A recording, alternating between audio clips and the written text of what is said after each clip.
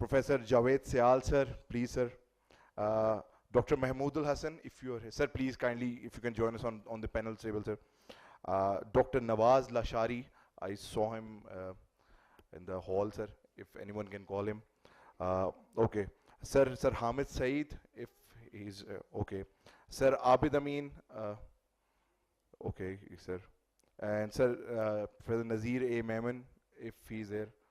Okay, sir, the panelists will join us eventually. We are going to start with the first talk. Sir, okay.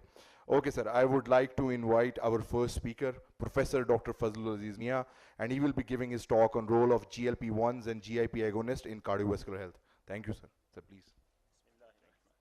Bismillahirrahmanirrahim. Slides.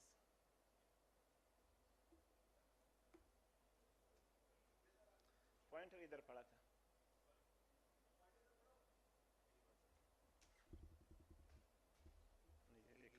एक और था.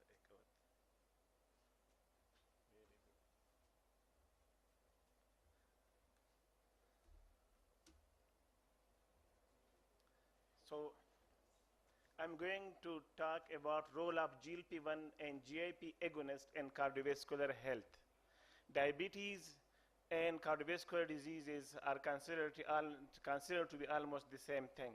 Diabetes is cardiovascular disease risk equivalent, and patients who are diabetic should be taken care as if the patient is having coronary artery disease. So there are some drugs which were developed to be antihypertensive, anti-diabetic, but they were found to be more beneficial in cardiovascular health. So GIP and GLP, they are incretin proteins. They are created by the GLP is created by the L cells in colon and distal ileum, and GIP is secreted by the duodenum and jejunum by K cells. They have variable effects. Upon food ingestion, the gut releases these incretin proteins, and they inactivate the GLP and GIP are inactivated by DPP-4 inhibitors. They are glucose-dependent hormones. Both they increase insulin secretion by beta cells of the pancreas and increase glucose uptake by muscles. They decrease production of glucagon from the alpha cells of pancreas and decrease hepatic glucose production by liver. So they have so many effects almost on so many systems. On stomach, this decrease gastric emptying and decrease acid secretion. On gut, this reduces motility and lipoprotein secretions. And adipose tissues increase lipolysis. They act on the liver to decrease glucose production and decrease steatosis. They act on the kidneys, which we will discuss, on muscles and heart, which we will discuss. And in brain, they decrease food intake and increase satiety. It is a congested slide by biochemistry, complex biochemistry, but to cut it short, these incretin proteins reduce production of reactive oxygen species, decrease inflammation. They reduce activation of monocytes and macrophages, and the foam cell formations and atheroma kinase is reduced. They reduce apoptosis of foam cells and thus prevent destabilization of the plaque, and they prevent rupture of the plaque, which leads to acute coronary events. So the extra pancreatic effects, at the end, they reduce insulin resistance, they decrease body weight, they decrease blood pressure, decrease blood lipid levels, and decrease blood glucose levels because of so many mechanisms. On kidney, they prevent new onset macroalbuminuria. Macroalbuminuria leads to cardiovascular and cerebrovascular complications. They reduce urinary albumin secretions. They slow the decline in EGFR. So many trials are underway and have completed from 2015 and are ongoing. The leader trials, Excel trial, Rewind trial, and Surpass cardiovascular outcome trials. I'm not going to the details of all trials, but the leader trial, which was on Victoza liraglutide, it was a randomized trial where more than 9,000 cases were enrolled of type 2 diabetes. They were followed for 3.5 to 5 years, and it was found that they reduced MACE by 13% versus placebo, and they reduced cardiovascular deaths by 22%. They showed benefit in kidney function and weight loss.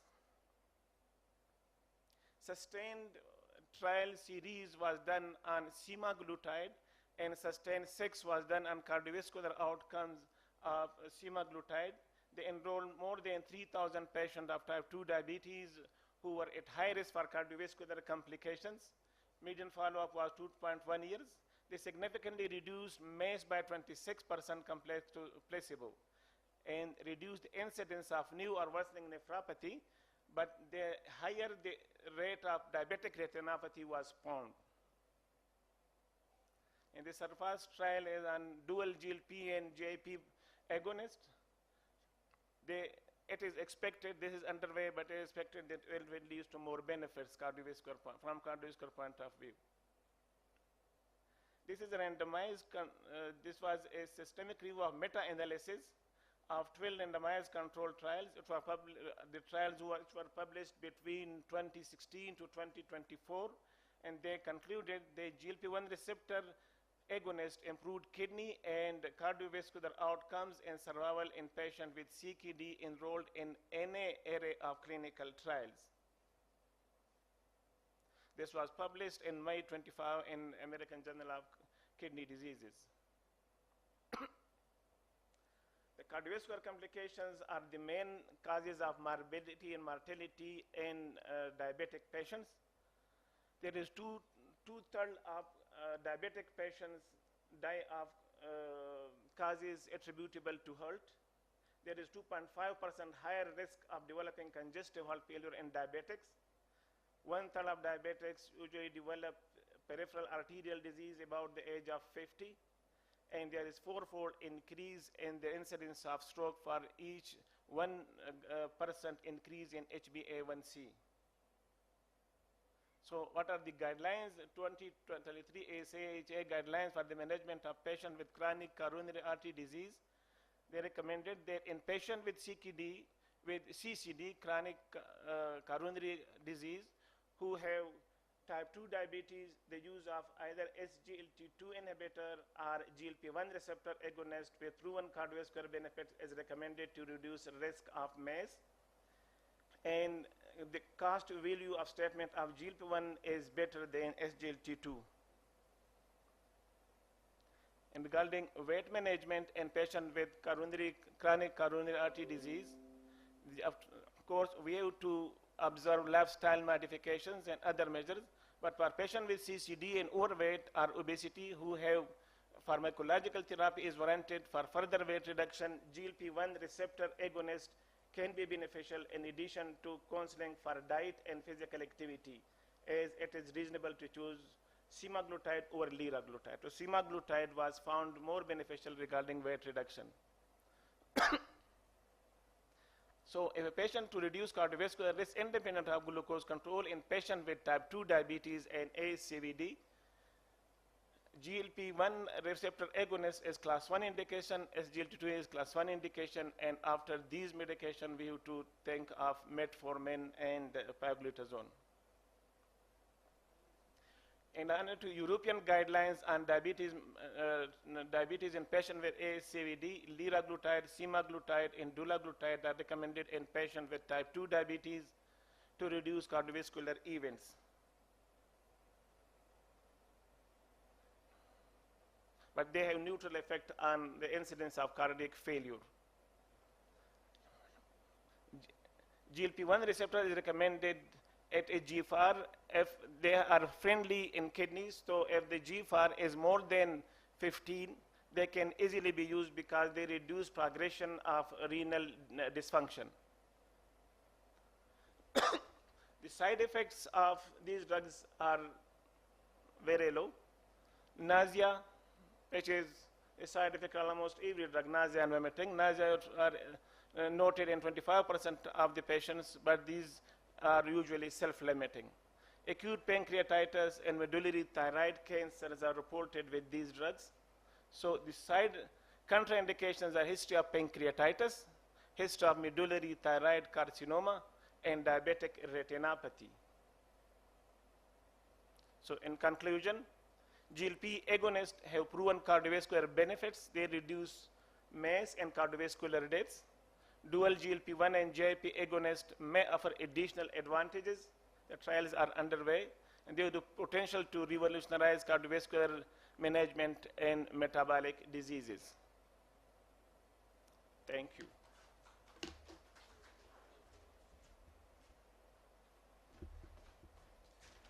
Thank you so much, sir.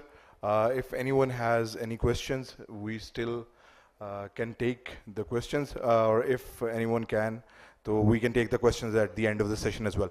So I would like to invite our next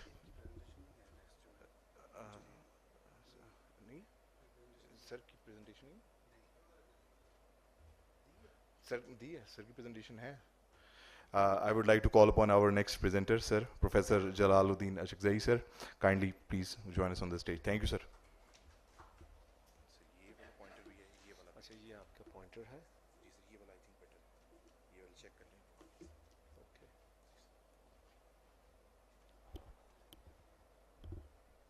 Bismillahirrahmanirrahim.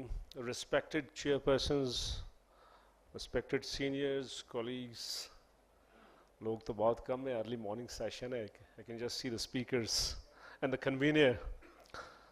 Assalamu alaikum. Good morning. And thank you organizers for having me here.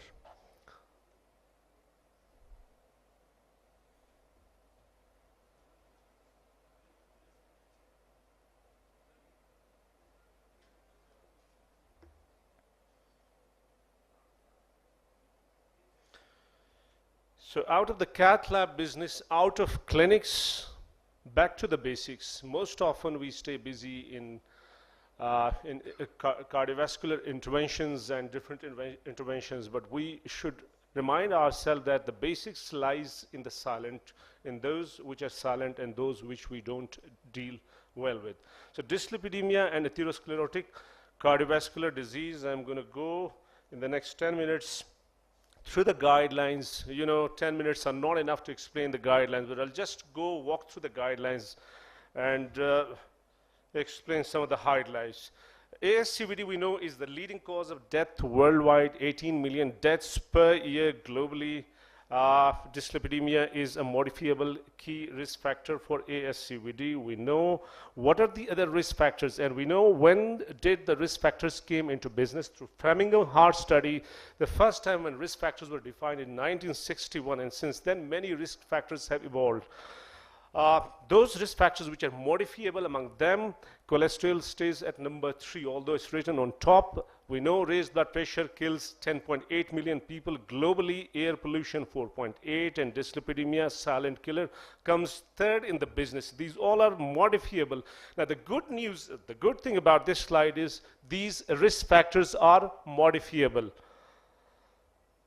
So we know what is the role of these risk factors. If uncontrolled, they lead to thrombotic cardiovascular events, and from our basics we know endothelial injury is the first thing that happens, and most of the drugs, most of the molecules that focus is on endothelial stabilization, lead to lipid accumulation, chronic inflammation, plaque formation, plaque rupture, and in them the main engine, the main players are ApoB containing lipoproteins LDL, VLDL, lipoprotein little a, which serve as a structural protein for all atherogenic lipoproteins driving cholesterol deposition in the arterial wall.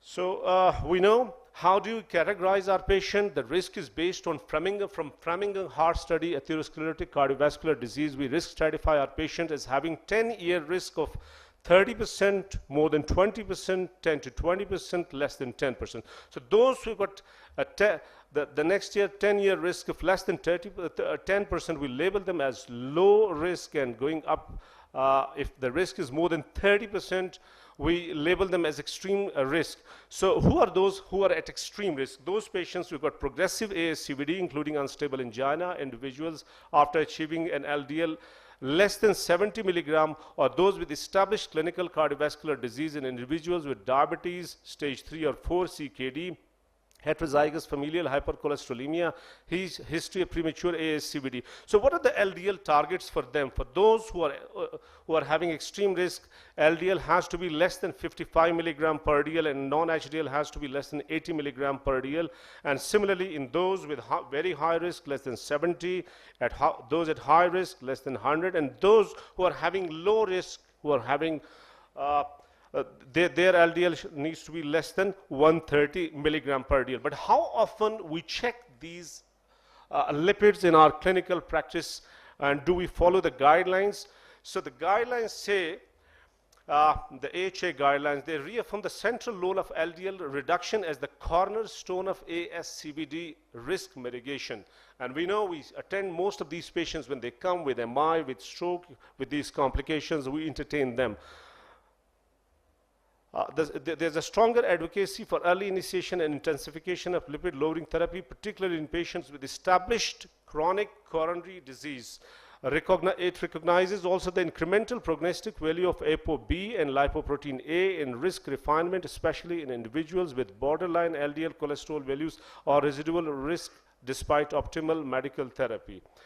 The guidelines also expands recommendations for combination therapy. We know layered therapy. Most often we stay with high intensity statin and without checking the targets that needs to be checked, the targets that need to be achieved, and following the guidelines. If we are not bringing those targets to the according to the risk, probably we are not doing justice with the patient. Integrating ezetimibe and PCSK9 inhibitors, they need to be started earlier in treatment algorithms if the targets are not achieved.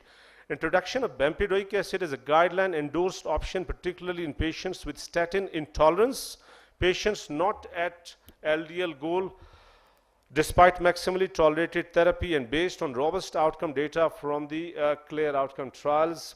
They also emphasized lifetime exposure to LDL cholesterol. The lower, the longer, the better, as a determinant of cumulative cardiovascular risk.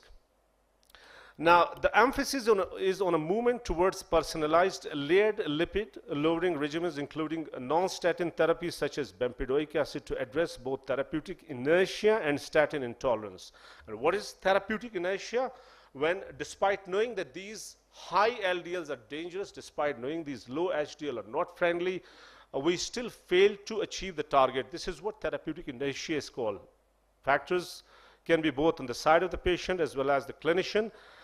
The guideline also reflects paradigm shift from monotherapy to early combination strategies based on a risk tier, lipid response, and tolerance. And lipid, a couple of the terms that we used, layered lipid lowering regimens. And by layered lipid lowering regimens, out of the just statin group, we have to bring into business ezetimibe, PCSK9 inhibitors, and at times, although not available, in inclisiran and all those with which we can achieve our targets. So the foundation still, the foundational drug still remains statins. Ezetimibe are the options when we don't achieve our targets. They need to be started early, after 6 to 8 weeks if we are not reaching the targets, and bempedoic acid, PCSK9 inhibitors. In fact, in the guideline, PCSK9 inhibitors are the frontliners if we don't achieve the targets. But in our clinical scenario, I believe because of their availability of these monoclonal antibodies, bempedoic acid is a good option. So there are different risk factors, scoring models used, like in US, the ASCVD 10-year risk scores, which risk stratifies our patient, and in European guidelines, the Euroscore 2 and Euroscore 2-OP, considering the different ages. And KIV risk is something used by the NICE guidelines for risk stratifying our patients. KIV risk is something more elaborative, takes into account many other aspects, incorporate broader the mental illness, the corticosteroids, CKD, and all those which have not been, which are not part of the ASCVD and SCORE guidelines. So, other than these known risk factors, what are the risk enhancers? The risk enhancers in borderline or intermediate risk patients, in them, if the risk enhancers are present, they reclassify these risks. High sensitivity C-reactive protein, we are well aware of them, is a marker of residual inflammatory risk. Lipoprotein little a is an independent genetic marker of risk, and similarly coronary artery calcium score, that has very much come into the business. It's a CT-based direct measure of subclinical atherosclerosis, and family history, especially premature family history in men less than 55 and in women less than 65. That they also need to be considered. If they are there, they are further risk enhancers. And somebody who is low risk, his risk becomes intermediate. And somebody who's intermediate risk, if these risk enhancers are there, the risk increases further. So LDL cholesterol still the primary target in ASCVD. There's a robust dose-dependent relationship established through Mendelian randomized trials, through multiple randomized controlled trials done on different statins and non-statin groups, whether we talk of PROVE-8, IMPROVE-8 or DESE trials on the new molecules, Fourier trials, clear outcomes on bempedoic acid, TNT 2005. All these trials are suggesting that LDL still remains the cornerstone for these.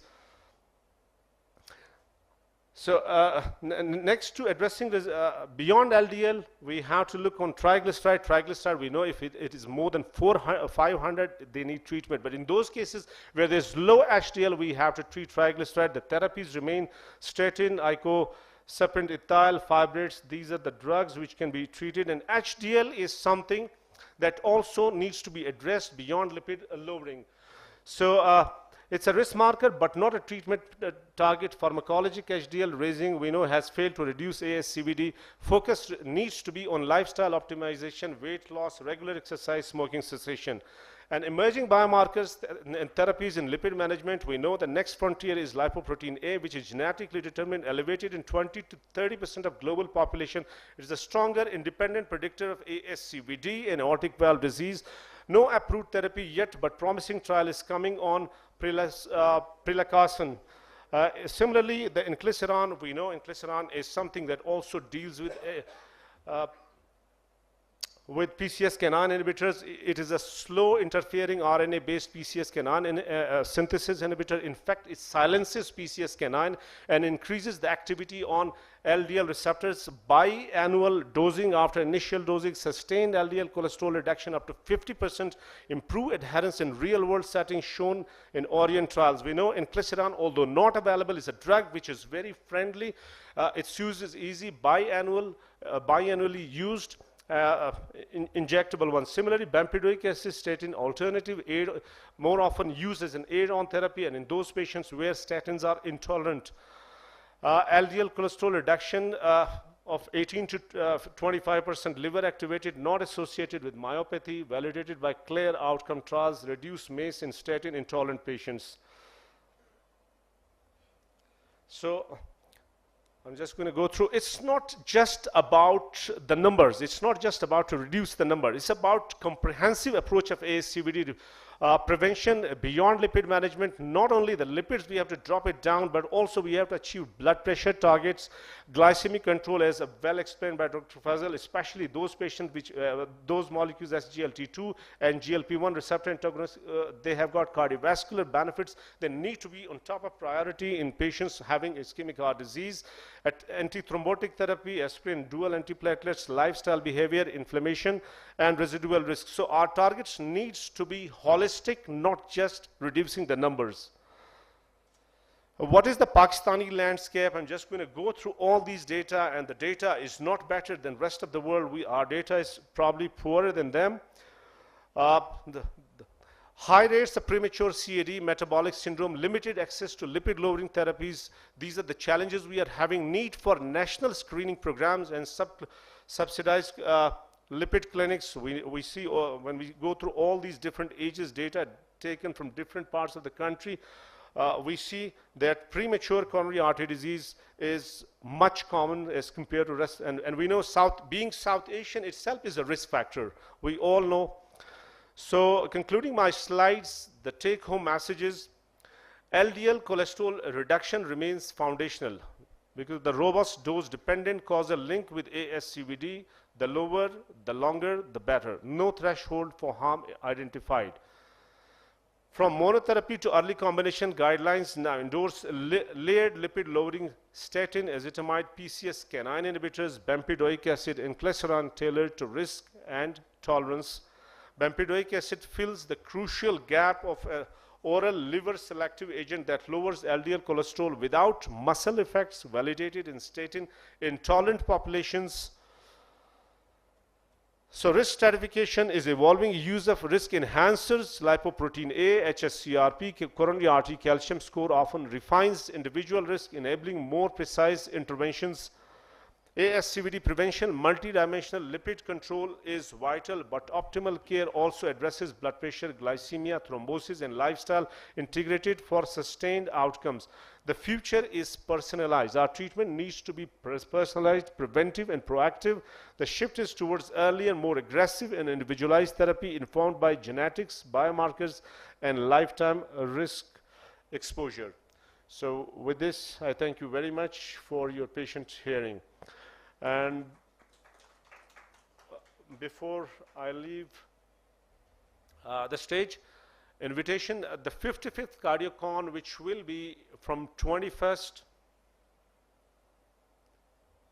to 23rd November, is going to be held in Quetta. So you all are invited. So you all are invited for that, and inshallah it will be a memorable conference. All of you, from the core of our hearts, invitation for all of you.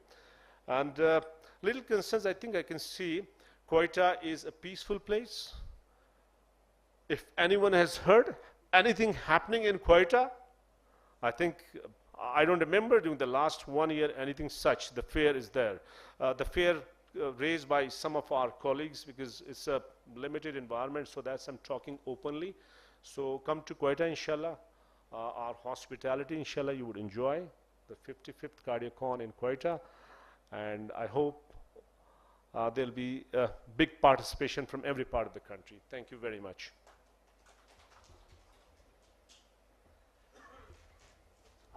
Thank you so much, sir. We will be taking questions at the end, and any reviews, comments by the panelists at the end, inshallah. I'm going to call upon our next presenter, Professor Dr. Imran Saeed. Sir, kindly, if you can join us for your talk. Thank you so much.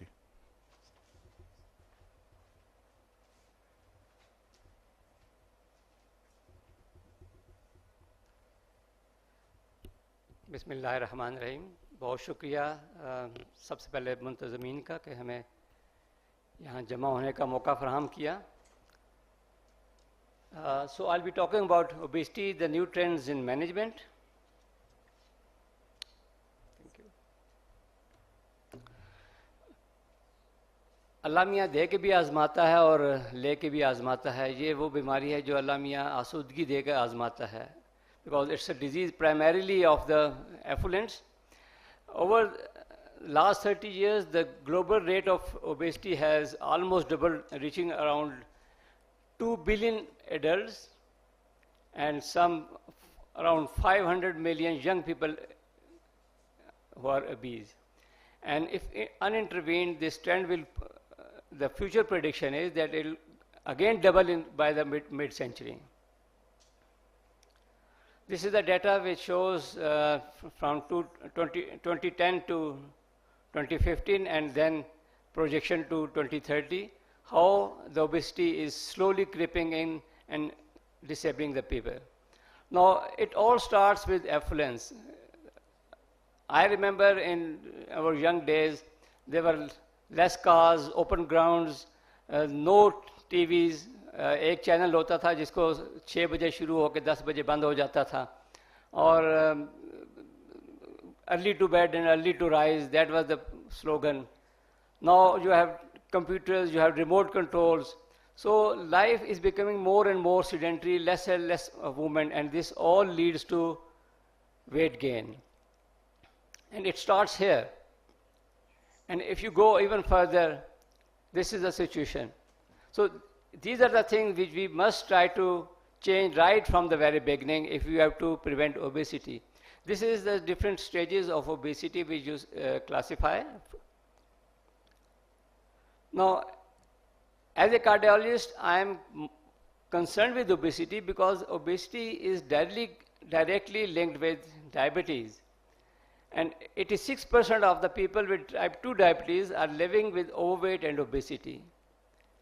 Around 50% of deaths related to type 2 diabetes are due to cardiovascular causes. And 80% of people with coronary artery disease are living with overweight and obesity. Now, obesity, diabetes, and cardiovascular problems, they are hand in hand. Obesity involves almost every system of the body, and no system is spared. This picture, this is typical of what obesity does to the human body. Look at this bike. This motorbike is not designed to bear such a load. The only thing you can predict is that this bike will not have a natural death. If this person keeps on riding this bike, very soon the engine will fail. And that's what happens to the human body also. अल्लाह मियाँ ने आपकी body इस वज़न को बर्दाश्त करने के लिए नहीं डिज़ाइन की. जब आप इस पे इतना लोड डालेंगे तो ये डेफिनेटली इस पे असर आएगा. Even with moderate BMI, you lose 3 years of your lifespan. And with severe obesity, you lose around 10 years of your lifespan, which is as bad as smoking. We know if you control your obesity, you can improve your glycemic control, your blood pressure control, and your dyslipidemia. There is data which shows us that improved metabolic control is achieved by reducing weight loss, reduce the use of medication, improved comorbidities, and decrease mortality. Just by losing moderate amount of weight in diabetic patient, you can achieve all these parameters. Interestingly, if you gain around 2.5 kg of weight, you have a certain degree of risk, cardiovascular risk. However, if you lose 2.5 kg of weight, the benefit is much more. So you don't need to lose a lot of weight to get these benefits. Even a moderate weight loss of around 10 kg will give you all these benefits in mortality, diabetic control, hypertension, lipids, blood clotting indices, physical complications, and even in ovarian function. So a moderate amount of weight loss can lead to lots of benefits.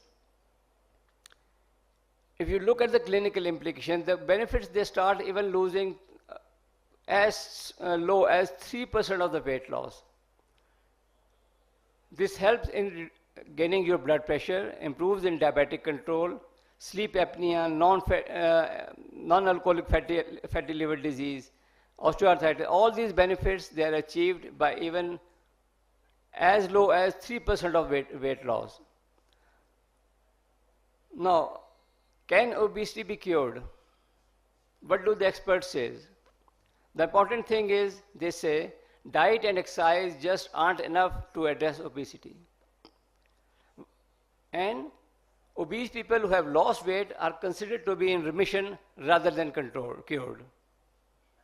Because it has been seen that weight maintenance is the main issue. Also, obesity is one of the most refractory disorders in the medicine. Odds of recovering from the most forms of cancers are substantially better than those for controlling excess fat. And maintenance of significant weight loss is difficult for most of the obese patients. If you see, they achieve weight loss 43%, by 2.8 years it was reduced to 38, and by the end of 3 years only 13% of the patients they maintained. It's rare to be both obese and healthy for a long time. How to start? The main thing is to change your eating habits first, to discipline your eating habits. You have to decide which way you have to go. There are lots of myths कि हम सब्ज़ चाय पियेंगे तो ये हो जाएगा. इस किस्म के चीज़ों पे लोगों ने बहुत पैसा बनाया है. याद रखें, ग्रीन टी से आपका वज़न तभी कम होगा जब आप खुद पहाड़ पर इसके पत्ते तोड़ने जाएं. बाकी सब वहम है. Food is the most abused anxiety drug. Exercise is the most underutilized antidepressant. Weight loss in obese patients, you know, there are lots of behavioral issues with the obese patients. You have to involve a psychologist, a psychiatrist, behavioral modification, and always remember that weight control is a journey, it's not a destination. Because old habits, they take a lot of time to recover. There is one paradox in life, जो कि ज़िंदगी की हकीकत है. Just when your income starts reaching a point where food prices don't matter, calories they start matter. The mainstay of management in obesity is, first of all, diet and nutrition, physical activity, lifestyle modification, and pharmacotherapy. We know that weight maintenance, unless intervened, will not be maintained. So you have to, most people with obesity will require some medication to achieve significant weight loss. Now, whom do you start with medication? Anyone with a BMI of 30 who doesn't reduce the required or recommended weight loss of 1 pound per week should be initiated with pharmacotherapy, or someone with a BMI of more than 27 with other risk factors. There बहुत सी दवाइयाँ आई हैं, there is a long list of medication, but most of them they were not, they didn't deliver, they didn't work, except for a new group of medicine, these GLP-1 inhibitors. And there's a, you can see, not every GLP-1 receptor agonist is, it works. It's not a class effect. Some of them, they are much better than the others. They work because GLP-1 receptors, जैसे अभी फजल साहब ने बताया, they work at different sites, and the cumulative effect leads to lots of benefits. It works on pancreas, heart, kidneys, brain, stomach, liver, and ultimately leading to reduce in MACE, reduce risk in myocardial infarction, risk of stroke, reduce risk in death from cardiovascular causes, decrease in risk of hospitalization due to heart failure, and decrease risk of adverse kidney outcome. These are all benefits which you get from GLP-1 receptor agonists. Just to conclude my, can I get my screen back? So there have been different trials. I'll not go into the detail. They all proved benefit from GLP in weight reduction, in diabetes control. There's all the series of trials. There's a significant cardiovascular risk reduction. Side effects, the main side effect is GI-related nausea and vomiting. They are very significant. Other risk factors include diabetic retinopathy, thyroid cancers, and all these things you have to monitor. What is the best treatment for obesity? There is no one treatment for obesity that is best. Finding something that works for you can depend on a lot of things, including your lifestyle and general level of health. Obesity is not a personal failing. It is a complicated disease that requires lifelong management. Fortunately, more treatment options are available than ever before. Work together with your doctor to get control of your weight and your health. And in the end, don't take life too seriously. Nobody makes it alive anyway. Thank you.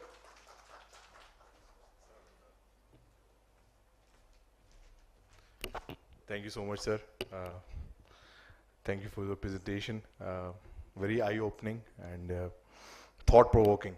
I would like to call upon my our next presenter, kindly, Professor Dr. Mansoor Ahmed, sir, if you can join us on stage for your talk. Thank you so much.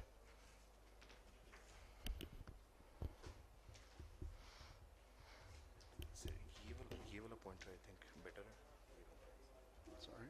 Hey, hello. Hello. This one. Sorry.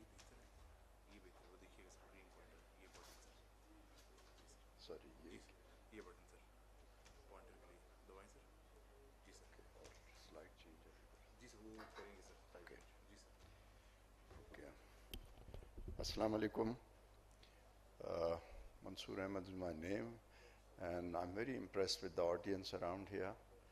Great audience, and I would enjoy talking to them. And I think after so much wisdom in Imran's talk, I'm still stuck up with that, so I'm unable to start as yet. Next, please. Yes, go on. Yeah, go on, please. Where is the slide? I thought they told me you're going to do it. Okay. So I've actually modified my talk a little, because we all know about the risk of diabetes. And at the same time, I think the newer drugs that are available, we need to talk about them and increase the use of these drugs, because in our society we're still stuck up with most of the older drugs, which may not be as beneficial. Anyway, diabetes significantly increases cardiovascular risk. 70% of type 2 diabetic deaths are CV related, cardiovascular related. Management should, I have to use two of them, okay. Okay, I've got the pointer now. So management should address both glycemic control and protection.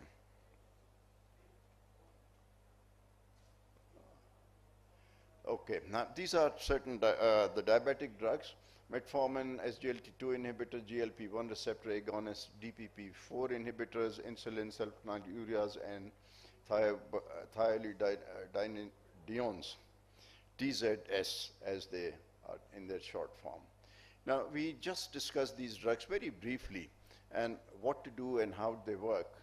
So SGLT2 inhibitor, they work through inhibiting glucose reabsorption in kidneys, promote glycosuria, lower blood pressures, improve volume status, and reduce preload and afterload. This is the basis of what we are going to see. This is more of the same in graphic form, and these are three drugs which are available, I think, with us: canagliflozin, dapagliflozin, and empagliflozin.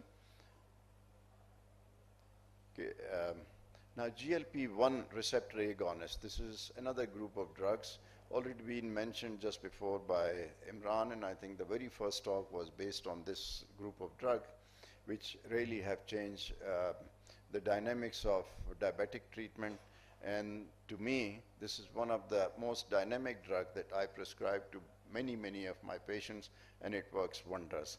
It mimics incretin hormones, enhances insulin, suppress glucagon, slow gastric emptying, promotes satiety, and there is modest weight loss. In fact, now with tirzepatide, weight loss is not just modest, but pretty good. So there are so many outcome trials with liraglutide, already mentioned, leader in sustained trial, and of course there is greater atherosclerotic benefit and heart failure.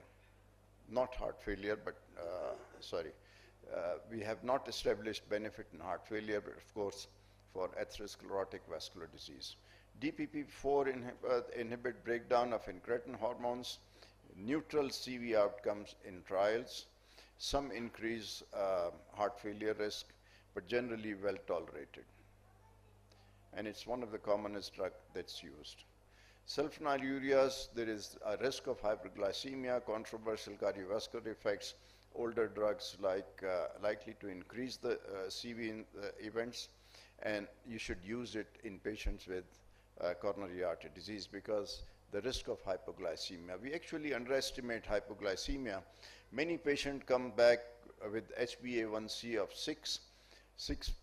I think that scares me. Although they're very happy it's controlled, but remember, this is an average.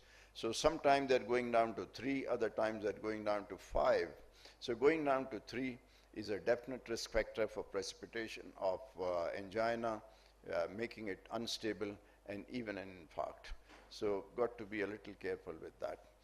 TZDs, as the name is difficult, pioglitazone may reduce stroke and MI, as the data shows, but it's definitely contraindicated in heart failure because of its fluid retention properties. The benefit and risk must be assessed individually with this group of drug. So these are key cardiovascular outcome trials with diabetes. That's EMPA-REG, CANVAS. We have all declared, leader, sustain. They've all been mentioned already. So I won't go into that detail. So, but of course, EMPA-REG with protection of kidney is very obvious. 38% reduction in cardiovascular deaths, 35% in heart failure hospitalization, early separation of curves, and beyond, benefits beyond glucose lowering. This declared TIMI 58 on dapagliflozin, reduced hospitalization from heart failure, and neutral effects on MACE and cardiovascular benefits across primary and secondary prevention both. And this works both in diabetics and non-diabetics. So leader and sustain trial already been mentioned before with GLP-1. So there's no point spending time on it.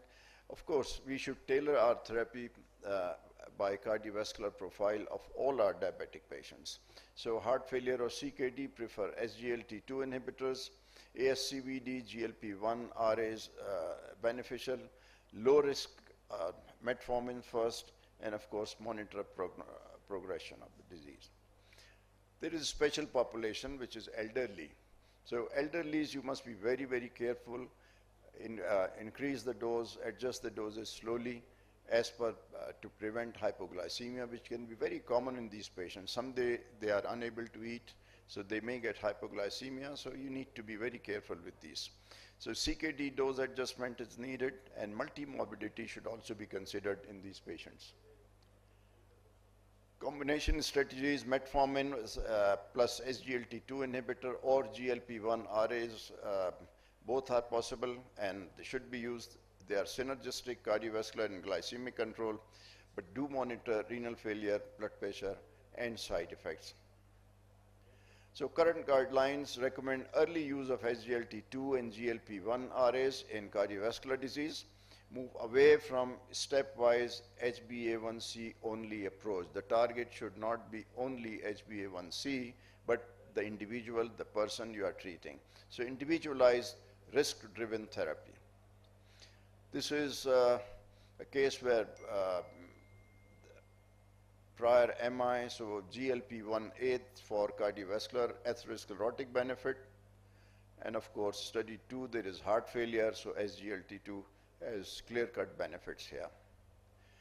So in summary, not all diabetic drugs are equal in cardiovascular protection. SGLT2 should be preferred in heart failure and chronic kidney disease protection. GLP-1 RAs should be used whenever there is a atherosclerotic cardiovascular protection is needed. Metformin remains foundational, as has been discussed already. Thank you very much. Oh, I can speak more. Thir jao, abhi bhi time hai mere paas. And thank you so much. It's been such a wonderful morning and a great show once again. I've been attending it for, I think, ever since it was initiated. And now it's grown, and it's wonderful to see the youngsters growing into it and, of course, enjoying it. I'm enjoying all the talks. The talks have improved so much, and with this 10 minutes, I think we have to stay focused on our subject rather than reading the whole chapter, which is still very common in our society. We start from the introduction और फिर सारा का सारा पढ़ देते हैं तो next speaker के लिए कुछ नहीं बचता. And that repetition actually bores you up. Attention remains for 5 minutes. So your talk should be message-based, clear-cut in message, rather than just producing data and data and data and data. Thank you ever so much. Thank you very much.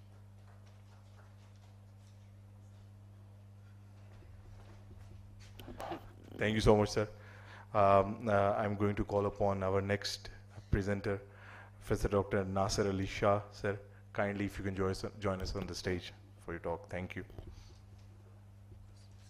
ये वाला sir pointer है, ये pointer और slide आपके पे लगती है ना मैम। यहाँ से आगे पीछे जाएगा, इससे भी चला जाता है, ये बेटर है, देखिए ये वाला, इससे बेटर, इससे देखें सर आगे जाता है, ये सर चला जाता है, उससे नीचे कर लें, इससे हो जाता है। अच्छा ठीक, thank you.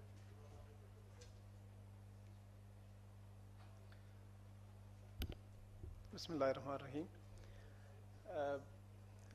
As we know about the traditional risk factors, normally they are considered everywhere where the risk is associated with cardiovascular disease, but the novel risk factors, emerging new risk factors, and the non-traditional risk factors, they are more important in patients where we get the premature coronary artery disease, unexpected coronary artery disease, where we usually don't find any obvious reason for the premature occurrence of coronary artery disease. I will be briefly going through the novel risk factors for cardiovascular disease. As we know that the burden of the disease is almost 7.8 million people worldwide, they die with cardiovascular disease, and this is the third leading cause of mortality worldwide. And death and disability are due to cardiovascular disease is, we know that is preventable. And addressing the risk factors can mitigate the immense healthcare burden as well. The traditional risk factors are established, but the novel risk factors may enhance the prediction and uncover underlying pathophysiology. As you know, the traditional risk factor, I will not go into the detail of modifiable. These can be non-modifiable, and they can be female-specific risk factors as well, like eclampsia, preeclampsia, gestational diabetes, polycystic ovarian syndrome, and menopause. Again, the traditional or the non-traditional risk factors, both they lead to cardiovascular events and the coronary kidney disease as well. They have different levels like endothelial dysfunction, inflammation of various inflammatory markers, activation of neurohormones. They can have a prothrombotic risk with fibrinolysis or FDPs, and the vascular calcification. These are all associated with the cardiovascular events in premature age. What are the novel risk factors? They can be inflammatory markers, genetic or epigenetic factors, biomarkers of endothelial dysfunction, psychosocial factors, environmental factors, microbiome related factors. They can be inflammatory syndromes like SLE, rheumatoid arthritis, inflammatory bowel disease, and various novel markers like cystatin C and lipoprotein A. Again, we see that the novel risk factors, they can be like sleep deprivations, obstructive sleep apnea, and the various environmental related pollutants and inflammations of different kind. Inflammation and immune related factors, they include the high sensitivity CRPs, lipoprotein A, and interleukin 6.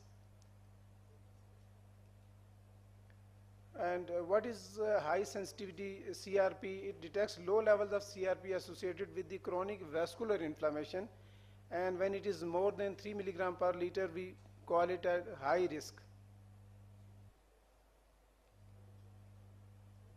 And how the CRP is associated with pathophysiologically with cardiovascular disease, it has a role in atherosclerosis, like it promotes endothelial dysfunction, increases expression of adhesion molecules, and enhances uptake of LDL by the macrophages. It can lead to plaque instability or plaque vulnerability that leads to makes the plaque more prone to rupture earlier, and it's also a low-grade inflammation marker.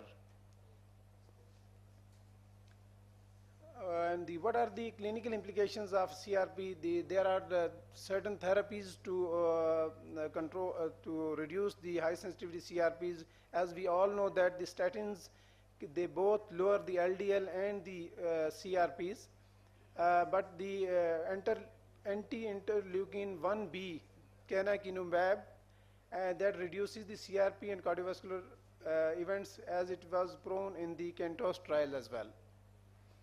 And the current recommendation, they include the consideration of high sensitivity CRPs testing in patients with unclear risk factors. Homocysteine is also independent predictor of cardiovascular events and it associated with morbidity and mortality. How homocysteinemia causes the cardiovascular events, it can start from the endothelial dysfunction leading to increased arterial stiffness, and there may be intimal or medial thickening later on, ultimately leading to the prothrombotic activity. What is lipoprotein? It's a LDL-like particle which is attached to apolipoprotein A, and it's not altered by the lifestyle or standard lipid-lowering drugs. When it is more than 50 milligram per deciliter, we consider at elevated levels of lipoprotein A. It has two components. One is apolipoprotein B100 and other is the apolipoprotein A. How it causes the cardiovascular events? It's like LDL particle, but it leads to proatherogenic effects, and it can cause the prothrombotic effects as well, ultimately leading to atherosclerosis, thrombosis, or valve calcification in the end. And what are the treatment lines for treating the apolipoprotein A? Statins, as we know that they are very ineffective in treating the apolipoprotein, but the PCSK9 inhibitors reduce 25 to 30% of the apolipoproteins, and if they are very high and the individual is very high risk, then we can go for plasmapheresis as well. The emerging therapies, they include antisense oligonucleotides like pelacarsen, but it is in phase 3 trials. Cystatin C, as we know that estimates the exact EGFR, but it's not influenced by multiple factors like habitus, muscle mass, or sex, but it's an independent risk factor for cardiovascular and chronic kidney disease.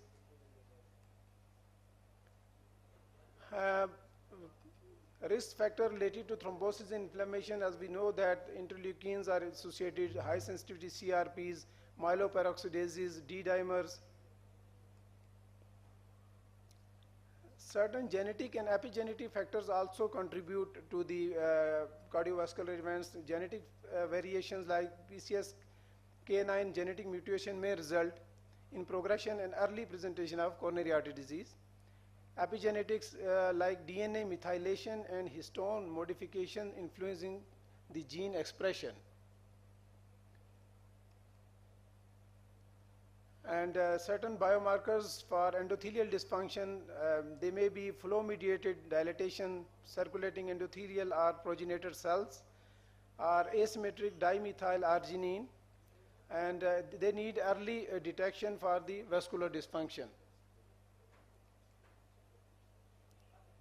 The microbiome and metabolomics, they are gut microbia, they produce metabolites like trimethylamine N oxide that is linked to atherosclerosis. Basically, they have a role with the bile acid production. They alter the lipid metabolism, ultimately leading to atherosclerosis and coronary events.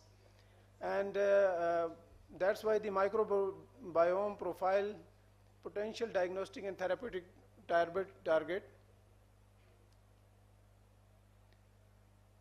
There are also environmental and lifestyle factors for the coronary artery disease, like air pollution, but PM, that is called the particulate matter, linked to endothelial injury, but the noise pollution can increase the sympathetic activity leading to premature coronary artery disease. and diet and physical activity interplay with the genetic predisposition. And air pollution exposure to increased concentrations of PM 2.5 over a few hours to weeks can trigger cardiovascular disease related to death and MI. And what is PM 2.5? It's inhalable particulate matter of diameter less than 2.5 that is mostly present in second-hand smoke. And the exposure to second-hand smoke more than 2 weeks time can lead to a certain degree of risk. And the high-risk population, they are more prone to have these complications with these environmental factors. Then this obstructive sleep apnea is associated with increase in incidence and progression of coronary artery disease, heart failure, stroke, and atrial fibrillation. And 34% in males and 17% in female in general population, the risk with the obstructive sleep apnea. Certain mental health disorder like depressive illness is also related with the MI, stroke, heart failure, and there is with depression 25 to 40% more likely to die from ischemic heart disease as compared to with the patients who are not having the depression. Anxiety disorder, they also have the 70% increased risk of ischemic heart was found amongst cases with the anxiety disorder. And the non-alcoholic fatty liver disease is the most common chronic liver disease in developed countries and estimated to affect 25% of the adults worldwide, double the risk of coronary artery disease in patients with non-alcoholic fatty liver disease. And risk factors for non-alcoholic fatty liver disease, they include the insulin resistance, impaired glucose tolerance, hypertriglyceridemia, visceral adiposity, and metabolic syndrome, and PCOS. Thank you very much.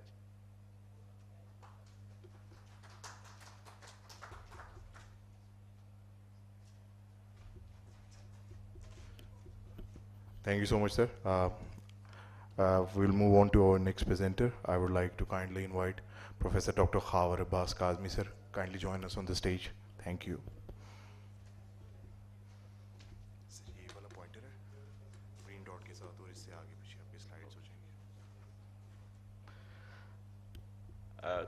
Assalamu alaikum. Thank you very much for having me here. I think day started very well with our yoga session, which unfortunately most of you missed.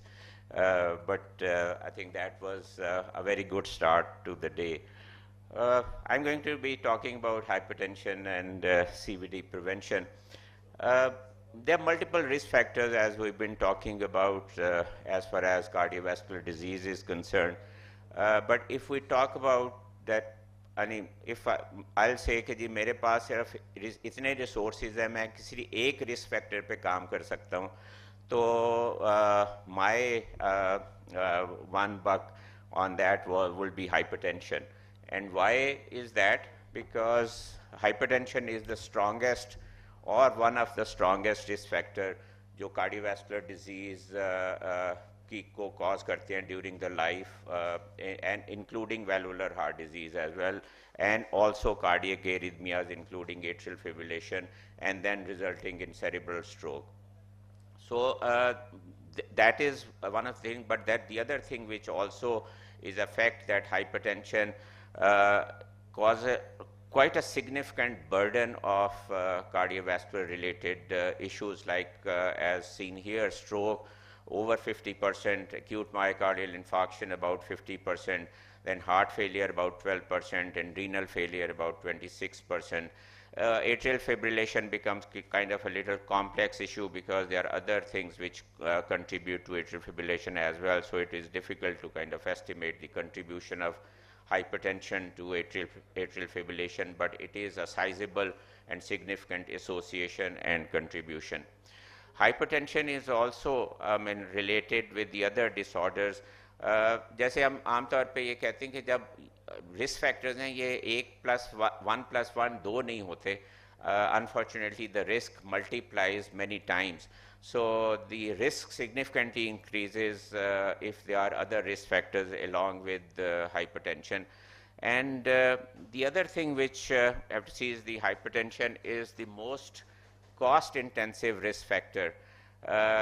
We won't have data from Pakistan, unfortunately, about the cost of this disease, but if you would see, just to have a sense of what is the cost of that, we can have this US data that high blood pressure is the cost about $219 billion in 2019. So it's a massive, huge cost of hypertension, and that's why, I mean, my plea, as मैंने जैसे पहले कहा था कि if I would have resources और मैं किसी सिर्फ एक risk factor को target कर सकता हूँ, तो my first bet would be कि मैं hypertension के साथ शुरू करूँ, because this is the most cost intensive and most prevalent risk factor causing maximum burden of cardiovascular disease. In Pakistan में अगर हम देखें control के हिसाब से, so many of you may have already seen these slides. So if you would see, this is the global prevalence of hypertension, and Pakistan stands out here. तो कुछ चीज़ें हैं जिसमें पाकिस्तान पूरी दुनिया से आगे निकला हुआ है, तो unfortunately hypertension is one of them. The other important thing is कि अगर हम ये देखें कि अभी क्या situation है उसमें, ये WHO का जो data है, तो इसमें जो डायग्नोज्ड हैं वो 44% है, ट्रीटेड जो हैं वो 35% है, and controlled are only 11%. So obviously this is a very significant number and thought provoking, and we have to be doing something. अगर हम ये चाहते हैं कि ये इस कंट्रोल को हम 50% कंट्रोल पे ले आएँ, तो we will have to be treating 12.5 million more people with hypertension and treat them adequately. Okay, लेकिन तो अगर 50% कंट्रोल होगा तो ट्रेंड जो है वो नीचे आएगा जैसे एक्सपेक्टेड है, वरना अदरवाइज जो तवक्को ये है कि अगर कंट्रोल नहीं होगा तो the problem of hypertension control and the resultant जो उसके इफ़ेक्ट्स हैं वो और बढ़ते जाएंगे. तो यह पाकिस्तान में जो कंट्रोल है वो इतना ख़राब क्यों है? इसमें ये एक प्योर स्टडी है जिसमें I have the privilege of being part of this study as well. So this includes 3 South Asian countries, India, Bangladesh and Pakistan. तो अगर आप ये देखें तो कार्डियोवैस्कुलर डिजीज़ का जो इंसिडेंस है वो जिसमें रिस्क फैक्टर्स हैं जो सबसे ज़्यादा हैं, तो उसमें Bangladesh is the worst with the rural areas, and in the men it is the worst, and these are the risk factors. लेकिन अगर आप outcomes देखें, जो mortality rate देखें, तो Pakistan becomes the worst. So I mean incidence वहाँ ज़्यादा है, but out of the 3 countries our outcomes are worst as far as the cardiovascular disease is concerned. जिसमें factors क्या हैं? Low education is one of the factors, and all the other factors which we have I have shown here. So this was the conclusion from this paper, Pure Hypertension South Asia paper, and this says that low education status is the strongest marker of low hypertension awareness, treatment and control. तो ये जो low education का status है वो problem क्या करता है? I think when you do not have accurate information, there is a lot of confusion. और अभी भी most of the people would say कि जी आज मुझे गुस्सा बहुत आ रहा है तो इसका मतलब ये है कि आज मेरा ब्लड प्रेशर बढ़ा हुआ होगा. तो we keep on thinking of that, and आम लोगों में ये जो मिथ्स हैं और मिसकंसेप्शंस हैं कि ब्लड प्रेशर हाई लो से ज़्यादा परेशान है, हाई के मतलब कम परेशान है. everyone would say कि मुझे अपना ब्लड प्रेशर पता चल जाता है और जब होता है तो मैं दवाई खा लेता हूँ.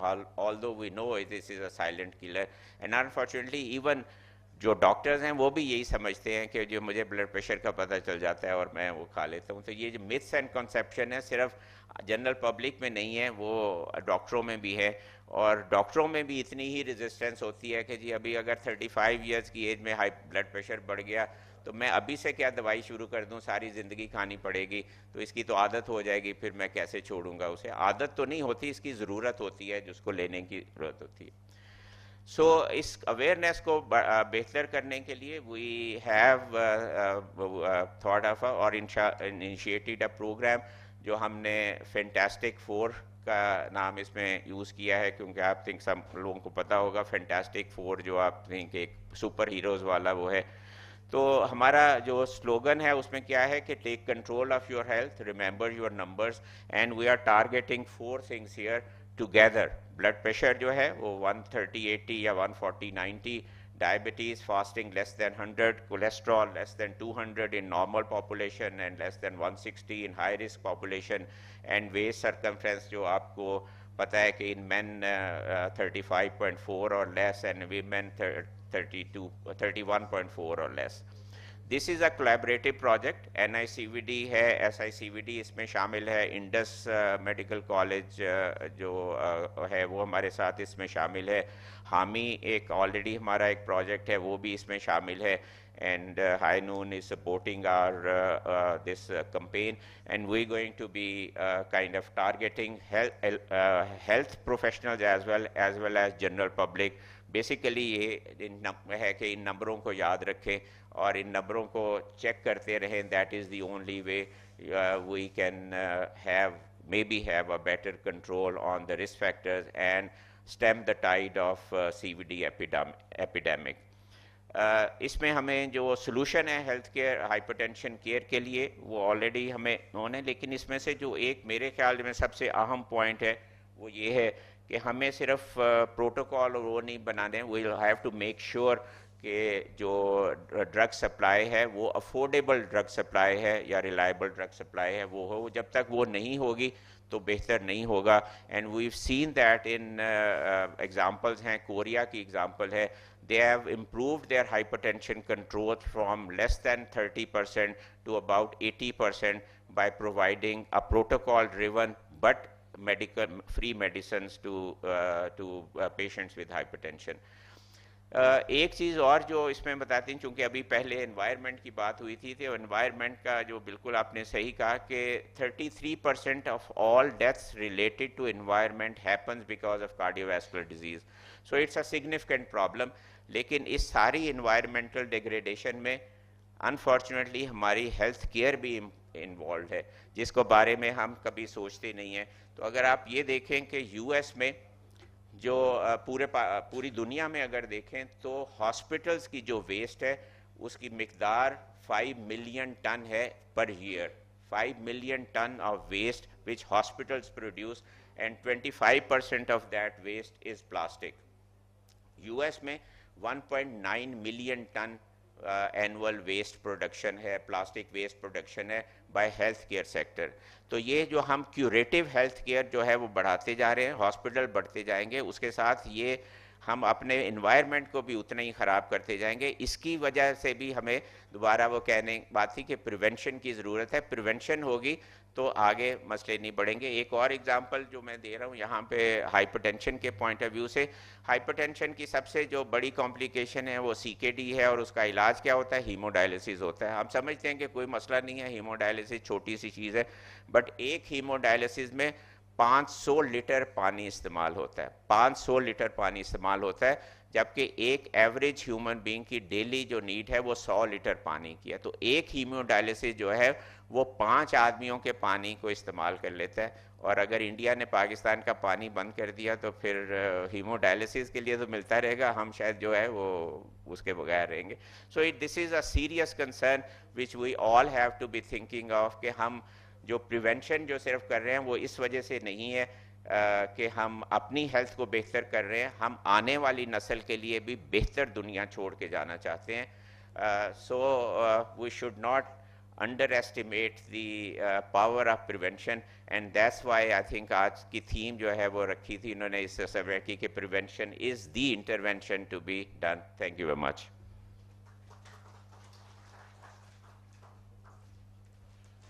Thank you so much, sir.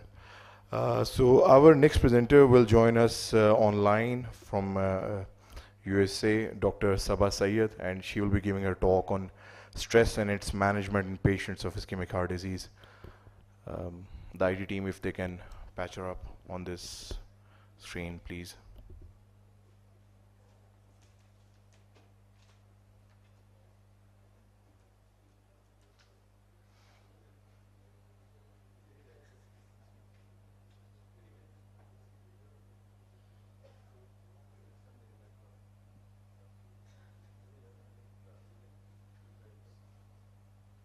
Assalamu alaikum and good morning, everyone. Can you hear me and can you see my slides? Yes, ma'am. We can listen. We can see you on the screen as well. Okay, wonderful. Thank you so much for providing me this opportunity. Today, I'll be talking about management of stress in patients with ischemic heart disease. I have no disclosures. So the role of mental stress in ischemic heart disease is twofold. First, it's a risk factor for coronary artery disease, and it also is a trigger for acute ischemic attacks in patients with established coronary atherosclerosis. During mental stress, there's release of catecholamines that trigger cascades of events that leads to increase in heart rate, increase in contractility, increase in blood pressure, and potentially lead to coronary vasoconstriction, all of which contribute to an increased demand for oxygen for the heart muscle. Now, some of the key points that are important for us to understand is that type A personality, which is often associated with anger and hostility, traits seem to be a predisposing factor for the development of coronary artery disease. Incidence of sudden death and myocardial infarction is significantly higher in the morning hours after awakening when mental stress is higher. Ischemic episodes induced by mental stress are generally silent and less severe than those elicited by exercise test stress. Association of mental stress-induced ischemia with adverse outcomes is stronger in men than in women. Now, a lot of you must have heard about broken heart syndrome. It's a real phenomenon. It's also called as Takotsubo cardiomyopathy or stress-induced cardiomyopathy. It's a temporary heart condition that can mimic a heart attack and is triggered by intense physical or emotional stress. While the symptoms can be severe and frightening, most people usually recover within weeks or months with proper treatment, and in rare cases, broken heart syndrome can lead to complications like heart failure, arrhythmia, and even death. So now that we have established that the stress plays a huge role in ischemic heart disease, so what do we do to address this issue? So some of the things that can be considered is cardiac rehabilitation, cognitive behavioral therapy to help people deal better with stress and develop adaptive coping skills, yoga. It seems like you guys had a yoga session scheduled this morning, which is really good. And mindfulness training. Mindfulness training, there are several ways to do it, like deep breathing exercises, mindful meditation, body scan, mindful eating. And I will go over some of these mindful training exercises, which are very quick, brief, and you guys can use it in your clinic setting to teach the patients. These are very simple exercises that anybody can teach the patients. And then some of you can also utilize in your daily lives, because I can understand that the practice of cardiology in Pakistan must be really stressful. So the cardiac rehabilitation has 5 components: regular exercise, eating a healthy diet. Here in US, we usually recommend Mediterranean diet, which is high in legumes, olive oil, vegetables, fruits, and fish, and low in fat. And reduce stress, whatever helps people achieve relaxation, whether it's recreational activity, music, or mindfulness techniques. Optimization of the medical therapy, like the previous speaker was talking about hypertension being one of the highest risk factor for cardiac illness, so making sure that we address the risk factors like hypertension, diabetes, obesity, hyperlipidemias, and provide optimal medical therapy for those, and smoking cessations. These are the 5 components of cardiac rehabilitation. Then some of the mindfulness techniques that can be used or taught to the patients in the office setting, one of them includes box breathing technique. In this technique, what we do is that we teach the patients to take a deep inhale, and they inhale at the count of 5. Then we ask them to hold it at the count of 5, then exhale at the count of 5, then hold again at the count of 5, and keep on going, inhaling, holding, exhaling and holding, and repeating over and over until the patient feels calmer and feels less stressed or less anxious.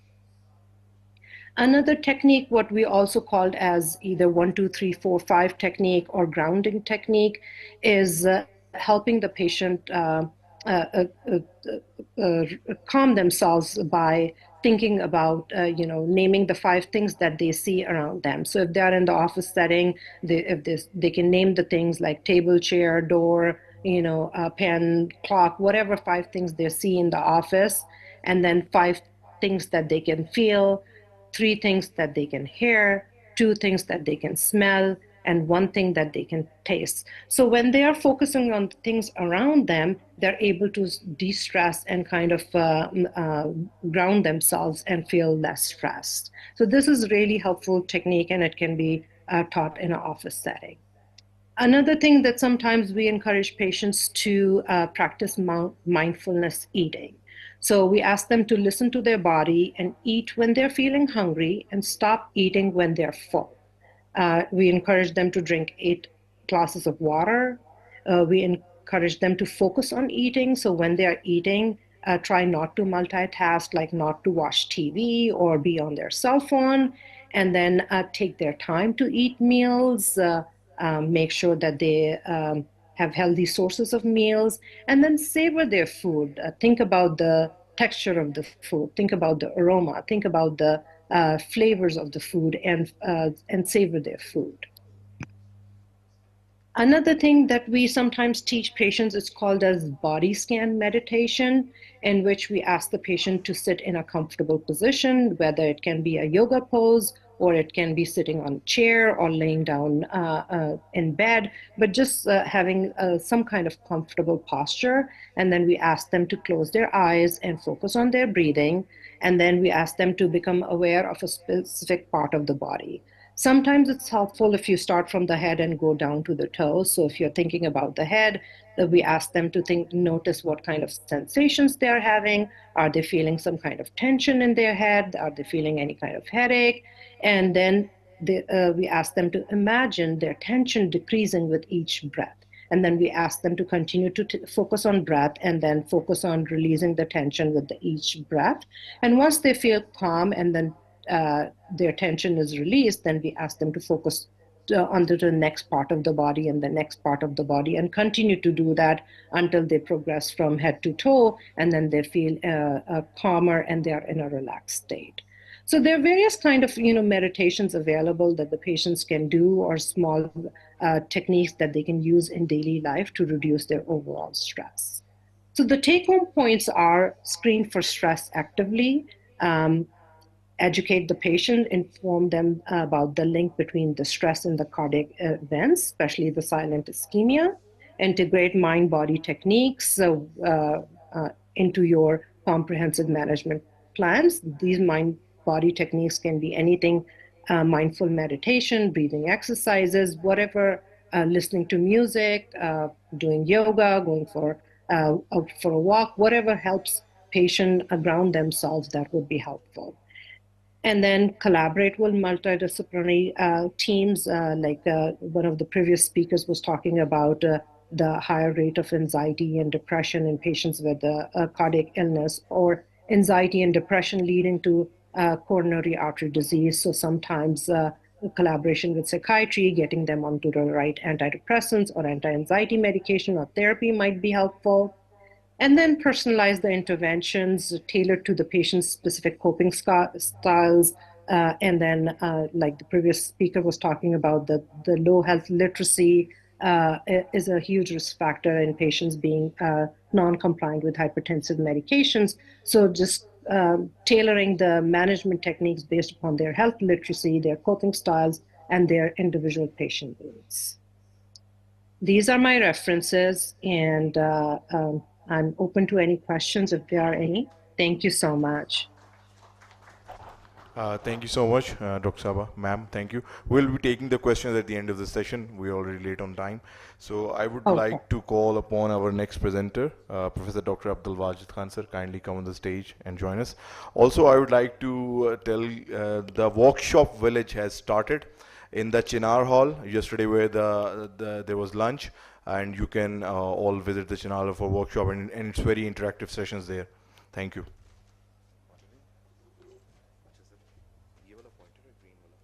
से आप इससे आगे कुछ अपनी presentations कर सकते हैं. Yes, check कर लेंगे. Bismillahirrahmanirrahim. Assalamu alaikum. This is my brief introduction. This is my institute of University of Cardiology. So we am going to present the cardiac screening program of school children by echocardiography. So these are objectives: to know the exact burden of the structural heart disease among this population, and to identify the treat disease early so that they can be treated and managed well before they can develop irreversible advanced disease or any complications. So methodology, we started this program on 18th of October, and it's ongoing project with no ending date till the death or till the life goes on. So initially started from Lahore, and I am preparing to go outside Lahore as well. High school children, all students of both genders, and echo machine I use is Canon and Butterfly. All structural abnormalities were identified on echo, including rheumatic and congenital heart disease. Echocardiographic diagnosis of rheumatic heart disease is made when typical findings are found, like valvular or subvalvular abnormalities, including commissural effusions, leaflet thickening, restricted mobility, very negative calcification. Rheumatic aortic valve, when there is thickening, restricted movement of aortic cusps, along with the involvement of mitral valve. So this is our methodology. We use butterfly probes and this Canon machine. Mainly I do them echoes on the Canon machine. More than 90% echoes have been done on the main machine, and only 10% with the butterfly, because butterfly lacks resolution, it lacks color Doppler, and it has problem in child chest, because children have smaller intercostal spaces, so this is a bulky probe. So images are not of that quality which I want. So these were the findings which we noted in our study up till now. 666 children were screened. There was aneurysmal interatrial septum in one patient, atrial septal defect with moderate pulmonary hypertension in one child, and main abnormalities were two. One was the bicuspid aortic valve, another was mitral valve prolapse. The most dangerous was in one child which was having 2 to 3 plus aortic regurgitation with bicuspid aortic valve and dilatation of aortic annulus as well. So this child is going to have problems. He has symptoms as well. And mitral valve prolapse was also very much prevalent. 7 children were having mitral valve prolapse, but luckily no one of them was having significant MR. Borderline or mild LVH was found in 2 children. Mild LV dysfunction was found in 3. Moderate TR primary without any other cause which can I find, 1. PFO in 1 children. Prominent coronary sinus 1 children. Slightly thinner mitral valve, but was not fitting into the category of rheumatic. It was 1. Non-obstructive, non-regurgitant calcification of a cusp of aortic valve in 1 child. Mild AS, which was also non-rheumatic to me, was 1. PML calcification might be rheumatic, 1. And prominent cherry network in 1 child. So overall prevalence we found was 4.3%. Out of 666, 13 children were having some kind of abnormalities. The overall incidence of congenital heart disease is approximately 0.8 to 1% live births. In a study conducted in Iran, 15,130 students were screened, the same age group, school-going age group, and they used a handheld echo, like butterfly, and they found out that the prevalence of congenital heart disease was around 1%, and rheumatic heart disease about 0.2%. Another study was conducted in Algeria, similarly, same age group, but this was a hospital-based study. The children were screened in the hospital, which was suspected. This was not a community-based study. We are using a community-based study. We are going to the schools with echo machine and screening there. Rather using stethoscope, we are directly doing the echocardiogram of every child. Use that stethoscope, but don't rely on that. So this was number 6.55%, but this was hospital-based study. Already patient was suspected to have disease, not all children. So this was number is that. So our study is community-based and is having healthy school children, and the percent is 4.5%, which is very, very high. In international literature, it is around 0.8 to 1%, and it is 4 times higher. a study done by Rizvi et al. In a rural population, the prevalence of rheumatic heart disease was 0.5%. And in a study, another study by Masood Sadiq Saab, done in 70 schools of Lahore, 25,000 school children were screened, and all children were screened by clinical method, and the suspected children were selected for the echocardiography. Not all children had echocardiography. And they found out prevalence of 2.19% of congenital heart disease and 1.76% of congenital heart disease and 2.19% of rheumatic heart disease. The methodology adopted by above mentioned studies from Pakistan had screened the children clinically, not by echo. So the main difference in our study and the other studies is we are screening the children primarily with the echo and main echo machine. Every children we want to have echo, because clinically and with the handheld echo machines you can miss many. So I don't want to miss anyone, and that's why 70% echoes almost are done by myself, and 90% echoes are done on the main echo machine. Only 10% echoes are done on the butterfly machine. So I don't want to miss anyone. This is a donor heart study which Nigeria has, Uganda has started. The theme is you should screen the children early. If rheumatic heart disease is picked up early, the antibiotic prophylaxis can save many lives. So this is a theme. They are doing community-based study. Every child is being screened, but they are also using the butterfly-like method. Screening the children, if they found any abnormality which is rheumatic, they put on the antibiotic prophylaxis and the claim that we can save many lives in the Uganda by using this method alone. This is our field work. We go to the schools, we have different programs. We are running a program of school health education program, educating the children about the healthy lifestyle, because these are our future. If they are trained well in this age group, they will, I think, will be away from many diseases. Clinically, we can also examine the children. This is our mobile mobile van, which has air conditioner facilities, which has echocardiography machine can be placed inside it. There is table, chair, everything is inside. You can screen the children even in the village where there is no facility. We can use this mobile van without any other thing. And this is the echo machine. So take-home messages: the structural heart disease is much more common in our younger population as compared to the other parts of the world. Screening of the school children must be done nationwide, because this is a Pakistan Cardiac Society meeting. I will request all our seniors to please take initiative and screen the children. To know the exact burden of the disease, we can have a comprehensive data all over the Pakistan. What is the problem going on? What is the magnitude of it? And the second one, save the children, save our future. Screen the children before it is too late. Recently, I received a female. She belonged to a well-educated family, a doctor family. She was undergoing a cesarean section at a private hospital. She presented in a collapsed state in PIC. She eventually died. She had tight mitral stenosis. So she was diagnosed just before death. So we should not delay too much. Screen the children early. She was a doctor family, educated family. She might have been having symptoms of dyspnea, but someone is having, nahi ji, saah chadda hi hai, hamare vich addi khas gal koi nahi. So I think screening the children is the right time.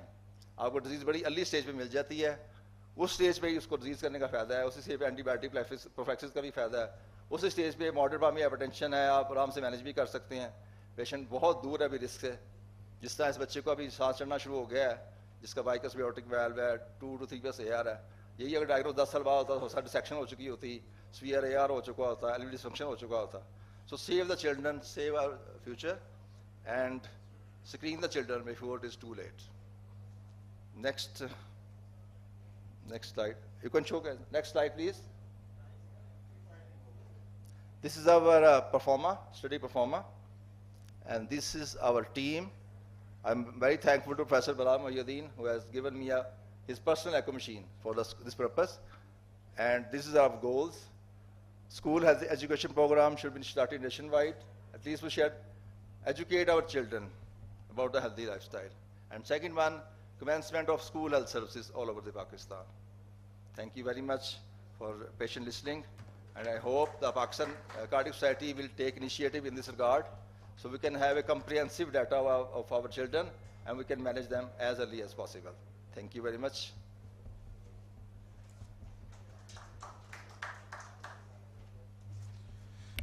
Thank you so much, sir. Moving on to our final presenter for this session, Professor Dr. Chirag Hussain, sir. Kindly, can you join us on the stage? Thank you so much.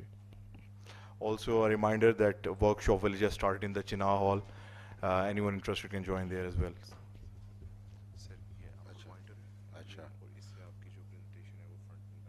Yes.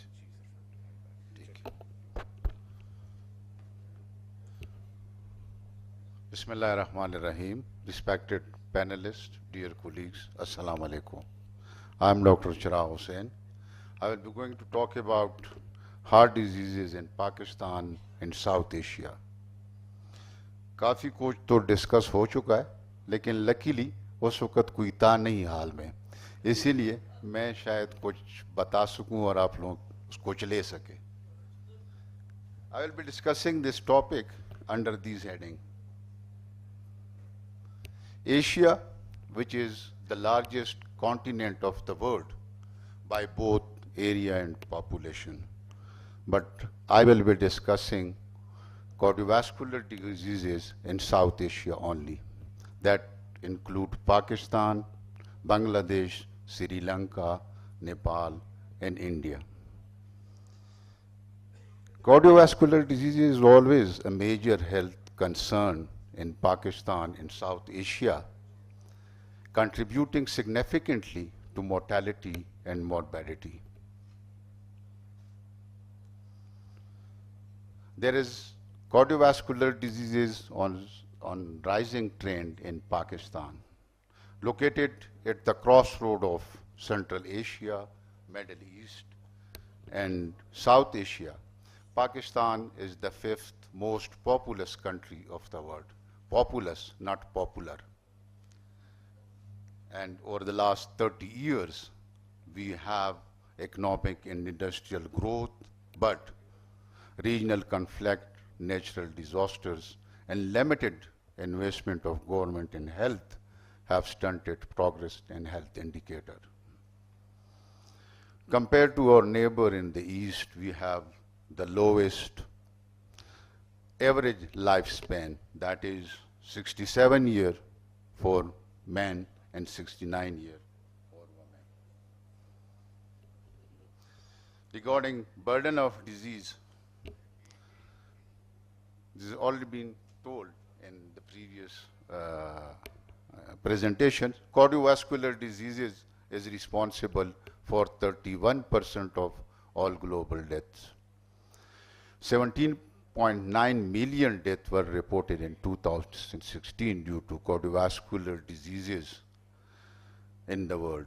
Out of these, 85% were due to cardiovascular diseases in the form of heart attack and strokes. South Asia, which make 25% of the world population, but contributing 50% of the global death. And more than 3/4 of these deaths occur in the low and middle income countries, particularly in South Asia.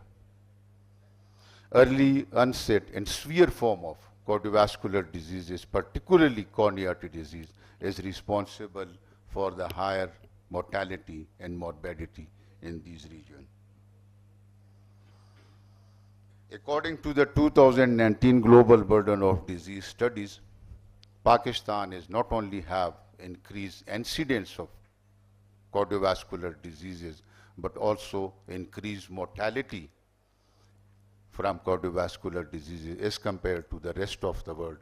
अगर आप figure को देखें तो पाकिस्तान में 918 per lakh cardiovascular disease की incidence है as compared to the 684 per lakh in the other ethnic groups. Same for the deaths, cardiovascular deaths, 357 per lakh in Pakistan and 239 per lakh in the rest of world. In the National Socio-Economic Registry survey, cardiovascular diseases were self-reported by 18.9%, participant in Pakistan. Regarding risk factor, as I have mentioned, most of the risk factors have discussed extensively in the previous presentation, but these are traditional risk factors: hypertension, high cholesterol, insulin resistant, abdominal obesities, family history of heart diseases. Hypertension, in one study was reported in Pakistan, 37% of adults are hypertensive and 30.8% are diabetic in Pakistan. Emerging risk factor, we have whole presentation on this emerging risk factor by Nasir, Dr. Nasir Saab. But I will be just stressing what will be the impact of these emerging risk factor, novel risk factor on the risk of cardiovascular diseases. And remembering heart risk score, अगर किसी की आता है moderate risk factor, अगर उसमें novel risk factor है, तो that will be upgraded to the higher risk factor. अगर किसी की lower है और उसमें present है तो moderate पे and vice versa. और उसमें important elevated level of lipoprotein and adipoprotein level हैं जो South Asian people में ज़्यादा हैं. और ये both pro-inflammatory भी है और pro-thrombotic भी है, that play an important role in increasing the incidence of coronary artery diseases. And other have been already discussed: psychological stress, air pollution exposure, and genetic risk. Pakistan में एक study हुई थी regarding the genetic risk, the early onset of the coronary artery disease, और उसमें 58% inter-family marriages report हुई थी, first cousin or second cousin marriage, and probably that may be responsible for the genetic clustering of the disease in this area. तो challenges क्या हैं? Pakistan is spending only 1.2% of its GDP on health, which is lowest in the world. पूरे पाकिस्तान में we have 150 functional cardiac catheterization lab, and only 35 of these cardiac catheterization lab offering round the clock, round the week primary PCI services, which is again very low.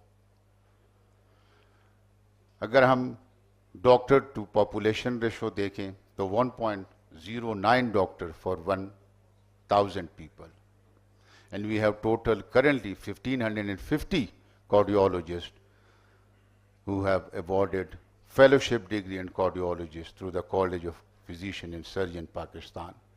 Few cardiologists have returned back from US and UK after completing their training and their serving our country. More than that, the accessibility to health care, particularly in rural area, and cost of treatment are other challenges in this area. हमें करना क्या चाहिए? Current data, published data regarding cardiovascular diseases in Pakistan, मेरा time खत्म है. अच्छा, that is scanty and outdated. But recent effort included Cardiac Registry of Pakistan, which should be appreciated, with the name of Crop Registry, which is monitoring the quality of interventional procedure and management of acute coronary syndrome. We need support of government in vital registration, documentation of deaths, cause of death, and community survey. We must expand our healthcare force, work services, and community health workers should be used for reduction in cardiovascular risk factor in the community. Sehat Sahulat Card, recently initiated at the provincial and federal level, but that cover only inpatient visits. अभी काजमी साहब बता रहे थे preventive cardiology उसमें cover नहीं है, जो बहुत ज़रूरी है. जो फंटास्टिक 4 प्रोग्राम जो सर ने बताया, अगर उसकी कवरेज हो तो सर इनकरेजमेंट भी होगी और काफ़ी हेल्पफुल भी होगा। Inpatient visit, outpatient visits, medicine cover होनी चाहिए। और एक और बात, टाइम ही नहीं है, लेकिन जब ये प्रोग्राम इनिशिएट हुआ केपी में, तो सबसे ज़्यादा क्लेम आए थे कार्डियोवास्कुलर डिजीज़ के। इसका मतलब ये है कि cardiovascular disease is higher in this region. Already मैं बता चुका हूँ, current data, publish data scanty भी है, आउटडेटेड भी है। We must promote local cardiovascular research and leadership. हमें health professional team and educator team develop करनी चाहिए जो कि मदद करे to raise awareness of heart diseases, risk and prevention. This team should also offer blood pressure check and nutritional counseling. Community engagement and media management will play an important role in this regard. Thank you very much.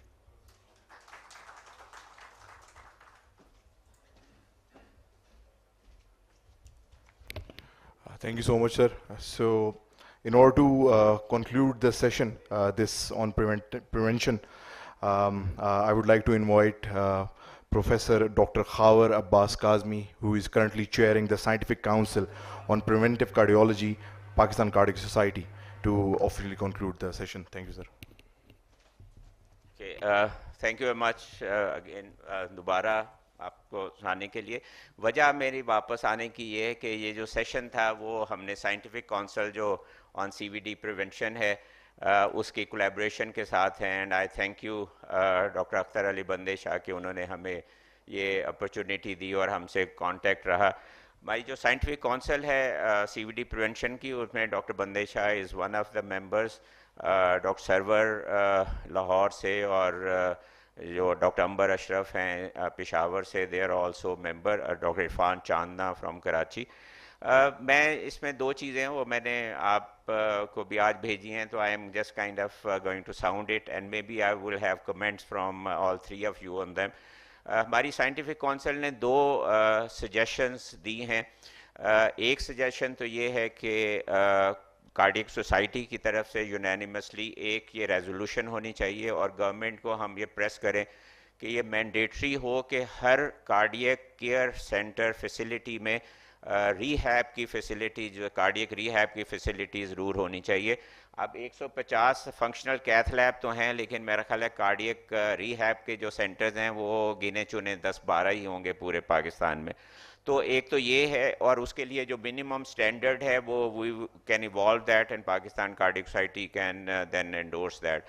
दूसरा मेरा एक suggestion है Pakistan cardiac society को कि हमारी membership जो है वो अभी हमारे जो डॉक्टर्स हैं उनके लिए तक महदूद है, फिजिशियंस तक महदूद है।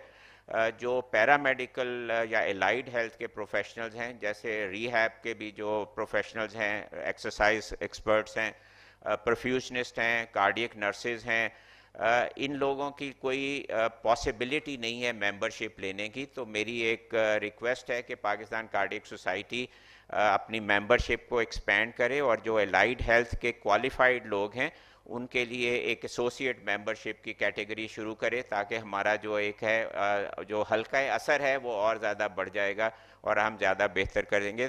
तो I would like comments from may be आप कार्डियक सोसाइटी के, तो आप दोनों जावेद सयाल भी और भी रहे हैं, तो please have your comments and then Javed Akram sahab आखिर में अपने वर्ड्स ऑफ विजडम हमें दे सकते हैं। Thank you very much, sir. These are nice suggestions. We were discussing in the morning as well. We have one Pakistan Cardiac Society Council meeting today. We are going to take these two issues in that. But before that, it's very difficult to sit on this podium for 2 hours when this only 5-10 audience were there, and now I am looking that hall is quite full, and congratulations you for arranging an excellent session. But probably what is my suggestion in that there are too much talks and content was very long, so sometimes it might be difficult for audience to digest it. Agreed. Thank you, sir. Agreed. Ji Mahmood. Thank you very much, sir, for raising all these pertinent points. And not only cardiac rehabilitation center should be incorporated in the medical facilities of in the hospital, but also preventive cardiology should be incorporated. And very few center, I think on the fingertips we can count 3 or 4 centers they have proper preventive cardiology setups. And I think we should train these paramedical staff and other healthcare profession, because they are having now BS program and MS program and PhDs from different universities for these paramedics. We can train, and we should incorporate actually these preventive program like MEC in preventive cardiology or on PhD. We should include these, and we should suggest all these things to the government and to the medical universities. And we have, fortunately, Javed Akram Saab is over here. We can put this suggestion to the government and at our own level, and we should incorporate these things. Thank you very much. Thank you. Professor Javed Akram sir. Thank you, Howard. This was a wonderful session, covered almost all aspects of prevention of cardiovascular disease. All talks were of very, very high quality. Congratulations to all the speakers. As far as your suggestion, I mean, I've been minister for a couple of years in Punjab, which is the largest province, and I, being a doctor and knowing the issues and knowing their solutions, the solutions that you proposed were already taken care of by us, and we miserably failed. I got an ordinance passed that every cardiac center built or already existing must have a preventive cardiology and cardiac rehab.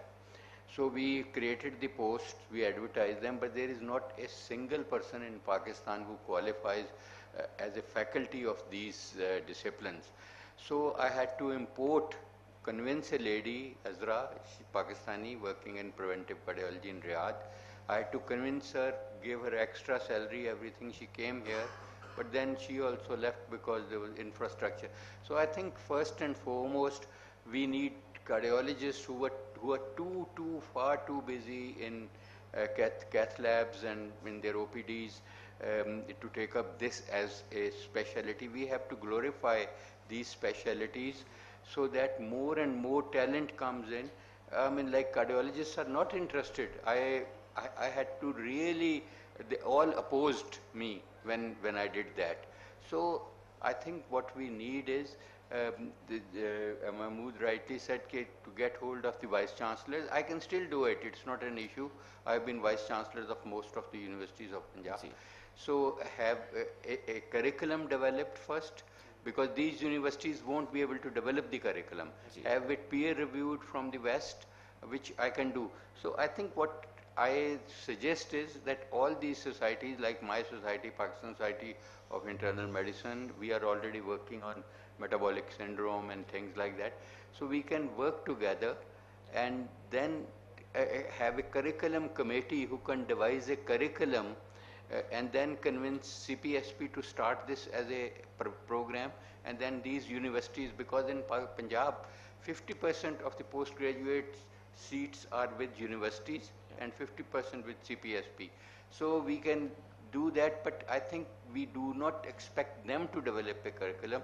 We all can develop a curriculum because we know what curriculum should mean, and we will get it peer reviewed from UK and US. And then once the document is ready, then will be the time to motivate and also have advocacy for the implementation of these courses in the universities and CPSP. Once that is done, then jobs can be created for these units. So, thank you. इसमें मैं थोड़ा सा, ये जो हमारी ground reality है, तो इसलिए इसी वजह से जो मैंने सजेशन दी है वो उस ग्राउंड रियलिटी को देखते हुए दिए. So my suggestion is not for preventive cardiology departments or sections, because अभी वो थोड़ा फासले पे हमारे पास वो मैन पावर, वो सेटअप, वो सारी चीज़ें नहीं है जहाँ पे हम उस तरह से वाइबल डिपार्टमेंट बना सकें.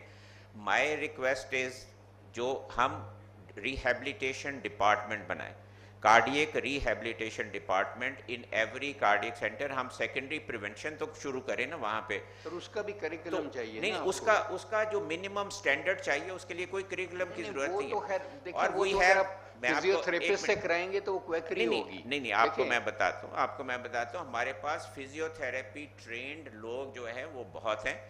सिंध में सिंध यूनिवर्सिटी, कराची यूनिवर्सिटी भी डिप्लोमा देती है, हॉस्पिटल्स भी डिप्लोमा देते हैं, JSMU भी डिप्लोमा देता है। तो we have lot of rehabilitation trained people in Pakistan.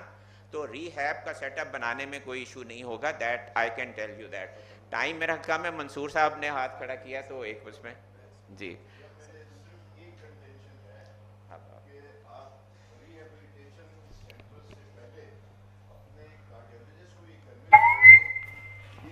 करें कि बेड रेस्ट प्लीज इसको बंद कर दें। हर एक का पता है हिलना नहीं, ये नहीं करना, वो नहीं करना। I think this is where things start. So thank you very much, sir. bed rest is not part of treatment of any cardiac patient. Yes, sir. We are running out of time. We are 45 minutes late from the next session, so we can conclude here and we can go for the next session.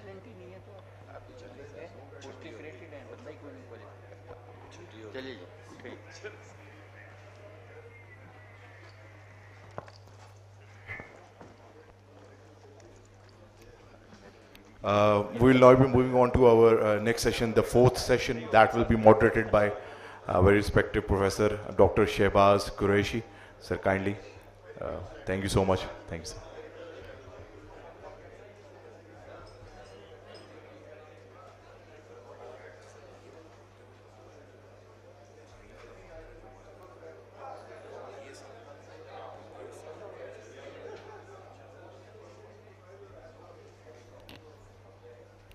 Please sit down. Javed, we are about to start a very important session on heart failure. Please give us the honor of your company.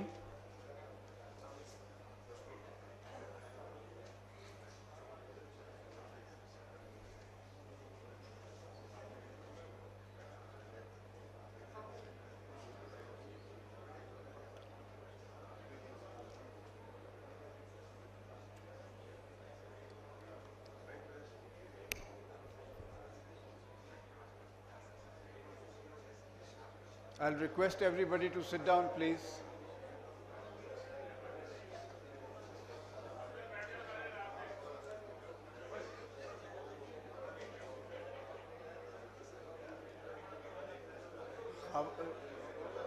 Khavar, Dr. Khavar,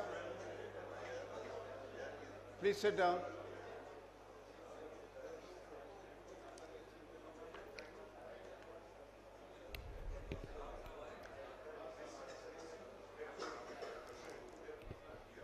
The next session is extremely important because the incidence of heart failure, both heart failure with reduced ejection fraction and heart failure with preserved ejection fraction is increasing. And we have a galaxy of stars to make their presentations. I would first request the panelists of the session to please join us on the stage. Rajkumar, can I have your attention? May I request Dr. Shafiq Arshad to please join us if he's here. Professor Naeem Aslam, Professor Kashif Hashmi, Professor Fawad Farooq. Fawad was here. Dr. Nadeem Kamar, Professor Harun Aziz Babar. Petter will be on line with us, and Professor Naeem Malik. Naeem, we'll start with the first presentation. Can we have Professor Petter on Zoom, please?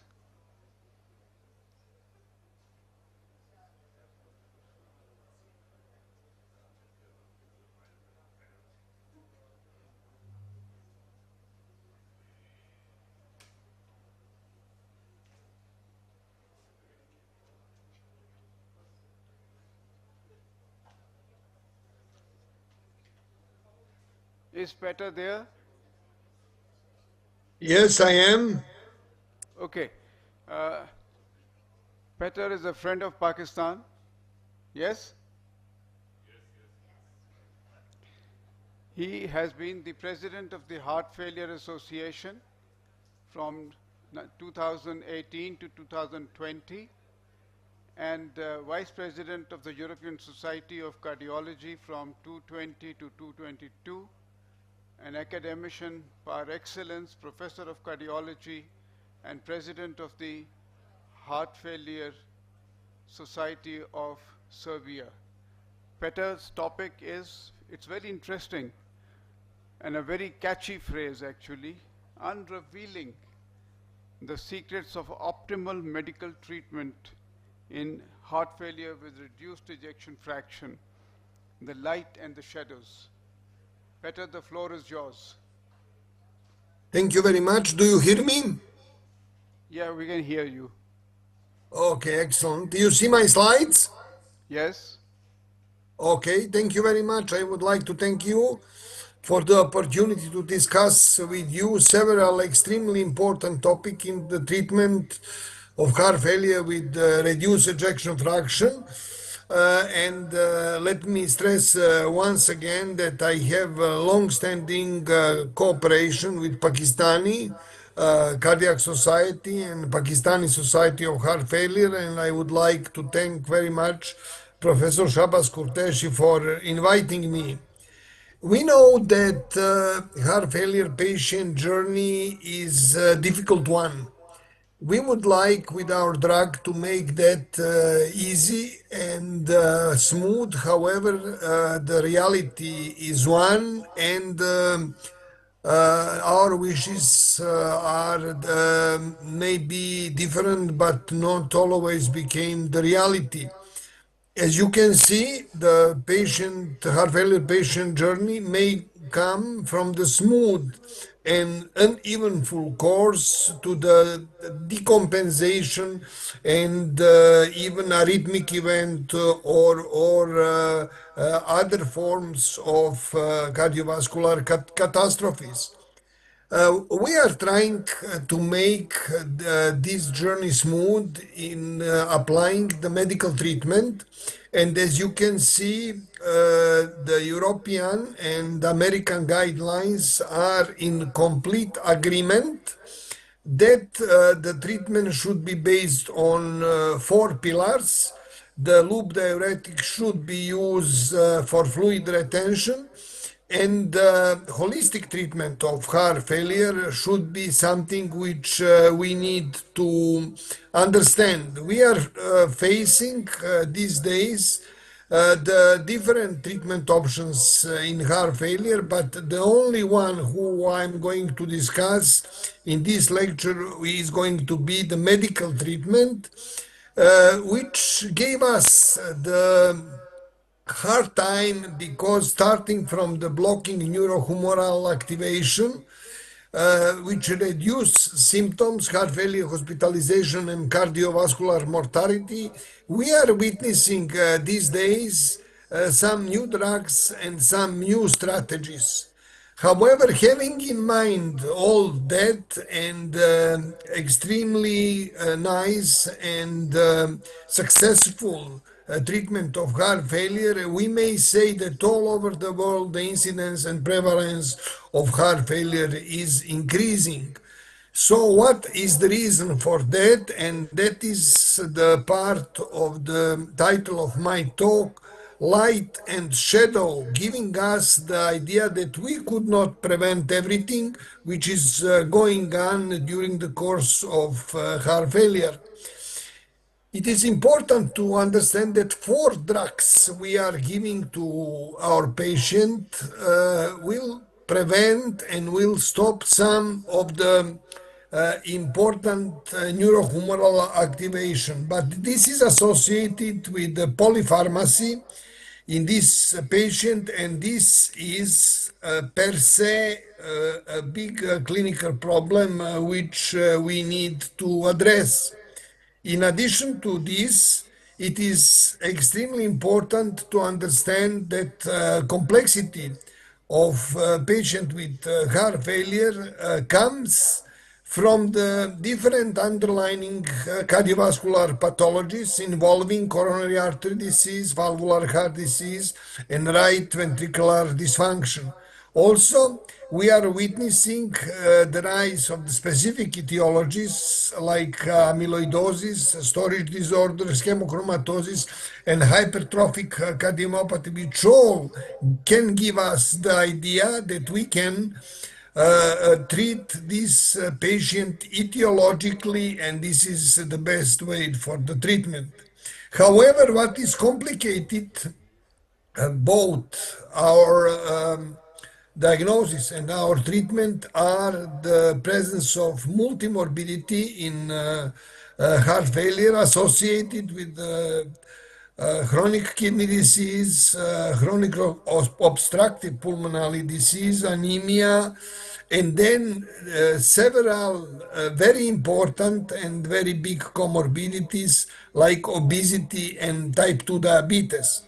In addition to that, we need to understand that heart failure patients are prone to develop not only cognitive impairment, to some extent also dementia, but also important point of frailty and sarcopenia, which may shorten then their life and may lead to the very, very early demise of those patients.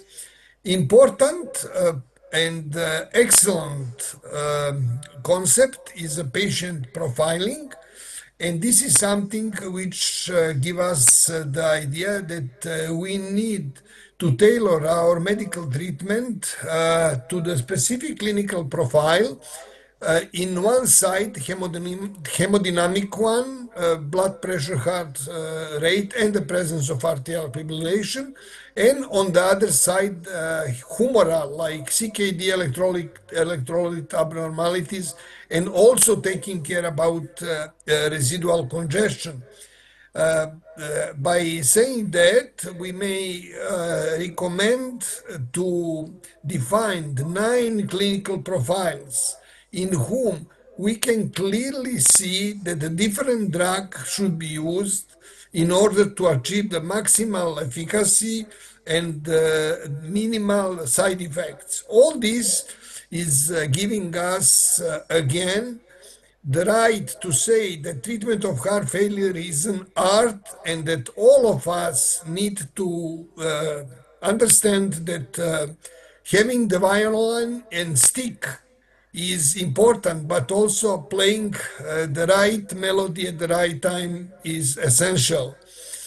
These strategies are the part of approaching heart failure patient in all of these clinical scenarios.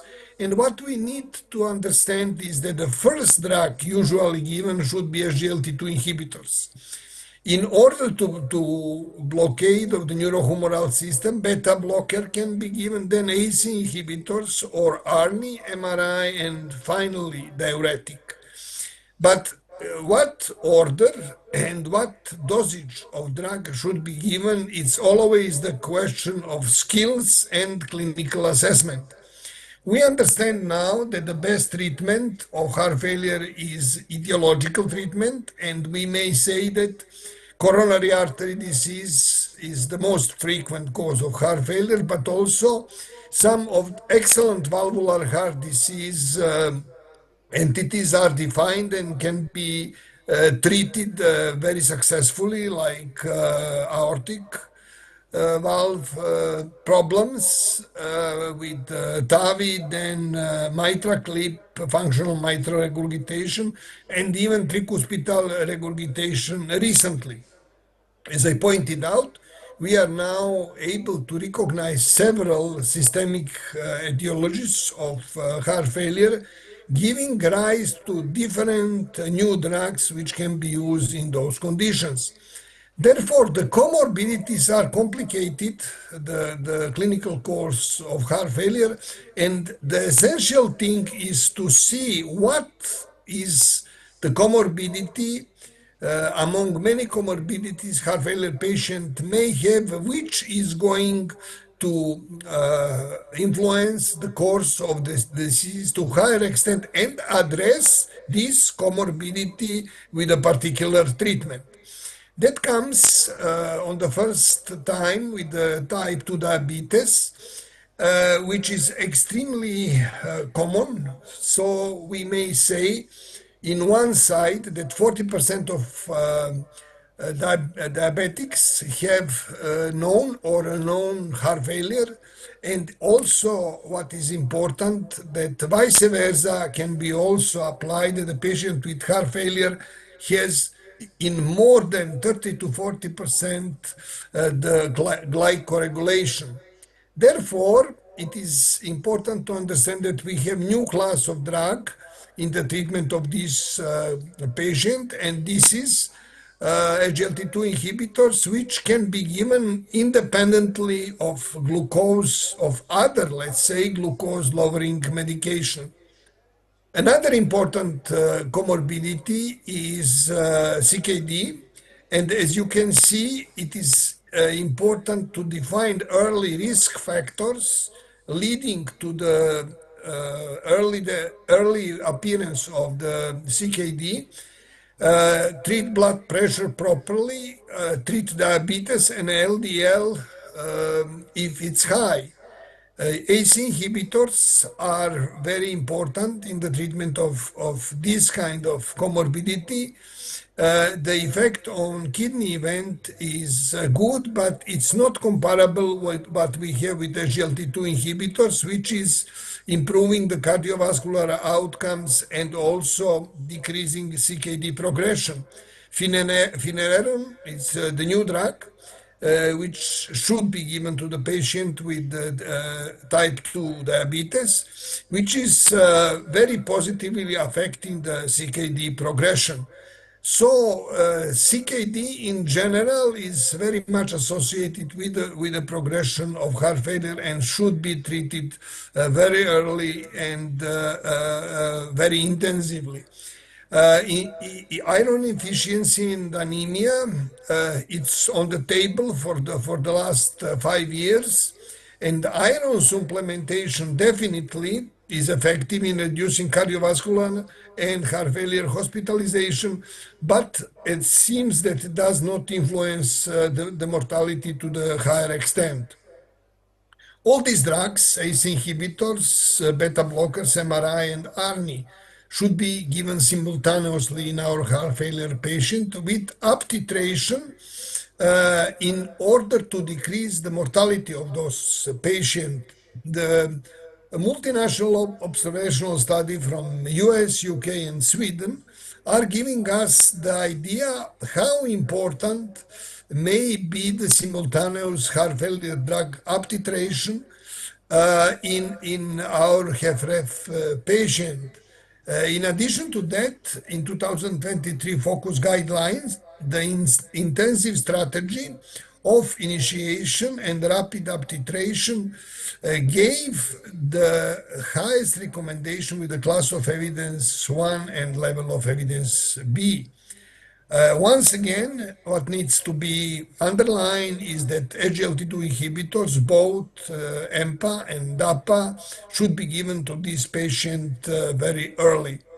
As co-editor of European Heart Journal, I have the pleasure to draw your attention on one of the important paper which is dealing with accelerated and personalized therapy for heart failure with reduced ejection fraction, saying that this approach can prevent 47 heart failure hospitalization in 1,000 treated HFrEF patient during the first 12 months. So all these new strategies is practically already approved and already checked in the real life, and therefore needs to be applied. What are the shadows? What are the shadows? The shadows are the different side effect of our treatment. This is something which we need to underline, And this is a hypotension, electrolyte disbalance, and worsening heart failure. And I'm going to discuss them in short. It is important that hypotension may be the key feature of advanced heart failure, and then the treatment should be modified accordingly. In other patient, if the patient is asymptomatic, we just continue with the drug we are giving. But if the patient is symptomatic, then we need to be very careful what drug we are using, SGLT2 inhibitors, NMRIs, which has a neutral effect on the blood pressure. Then carefully use beta blockers to avoid an unnecessary hypotensive effect of these drugs. That was the topic of our position paper, Heart Failure Association of the ESC, in whom we discuss the best strategies, how we can avoid the low blood pressure and still continue with the optimal treatment of those patients. Among the electrolyte disorder, hyperkalemia and hyponatremia are the most important. And once again, SGLT2 inhibitors have the neutral effect on these two conditions. It is important to underline that SGLT2 inhibitors can be used to facilitate the use of MRI.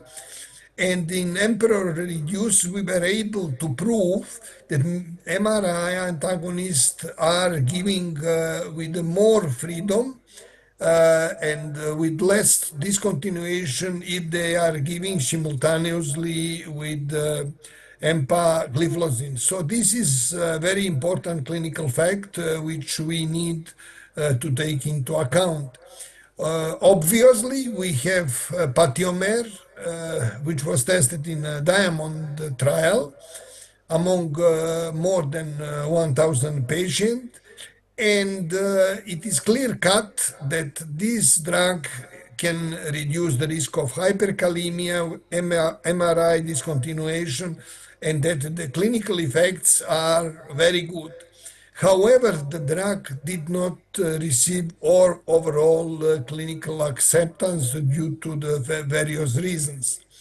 If we look at the renal function, we can say that in patients with diabetes and CKD, the drug of choice may be finerenone, which was tested in the Figaro DKD trial, which reduced the composite of death, non-fatal MI, non-fatal stroke, but also the hospitalization of heart failure. So this is one of the drugs which we may take into account when treating the shadows in the patient with heart failure. You all are familiar with the strong HF, and what this is underlining is a clinical fact that high intensity treatment was much more successful in reducing 100-day readmission for heart failure and all-cause death. But also, this high-intensity care was essential in reducing all-cause death in those patients. Going to the SGLT2 inhibitors, we may say that there are several important meta-analyses showing that this drug should be used in all patients with left ventricular ejection fraction less than 25 to less than 65, I'm sorry, and they can be also used in the decongestion in acute heart failure. So this is one of the different drugs which we may recommend in patient with acute heart failure upon, let's say, stabilization. From the European Heart Journal, the great debate about SGLT2 inhibitors as a first-line treatment in heart failure. And I can tell you in 2 words, yes, these drugs are now the first-line treatment in heart failure.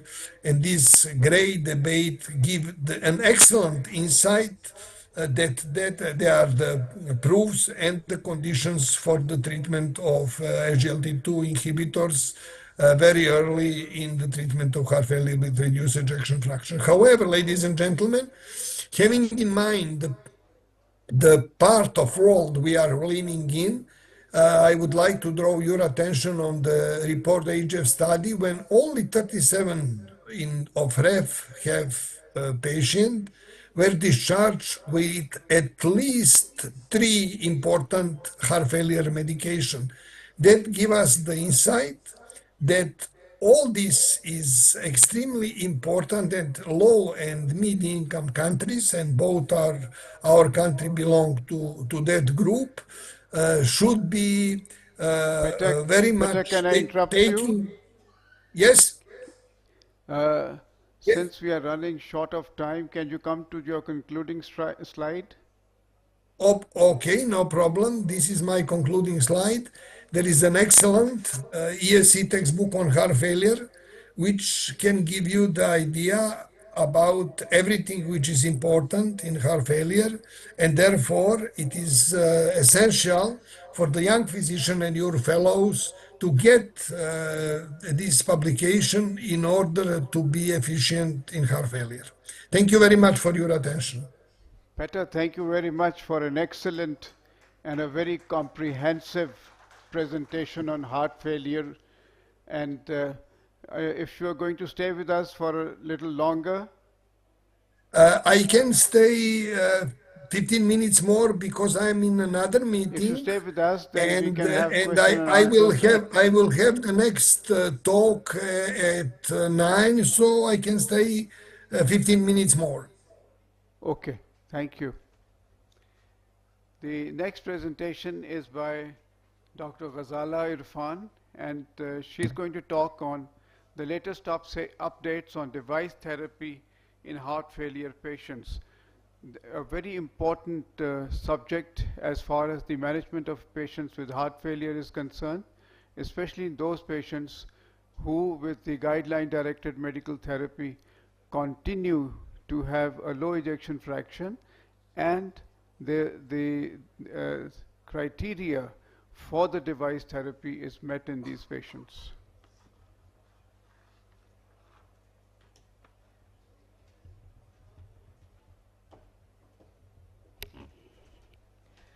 Assalamu alaikum. Thank you very much for the organizers for giving me the opportunity to present this very important topic. I'm going to start because I think my 10 minutes will finish earlier. Yes, that's what I'm saying. So heart failure, we already know that 64.3 million people suffer from heart failure, and this is data from 2009 actually. So now if we are thinking in 2025, it's 1 in 4 patients are readmitted within 30 days of discharge, and 1 in 2 patients are readmitted within 6 months of heart failure. But with the advent of newer medication, I think this has improved a little bit, especially heart failure hospitalization has improved over a period of time. I'm going to talk about device-based therapies in chronic heart failure. And if we see with last few years, like last 20 years, we have more and more devices coming in patients who have heart failure with ejection fraction, and they are already on GDMT. So always remember, these devices are always indicated in patients who are on optimal GDMT, not before that. Then recent devices which are still in a little bit of investigational or observational studies are cardiac contractile demodulation, receptor activation therapy, then mitral valve repair with clip, and now also tricuspid valve repair. I'm going to talk about CRT, but before that, a little bit about cardiac contractility modulation, because a lot of people ask me this question, what is this therapy and what is happening? So it is actually deliver a non-excitatory high voltage electrical pulses to the right ventricular septum in absolute refractory period to enhance the myocardial contractility. Approved by FDA in 2019, but still it is not in guideline. Then baroreceptor activity, or BAT, involves a small device which is put in near the carotid artery, and it addresses the autonomic imbalance in the heart failure patients. It was also approved by FDA in 2019, only one device available commercially, and is still not recommended in the guideline, but in selected patients who are not indicated for CRT, these two options can be used. So what is CRT? So originally, cardiac resynchronization device in 20 years back, what is studies with LV epicardial pacing with transvenous lead insert into coronary sinus and in lateral coronary vein.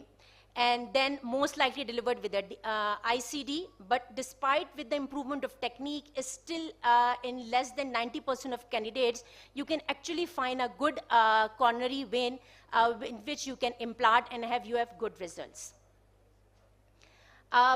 Especially if after the Danish study, if you remember with the CRT, that they did Danish study in heart failure patients and they put CRT only, not with ICDs. After that, the indications for the ICD decrease a little bit, especially patients who have ischemic cardiomyopathy or have scar on MRI, they are indicated for CRTD. Rest of the patient who are non-ischemic cardiomyopathy, short life expectancy, major comorbid conditions or renal function, they should be implanted CRTP as compared to CRTD. And then definitely for us, in our economy, there is a huge difference in the cost of two devices. Various trials over the period of time have proven that CRT has a benefit in both in mortality and morbidity with prolonged QRS duration. So what is the most important thing when you're putting in a CRT? So when you're putting in a CRT, you have to have an optimal left ventricle lead placement, which can be CMR guided or CT guided also. Or if you are not able to, that means you have to stimulate the native conduction system, and which brings us to the conduction system pacing. What are the conventional challenges in conventional biventricular pacing? Usually acute procedural failure, frank nerve stimulation, lack of adequate venous anatomy. And then if we think physiologically, we are still stimulating heart from outside epicardially. So the myocardial depolarization and repolarization is reversed in BIV, and if is compared with the conduction system pacing, the myocardium is actually conducted endocardially like normal conduction system, if you are able to have the conduction system pacing. This is a concept start with his bundle pacing, high pacing thresholds frequently observed, and then risk of distal conduction block. After that, they come up with left bundle branch area pacing, which include pacing of the main left bundle branch or left vesicle or left ventricular septal pacing. It is considered faster, less complex, and higher success rate.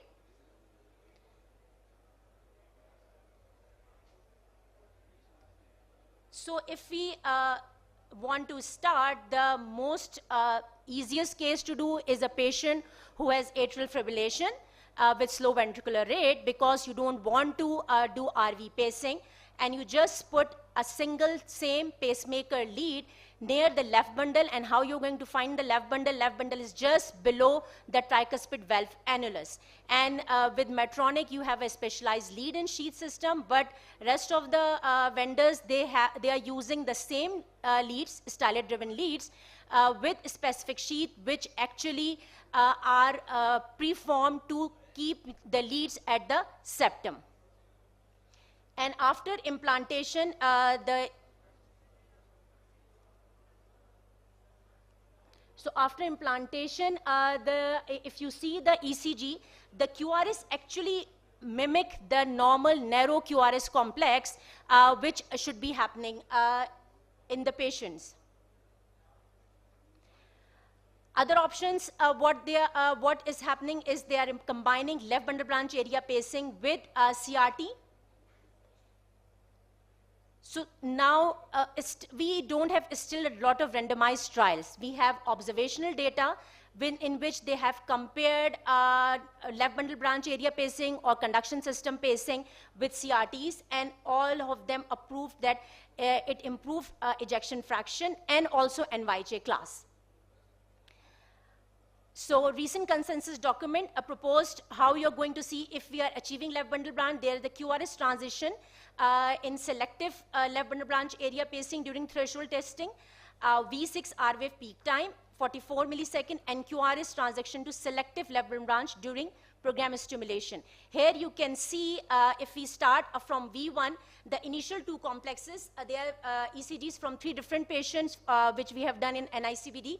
So we start with the non-selective left bundle branch capture, and then at the end complexes you can see we have a selective left bundle branch interaction, and you have a huge R wave in the V1. That is one of the criteria, and then V6 P wave R wave peak time is also narrowed to almost 40 millisecond. Complications of the procedures: acute septal perforation, lead dislodgement, lead fracture can occur, intraventricular septal hematoma, and then RBB injury, coronary artery injury, most frequently to the first septal perforator, and worsening tricuspid regurgitation. So what are the recent guidelines? In March 2025, European Society of Cardiology have issued a clinical statement. In patients with AV block, if you are anticipating less than 20% V pacing, then we can still go with the RV pacing. But if you are anticipating more than 20% of pacing, then it should be conduction system pacing or by V pacing.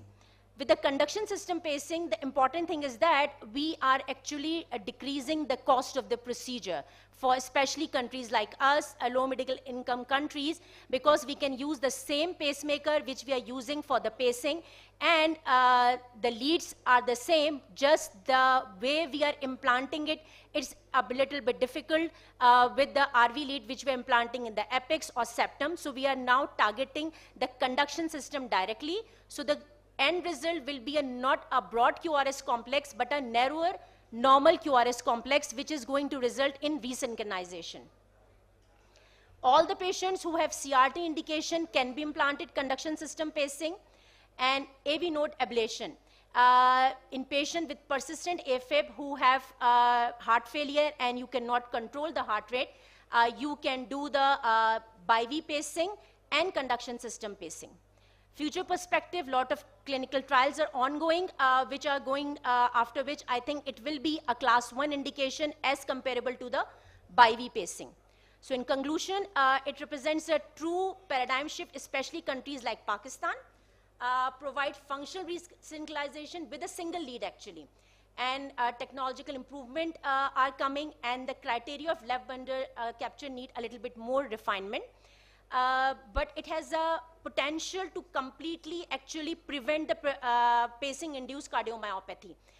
It's still used as a bailout, but can be used now as a first-line procedure in patients in which we think that we have to implant CRT and we are restrained with our cost. We can use left bundle branch area pacing, and we can have as comparable result as the bi-V. Thank you.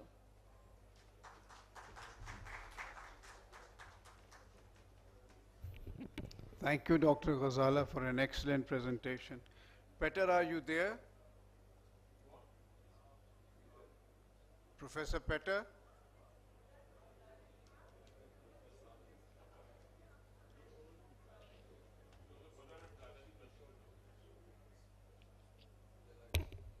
The next presentation was by Dr. Abid Amin, but unfortunately he could not come because of some problems. So we'll have Dr. Rajkumar Sachadevani, President of the Pakistan Cardiac Society, to enlighten us on heart failure with reduced ejection fraction.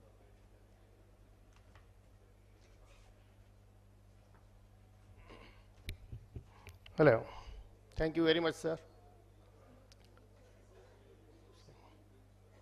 So I am going to talk on the heart failure.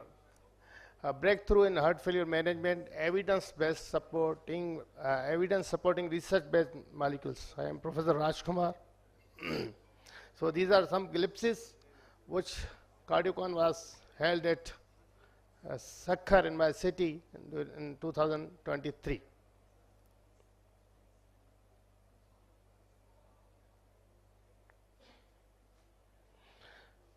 So breakthrough in heart failure, naturally when we talk of the heart failure, then there are a lot of things which we have to think of. First of all, foremost which comes in our minds is pharmacology, then there is talked Dr. Saiba on device-based therapy, then telemedicine nowadays, emerging trends, and then biomarkers. So this is the arbitrary deviance that we have divided heart failure into the reduced ejection fraction and preserved ejection fraction, and then in between there is mid-range. So these are the guidelines, the diagnosis and treatment of acute and chronic heart failure by ESC and 2022 guidelines of American Heart Association. All what do they say? The pillars of the drug therapy for heart failure with reduced ejection fractions, 5, alive or fantastic 4. The SE inhibitors we have been using since long are the ARBs, and when they are included latest model, that is combination of SE inhibitors and neprilysin inhibitor, that is ERNI, and beta blocker, mineralocorticoid receptor antagonist, SGLT2 inhibitors.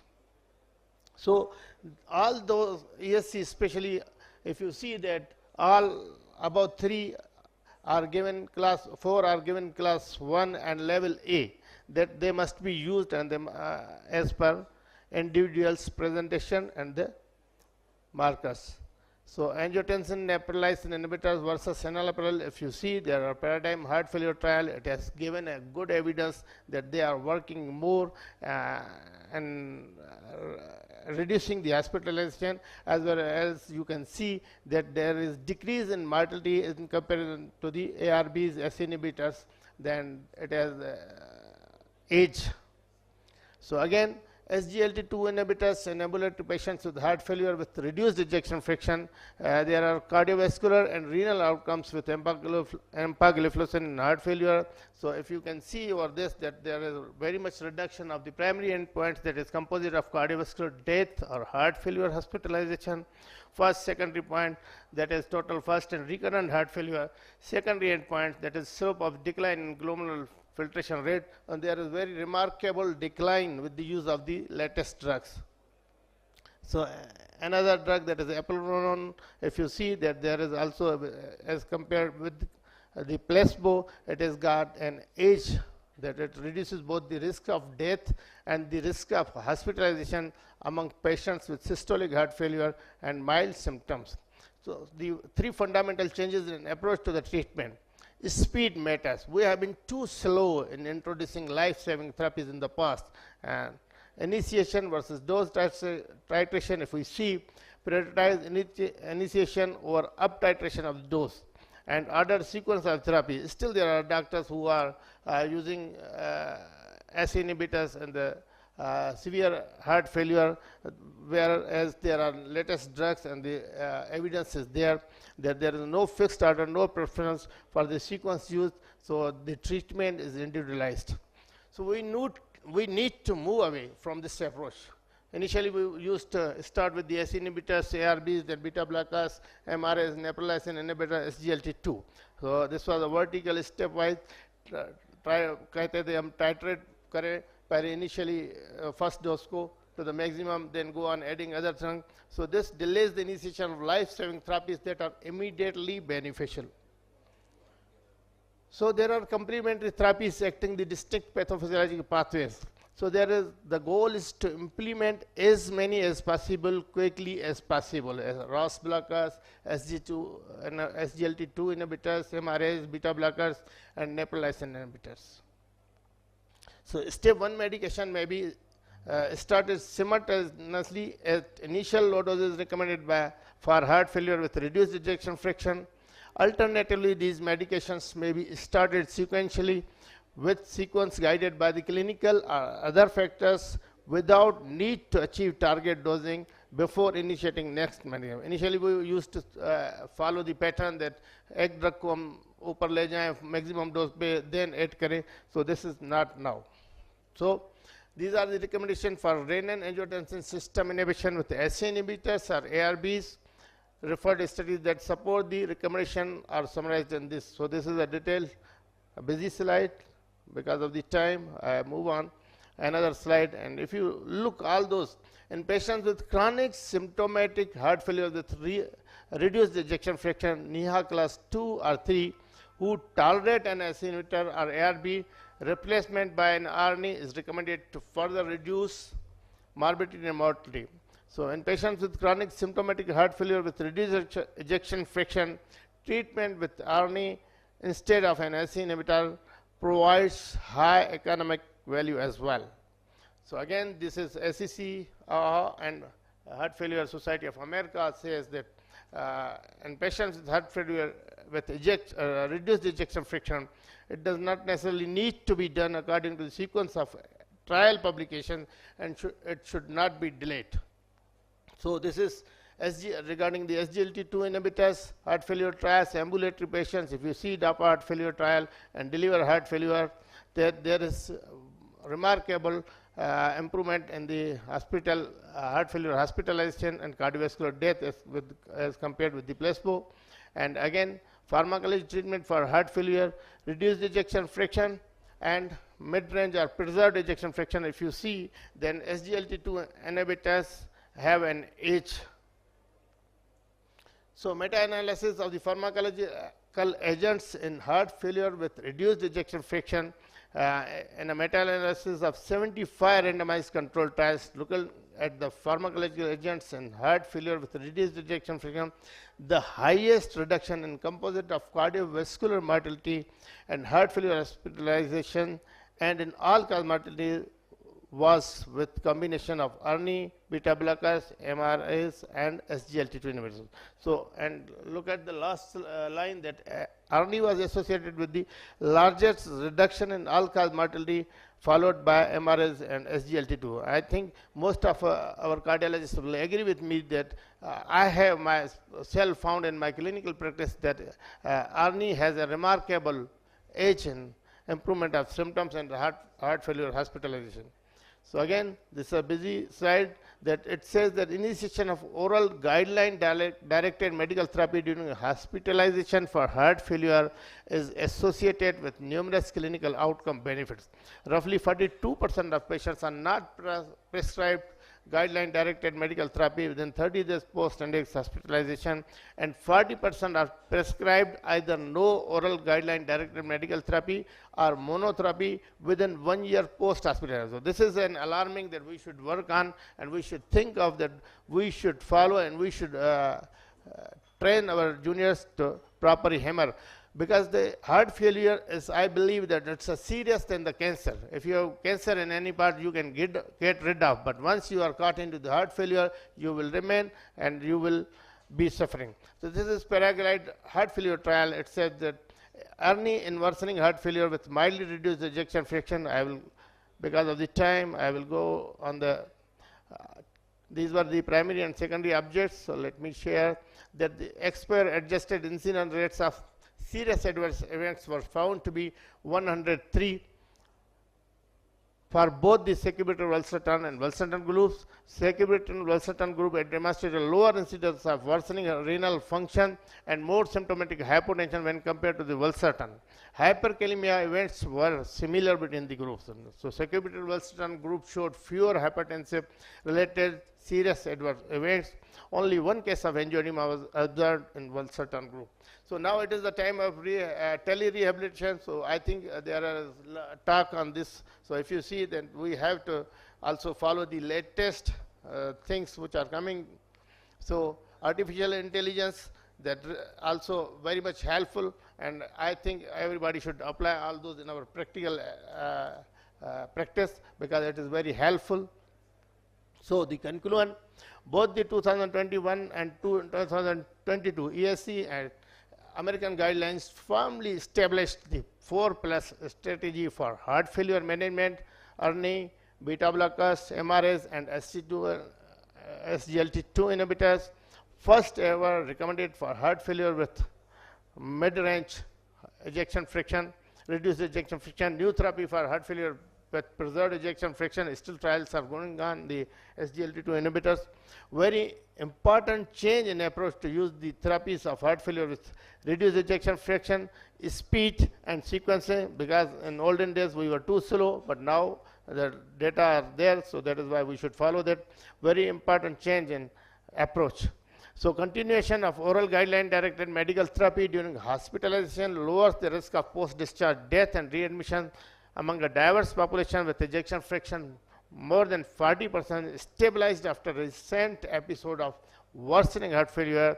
Patients on sacubitril valsartan saw greater reduction in NT-proBNP than those on valsartan through 8 weeks. That was a Paraglide trial.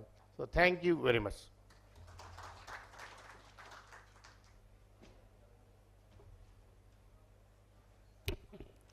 Thank you, Rajkumar, for an excellent presentation. You basically covered everything in heart failure with reduced ejection fraction, the fantastic 4, and the fifth pillar in the management of patients with heart failure with reduced ejection fraction is what Dr. Kazmi talked about, cardiac rehabilitation, which is extremely important. We have a very important topic to be discussed by Dr. Bhourban, Assistant Professor at the Rawalpindi Institute of Cardiology, and he's actually going to talk about the cardio-kidney metabolic axis. And this is extremely important because our organs do not act alone. They actually have a crosstalk to each other. And that is why you have to lump it together, and this is going to be the new speciality, the cardio-kidney metabolic complex. Thank you very much, and I request Dr. Bhourban to kindly give his presentation. Thank you for that wonderful introduction, and thank you to my wonderful senior colleagues who've just set an amazing benchmark. And now we're going to talk about cardio-kidney metabolic disease. We're going to focus primarily on finerenone and some of the things that we know, some of the trials. So let me begin. We know CKD, very common, 20% of our population. If you're over 40, 45% of our population suffer from CKD. So we are drowning in CKD, we're drowning in hypertension, we are drowning in diabetes. 1 in 3 adults have diabetes. 1 in 2 adults have hypertension. We are expected to double the number of people on renal replacement therapy every 20 years. So more and more people on dialysis, more and more people requiring a transplant. That is going to have a significant burden on our healthcare system, which is already straining. So CKD, we know. Diabetes and hypertension primarily. This is an important slide because it goes into the pathology, the pathophysiology. Hyperglycemia causes inflammation. Inflammation leads to fibrosis. Initially you get microalbuminuria, then macroalbuminuria. Your kidneys adapt initially. You have a normal GFR or a high GFR, and then eventually your GFR goes down and you go into a low GFR state, eventually to ESRD. But the important thing are those 2 bars at the bottom. Before you get kidney complications, before you notice something's wrong with your kidney, you start getting cardiovascular complications. You have macrovascular complications related to peripheral arterial disease, CVA, heart failure, MI, non-fatal MI. So that's what we're dealing with. The pathology, the pathophysiology begins well before you actually present to the OPD, when you actually present to the emergency department. If you notice your HbA1c is 6, that's when you start secreting protein. It starts at a very low level and eventually it goes up and up and up. So we need to do something about it. We need to treat the patient as a whole. As Professor Shahbaz said, we can't think of ourselves as cardiac physicians.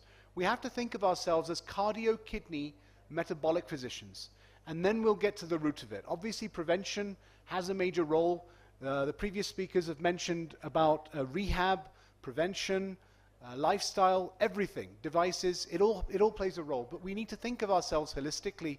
We can't define ourselves by intervention or electrophysiology or heart failure specialists. We have to think of the whole. So we all know if you've got diabetes, it's bad, but it's doubly bad if you have CKD. Everything, your risk of heart failure, MI, CVA, peripheral disease, and death more than doubles if you have CKD on top of diabetes. So we need to stop the CKD before it happens. And we've got an armamentarium. We can control BP, we can normalize HbA1c, weight loss, smoking cessation. We've got these wonderful drugs. Some of them were talked about earlier on. RAS inhibitors, SGLT2 inhibitors. I'd like to introduce MRAs as well, which we're going to talk about in detail, and the wonder drugs, the GLP-1 receptor agonists, which are going to revolutionize healthcare around the world, especially in our country. But what are we going to focus on today? Finerenone. It's a non-steroidal MRA. It works on the RAS system through its inhibition of the effects of aldosterone. So we know the mineralocorticoid receptors. We know they're antagonized by spironolactone and eplerenone. But we also now know that inflammation is the key. It causes, when you overstimulate the mineralocorticoid receptor, it drives inflammation. It turns on those pro-inflammatory genes and activates cytokines, TNF-alpha, interleukin-1, interleukin-6, the usual suspects. So let's talk about finerenone. Now, what's new about finerenone? Finerenone is a bulky molecule. It's big. It's bigger than spironolactone. It's bigger than eplerenone. It has very good selective potent. It really grabs onto that mineralocorticoid receptor, and it downregulates those pro-inflammatory genes. And it exerts an anti-fibrotic and an anti-inflammatory effect. It works all over the body on all of these organ systems. We're not going to get into that. This was discussed earlier on, some of the trials, including Fidelio and Figaro, which we're going to talk about, and we're going to focus on the fine arts trial.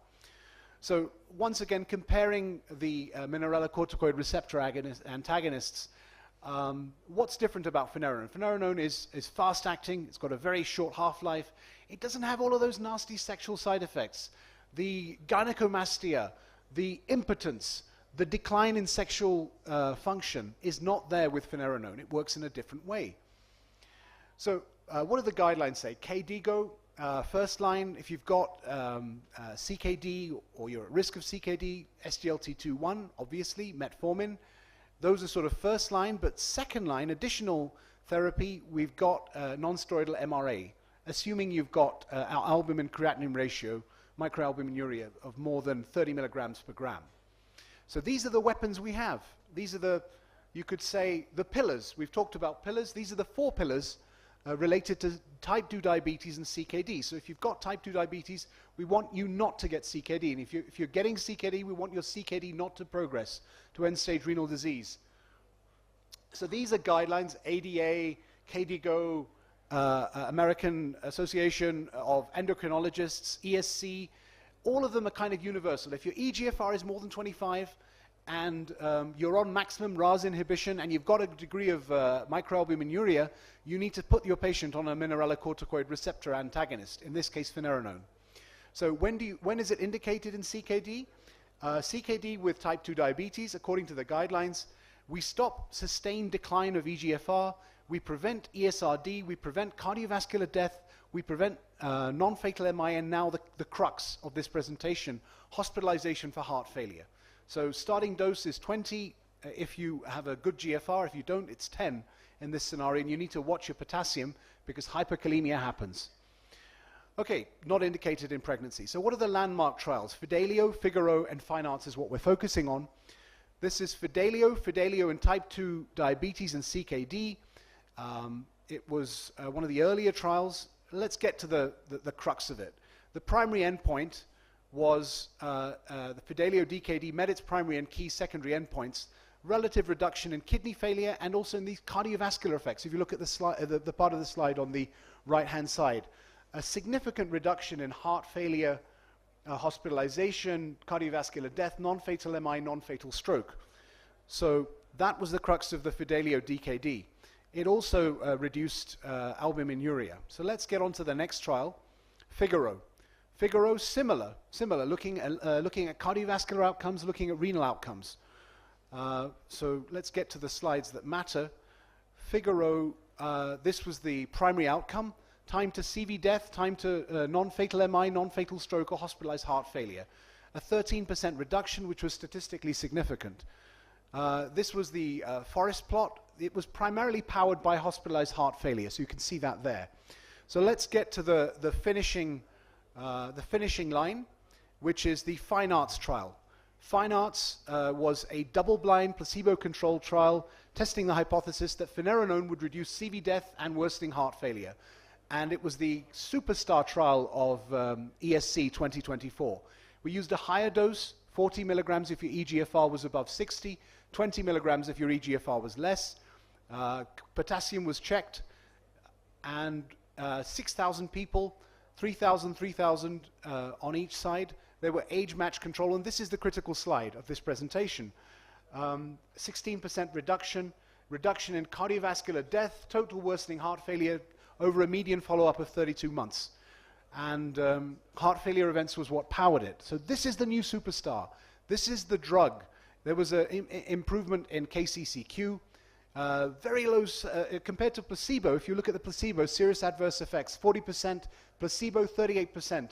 There was an increase in hyperkalemia, but I would like to add there was a decrease in hypokalemia.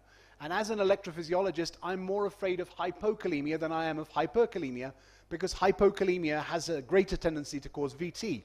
So this is the new superstar. This is going to be the next pillar in the guidelines, I'm quite sure, with the treatment of heart failure with mildly reduced ejection fraction and heart failure with preserved ejection fraction, which was what the Fine Arts trial was all about.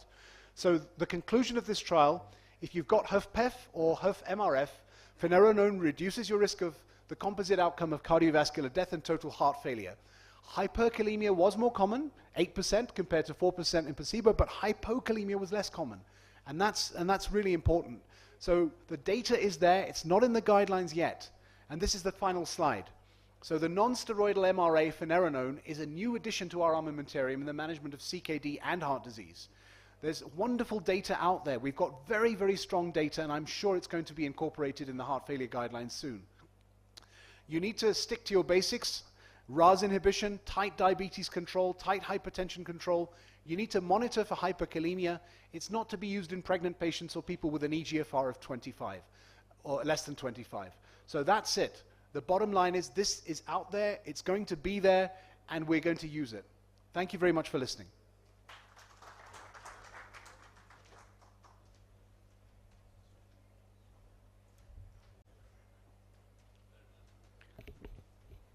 Thank you, Bhourban, for an excellent presentation.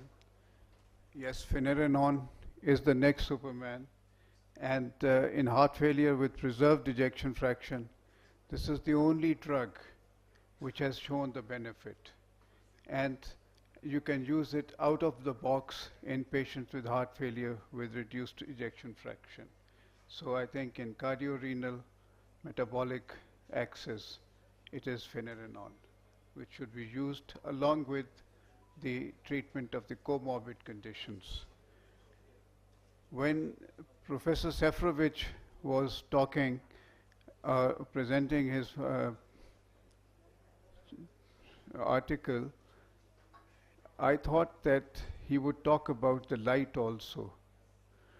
The light actually is vericiguat. Vericiguat is the light in heart failure management. And we have Professor Asad Akbar to talk about vericiguat. Asad.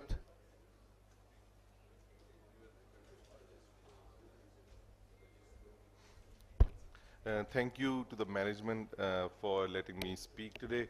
So we were just counting back there, and this is, so I removed the numbering for the pillars because this is probably the 8th or the 9th pillar, so I don't want you getting confused with which number pillar this is. We're going to talk about something new, even more, something more recent than finerenone.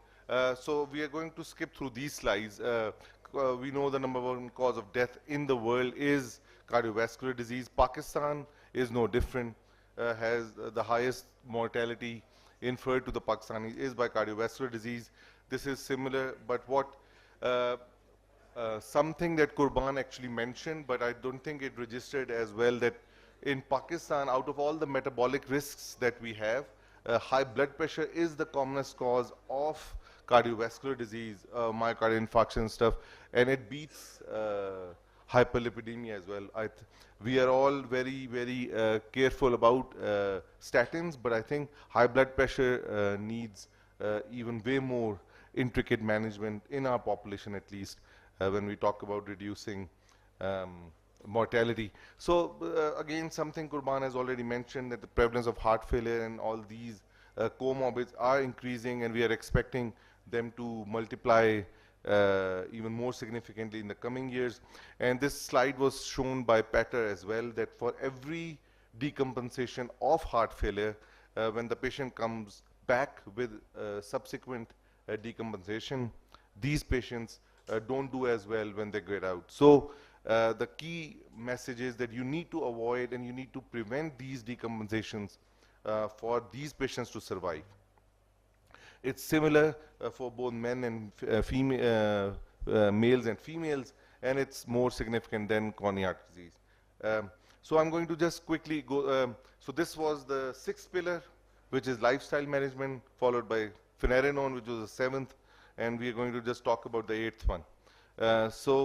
What we have not really focused on is one of the other mechanisms of heart failure, where we know that all these vasculopaths, they stop producing nitric oxide indigenously, and these are the patients who develop coronary diastolic dysfunction and as well as reduced ejection fraction. So this is a drug which is sort of focusing on it. ESC 21 as well as AHA in 22 both have recommended vericiguat as something that can be added on to these patient cohorts which are not doing that well on the standard GDMT, which is the 6 pillars that we have talked about. ESC guidelines also mentioned that they have reduced, these medicines not only reduce heart failure hospitalization, but also give you the patient mortality benefit. Quickly, what does this drug do? So all of our metabolically active cells, they need CGMP. If you remember from your biochemistry days, you need CGMP, which is sort of the fuel for your mitochondria. What happens in vasculopathic tissues is that the native nitrous oxide is not that prevalent. When you don't have nitrous oxide, the activated form of CGMP is not being made. If you do not have that activated CGMP, these are the vessels which become vasoconstricted, because nitric oxide is required for vasodilatation, as well as these cells which do not work as well, because remember, mitochondria needs CGMP to act.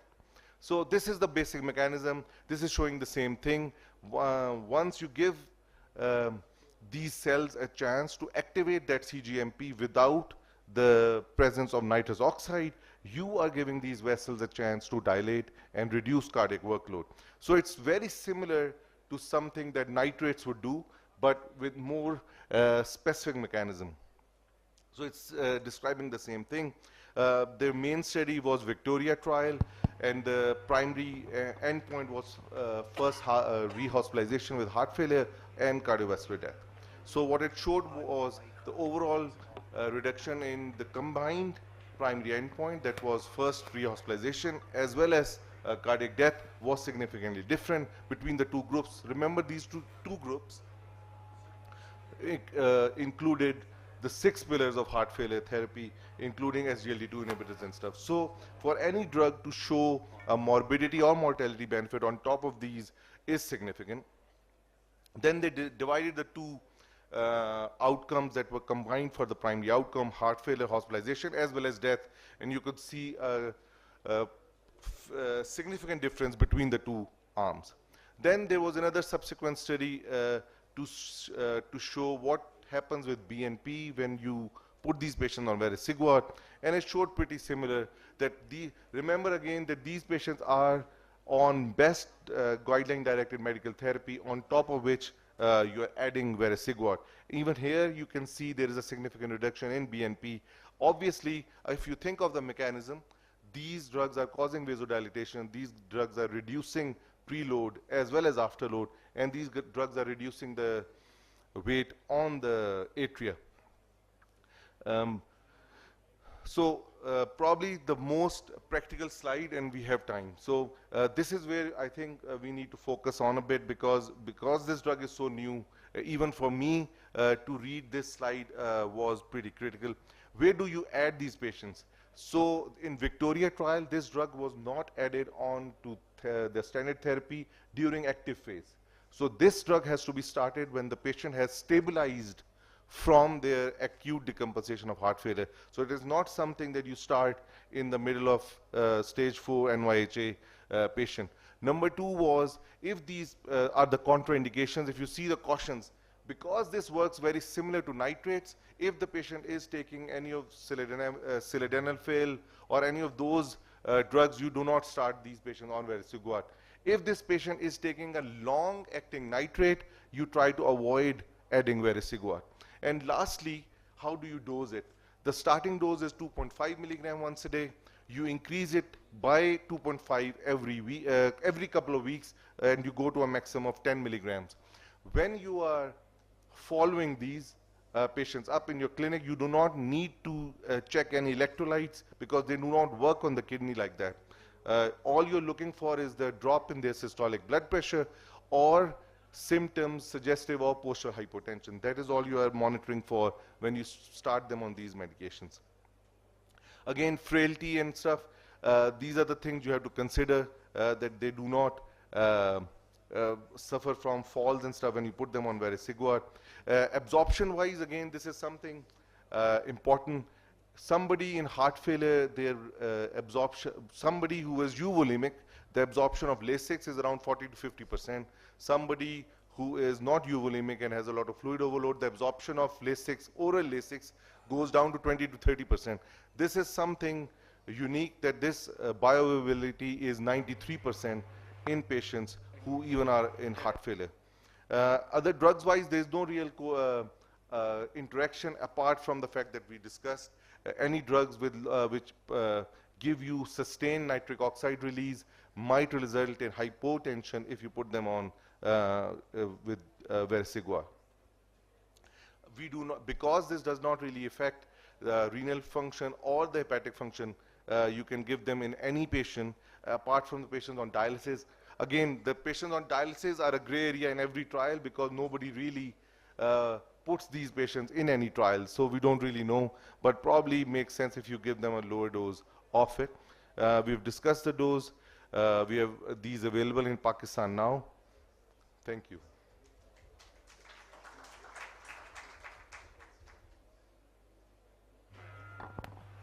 Excuse me, sir. Hello. Ji, sir, I have a question. Thank you very much, Asad. Yeah. Excuse me, sir. Hello. It was an excellent presentation. I had the opportunity of using vericiguat in some of my patients, and I think the place where you can use it is in patients who actually are on all the guideline-directed medical therapy, and still their ejection fraction does not improve. It is these patients who are candidates for vericiguat. The other thing is that you have to be very careful about the blood pressure. If there is hypotension, less than 100, don't use it. And the other thing about the dosage, Asad, is that recently there has been a velocity trial where they have started with 50 milligram, 5 milligram, and the reason for that is that to go from 2.5 milligram for 2 weeks and then 5 milligram for 2 weeks and then to go to 10 milligrams, the escalation takes a longer time. So if the blood pressure allows, go from 5 milligram, and that is the velocity trial. Thank you very much. Our next presentation was by Professor Hafizullah, and I think he's not here. Professor Bilal Muhyiddin, and he's going to talk upon a very important topic, and it is going to be interactive. It is the natriuretic peptides for management of heart failure. It is going to be it's going to be a panel discussion. Professor Bilal, in his usual enthusiastic manner. Assalamu alaikum ji. So now we go to a different way of talking. We talk with each other. ठीक है ना? बहुत हो गई सुनने की खड़े होके. यार इसको प्ले भी कर दो और 30 मिनट का है मेरा सेशन. याद रखना. उधर पंगा ना लेना क्योंकि इन सब ने बोलना है और मैंने सुनना है. So the step one, my disclosure. So this is industrial sponsored. There's no conflict of interest. I have taken assistance in developing these presentations. Even my trip is not sponsored by the industry who has asked to do this talk. Acha, hota kya? What are we up against? These are the patients that I usually see. I see that Dr. Tahir Naveed is also sitting, who said I'm not coming, but anyway, nice to see him over here. So a 48-year-old male, all these patients come in to your hospitals and the answers are very clear usually. STs are rising, chest is painful, STs are not rising, drops are rising, and you take them into your cath labs. But then there are other patients who are also coming. And you have these patients. A 65-year-old diabetic presented with shortness of breath on exertion, history of ischemic heart disease. Her cardiac evaluation was done which showed troponin normal, ECG non-specific, echocardiography with mild LV dysfunction. May I have the panel start off the discussion? What is your next step? Name sir. Whichever name. Hello. Ji, so uske baad what we will do next? We will go for labs, we'll do for electrolytes, RFT, and one of the most important tests that is basically important, you have to differentiate between whether patient is having purely heart failure and 65-year-old female. Mostly these patients presents with superadded chest infection, community-acquired pneumonia, oblique heart failure. So for you, the next step of next step we will basic blood tests. Yeah, basic blood test. Harun Saab, your next step is also basic blood tests, or you like to do something different? X-ray chest. इसे कहते हैं कि speaker तो बोली जा रही थी panelist कितने ओवर पहुंचे सर यार वापस लाकर स्लाइड लगाओ यार विद द कैप नहीं वो कैप वाली बात में आएगी अभी ये वाली आएगी so this is your patient and your next step so he goes to clinical examination. The point that I wanted to thank you, we have got an answer. So the point I'm trying to say is that we don't all agree what the next step is. We always have a set of difference of opinions. So what about this patient?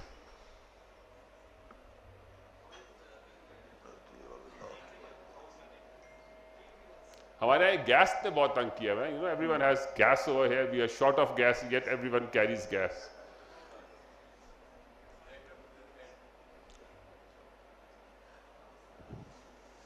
So electrophysiology is intake, sir. General sir, Birla sir, आपका intake, sir. What do you think is the next step over here? A detailed history. Our presenters. Haji sir.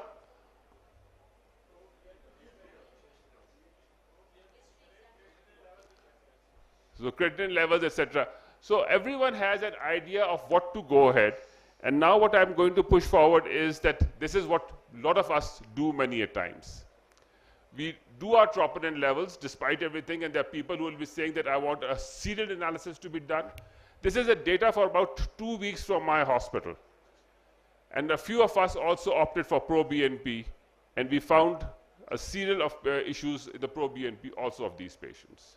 These are that subset of patients in whom the diagnosis of the initial management was not clear and they were not going to cath lab. So there are biochemical markers that you can look at, and now we go into those biochemical markers and we start talking about them. The NT-proBNP, the heart failure. आज सारे हम लोग heart failure की discussions करते रहे हैं, so let's focus on the basic biomarkers that we are also doing. So class 1 recommendation includes NP as initial diagnostic test. Now the question is that is this really our class 1 investigation going on at the moment or not? By and large, because of its cost, because of its availability, it is not your class 1. It's not like a test which is done immediately when the patient walks in. You always actually end up waiting for it. Of course, NT-proBNP can be elevated because of other reasons also. These are the cutoff markers of 125. Age is the place from where we start looking at it. The reality is that if you keep NT-proBNP as 125, you'll be able to pick up more people. If you take your NT-proBNPs as higher, which is with age many times, you may start losing your patients. These are the various cutoff trials which were there, and they all showed the same factor. So, NT-proBNP is useful for diagnosis and strongly predicting short-term mortality in acute heart failure. This is what everyone has been talking about previously over here. How many of you agree with it? How many of you actually tell your patients that your proBNP takes you closer to your last day? How many of us actually, sir, how many of us do these programs? It has, how many of us communicate it to the patients?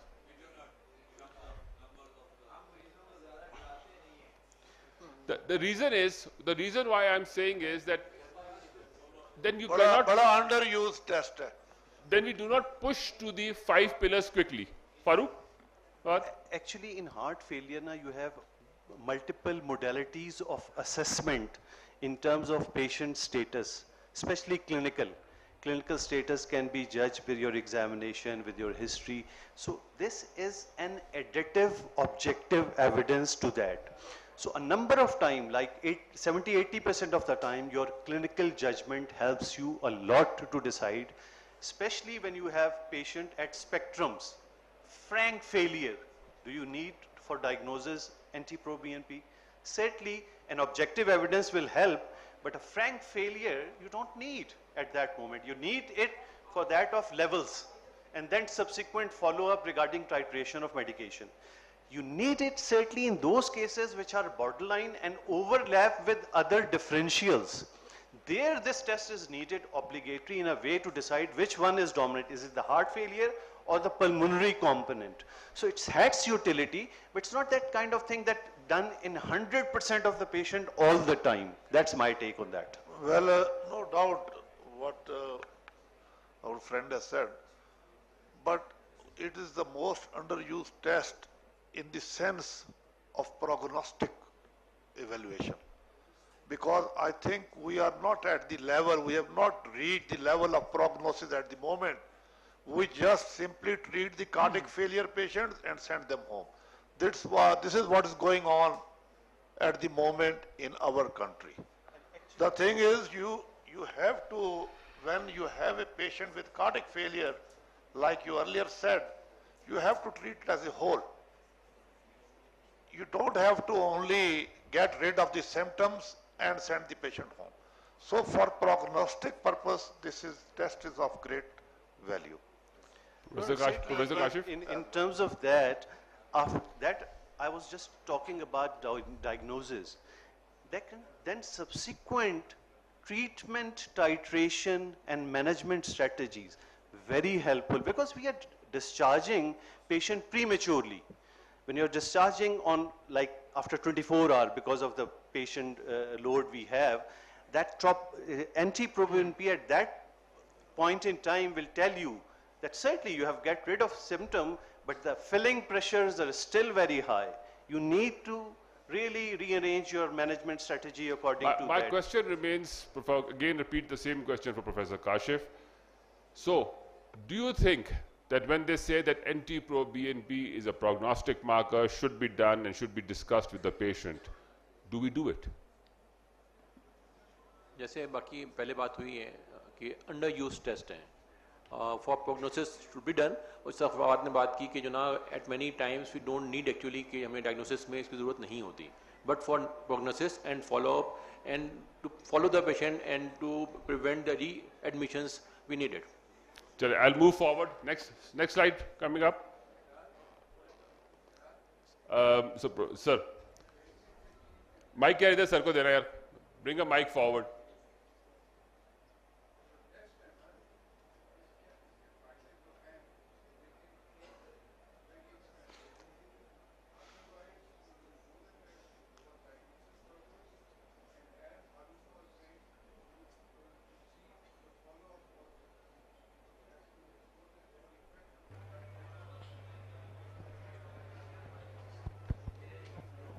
Sir, we many a times, all of us, hide behind the garb of expense. On one side, we are talking of a test which costs a few thousand rupees, and I know how to fight with, Amir Badesha is sitting over here, we know how to fight with prices, and we can really get these prices slashed down. The trick is, the first question is, that do we all agree that this is a fundamental basic test what the international community today is advising? Dr. Bilal, this is a forum of for scientific purposes. I don't think we should bring in the cost issue here. Yeah, I agree. That is another issue. Well, So you have to talk scientific with scientific evidence. So, heart failure prognosis and clinical course. या इधर mic लिया कोई अल्लाह के बंदे. If we can detect heart failure early stage, I think that's the best utility of this test. Because many times, actually, exactly what you have said is that patients come in with a shortness of breath, some failure, etc., and they're not properly labeled as heart failure. You put a probe on the echo machine, and you'll see a reasonable LV function, and you won't be seeing any MRs. You say, okay, go. We only say heart failure when patient comes with edema, And EF is down to 25%. And JP is raised, then we are concerned. See. So I think the best thing is to diagnose heart failure before it is clinically manifest. Yes, it is. Yes, I agree. So let's move to the next slide, and we have some more discussion. Okay, slides over here. So now we are talking of this. This is the reality matter. Patients come in, and you look at all what is happening with them. So mortality rates of chronic heart failure is 50%. Long ago, when I remember one of those older books, and it said 100% mortality at 5 years.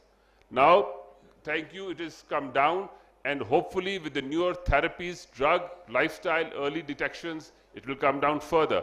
But these are the facts that you can see over there, that if you are able to pick it up early, you can make a difference. This is the issue. There are problems which are going on, and we are not focusing on them, that this is going to lead to the heart failure. So placing heart failure in the context of other medical conditions such as ASVD may make the extreme high risk and very extreme high risk more readily apparent. We are not making things apparent to ourselves, and neither are we making things apparent to the patient. A patient will only understand if you take a matter into its full throttle. How many times do we actually spend 5 minutes trying to convince them to quit smoking? The simple statement is, cigarette mat piyo. Do not smoke, it causes harm. A lot of our fellows even don't know that the carbon monoxide issues that the cigarettes create. So these are the places where we need to sort of start once again focusing on. This is the problem, the clinical risk and everything. So while you are still in the green phase, if you are able to pick up your patients early in the green phase, as such, he's going up in the risk. This is the place where the preventive cardiology steps in. Today, earlier we had Professor Wajid from 25th Cardiology talking about prevention and etc. And that is exactly what we are trying to go down to the community. In our own hospitals, those with heart failure, those with problems, we get their families in and we are trying to screen them, teach them the issues, how to manage their life. These slides you're all very familiar with, that how things go up and down. Undiagnosed underlying cardiac functions, and all of these things, and then finally the doom when the RV starts failing and you have those swollen legs, and this is the stage when you start telling your patients that you are actually in heart failure, while he had been warning you many, many years before that this is what I'm going to progress to. Things which bring these patients back to us, and the things that we least sort of focus on. Does he have an infection? Unfortunately, a lot of ladies carry low-grade UTIs with them. A lot of people carry throat infections in our country. They've got upper respiratory tract infections, and we are not focusing on all of them. Kidney worsening, arrhythmias, this we look at. But it is that bloody infection which, when he comes in, he's going to be resistant to so many antibiotics, and he is going to occupy your bed for not 1 day, not 2 days, but at least for 2 weeks. And that is where the problem is. Now, do you agree with this slide? Everyone has been talking about it.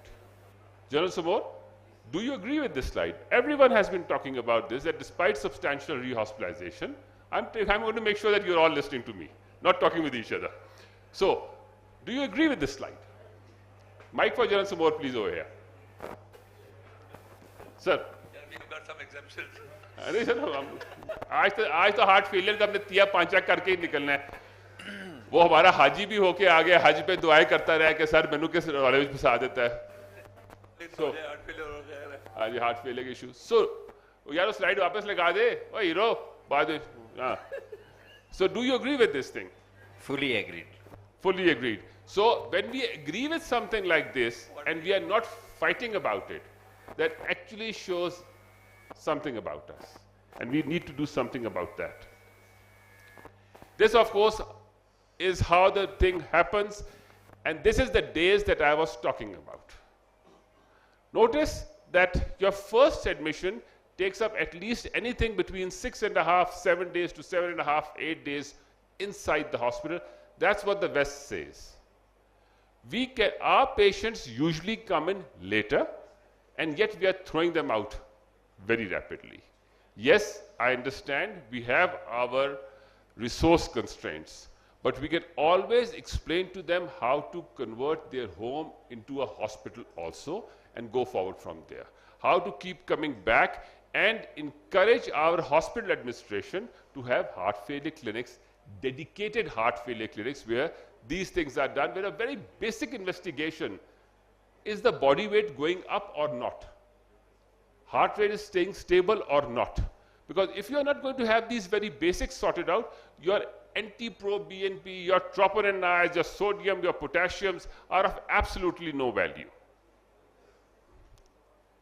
So the treatment of heart failure, as we have discussed all these pillars and even 6 and 7 pillars, and probably somewhere down the line someone is going to come and say that even the statins and other things are also one of the pillars because they also make a difference as far as everything else is concerned. But the fact about ARNI that I would like to really point out over here with my colleagues is, how many of you are witness to the fact of a person receiving ARNI 50 milligrams, half a tablet once a day? I am. 50 milligrams, half a tablet once a day. Well, it is recommended that you should not divide the tablet in the Perfectly original. great. So again, things which are not recommended are being done by our colleagues. So we need to reach out and explain that this is not recommended because the tablet is not a divisible tablet. You don't really know, it's not a mixed up medicine. So we have to be careful about that. Sir. Actually, in some of the formulations, the tablet is scored. That is number one. And the other thing is that I discussed it with the people in the ESC, they also, even if it is not scored, they can reduce it to half a tablet. And the reason for that is that these are the patients who have low blood pressure, but they are not symptomatic. They are asymptomatic. And they think that in such a case, the benefit of ARNI should be given to these patients despite the fact that their blood pressure is low. So, sir, I will get in over here further and I'll let you know the industry figures. The industry today is saying, the industry figure says that nearly 70% of the market, 70 to 80% of the ARNI market is with 50 milligrams. 15 to 20% is with the 100 milligrams. And only 1 or 2% are prescribing 200 milligrams. Thus, you see a lot of your prescriptions of 200 milligrams bouncing. If you look at the titration trial, there actually you have 50 milligram, 100 milligram twice a day and 200 milligram twice a day. And it's twice a day. But you see, the tablet has to be medicine. It's the same problem. It's the same problem that we have even with statins. The 40 milligram rosuvastatin or the 80 milligram atorvastatin is not available in our market simply because people, though, would be talking about it, but would not be prescribing it. 40 milligram statin actually is not, even in the Far East, they don't use it because it has an adverse effect. So we are not Far East, we are Southeast Asia over here, and our generations and our genetics is more towards the to the Central Asian population, because that is where from a lot of our forefathers did come. That's why our physiques is tall and bigger. What we can do is that we combine 20 milligram of rosuvastatin with 10 milligram of ezetimibe, and that will become 40 milligram. Perfect. So, okay, slides please. So this is what we are, that things are happening, but again, the higher dosages now coming up are plenty more, and it is because of this reason that many of our lipids and LDLs are not reaching the 70 milligram target that is actually recommended. So these are the things, of course, that you already know, and a lot of has been discussed, so I won't go into these things in more detail. There's something better to be discussed, and it is this one. That if you prescribe these medicines, each medicine has a mortality benefit. So you need to give these medicines and make sure that every medicine's individual mortality benefits are common. But this is the problem where you see 25% eligible patients receive triple. Only 1% are actually receiving full dosage of all medicines. Now these are the problems that these meetings are supposed to highlight. Sir, you agree? You have been a director of the hospitals, etc. So what is the reason? Why do you think the hospitals are not focusing on it? Mike, sir. There are basically two, three main things. Once, basically, why we are not at guideline, because patients are mostly not tolerant to the full dose what is recommended in the guideline. And if secondly, guidelines are just to guide us, they are not just to dictate us. We can have our own clinical experience, what is in our local population. Sir, the guideline says maximum patient tolerated dose. It does not say that you have to go to 200. It says maximum tolerated. It says beta blockers, guided beta blockers keep the heart rate above 55. You don't have to go to full 50 milligrams. So my point is that patients are not receiving, you still have patients who are being on treatment for a couple of months and years. Their heart rate persistently is in the 90s, yet their medication is not going up. Actually, this happens with all those who can tolerate. Yes, you have to up titrate. But most of the heart failure patients have other comorbidities. Sometimes they don't have that much pressures, sometimes issues with rhythm, sometimes CKD, potassium. So you can't give all 4 medications at maximum doses to every patient. You have to decide tailor-made according to the comorbidities. But I agree with you that those who can tolerate should be on their maximum dosages, and this up titration should be as early as possible, within 4 to 6 weeks of NEV patient, to get all 4 medication at maximum possible tolerated dosages? There was a recent study, recently published last year, intra-spire study that was on secondary prevention on the guideline mentioned or guideline recommended therapy. And it was in 14 countries, 4,500 patients. And that have shown that more than 60% of the patients, they were not at the target level what is recommended in the guideline. Slides, please. Dr. Slides. Bilal, it's very important to mention here, this is a very good topic you have taken up about the dosage of drugs and which drug to start first. And I think it should be with the compelling indication. Whatever the compelling indication is in that patient with heart failure, that drug should be introduced first. I totally agree with you. Number So one. Number two, all these drugs, the pillars which we call 4 or 5 or 6, if they are introduced with a smaller dose, they have a synergistic effect. Rather than you increasing the dose of one drug to the maximum and waiting and then introducing another drug, it doesn't look very logical. The rule now currently so you have to introduce these drugs one by one. One by one. And they should act synergistically with the least possible dose where the patient can tolerate. Perfectly and correct. then you can build all of the 4 up one by one. So basically taking up. So General Swales sir, the slide over here for you and your opinion about this patients. This is what they say is the problem. Mic for General Swale, please. Mic for General Swale. So we have these proportions of eligible patients not receiving medication. You are currently heading a hospital, the cardiology department, you have been heading a FIC. These are the problems, and they say that ARNI is not prescribed in 88% of patients, despite the fact that the systolic blood pressure is reasonable. Thank you for asking me to make comments. This slide is very important, but more important is what just been discussed here. Okay, how to start this in people with heart failure. So the concept is that jitne pillars all are started at a lower dosage and then followed up to how they respond. Agar benda take uska heart failure hai, you can increase on the diuretic. अगर BP maintain हो रहा है तो आप उसके anti हाइपरटेंसिव्स को लेके जाएं, पोटेशियम खराब हो रहा है तो उसको केटर फॉर करेंगे, but you must add as much of these pillars as possible and then build it up from there. हर practice percent change. So for that we move back to the slides and we talk and about. आपने मुझे जो mic दिया है, I take this as a deliberate act of.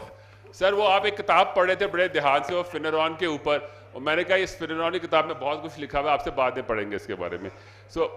So slides please. So acute heart failure management and pre-discharge planning. So everyone, this is the way they say that you need to start managing your patients. So you have to look at the fact that patients in hospital tend to do better than patients when they go to home. Patients, all these medicines that you know are recommended. Everything has a class of recommendations which is 2A or higher. And congestion of significant proportion of patients with acute heart failure are discharged with persistent congestion, which is associated with the high risk of readmission and mortality. This is where the problem lies. We are in a hurry to have them go, and that is where we are making a mistake. We need to have our administrations, of course myself included, to do something about it, which is going to be an uphill task, but a task has to be started, and that is how we make things better. Everyone has talked so many times that these medicines are not being prescribed in the full dosage that they should be. And this is where we have the problem. I'm rushing through the slides now because I know you've had enough of me. And the characteristics, patients, this of course you all know is the contemporary definitions, etc. Those of you who are interested, they can later on get these slides from the organizers. Dyspnea, etc. is there, and post-discharge management of heart failure, which actually requires that these patients must come in frequently and be monitored. This is the last slide, and I'll end it over here, because if your NT-proBNP is done at the base level, And then if you are able to demonstrate that your treatment has made a difference for the better, you can actually tell your patient and give them a reason. On the other hand, if it is going down, it is a reason for you to become more aggressive. And that is what is needed today. We must focus on a treatment plan. We must focus on how to go about doing the correct, needful, scientific fashion so that our elders are properly looked after. And with that, I will say thank you, and all the ones who are interested in more slides can have this one later on from the organizers. Thank you.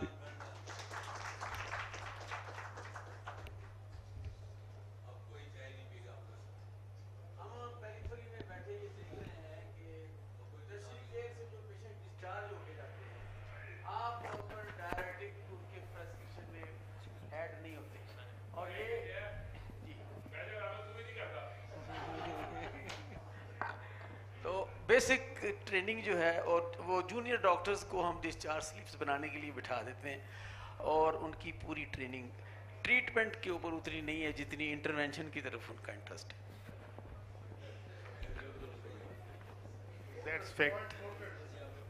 Point noted. Thank you, Bilal, for actually summing up the whole event on heart failure from Peter Safrovich to Asad. Asad, maybe there are some questions. Please sit down.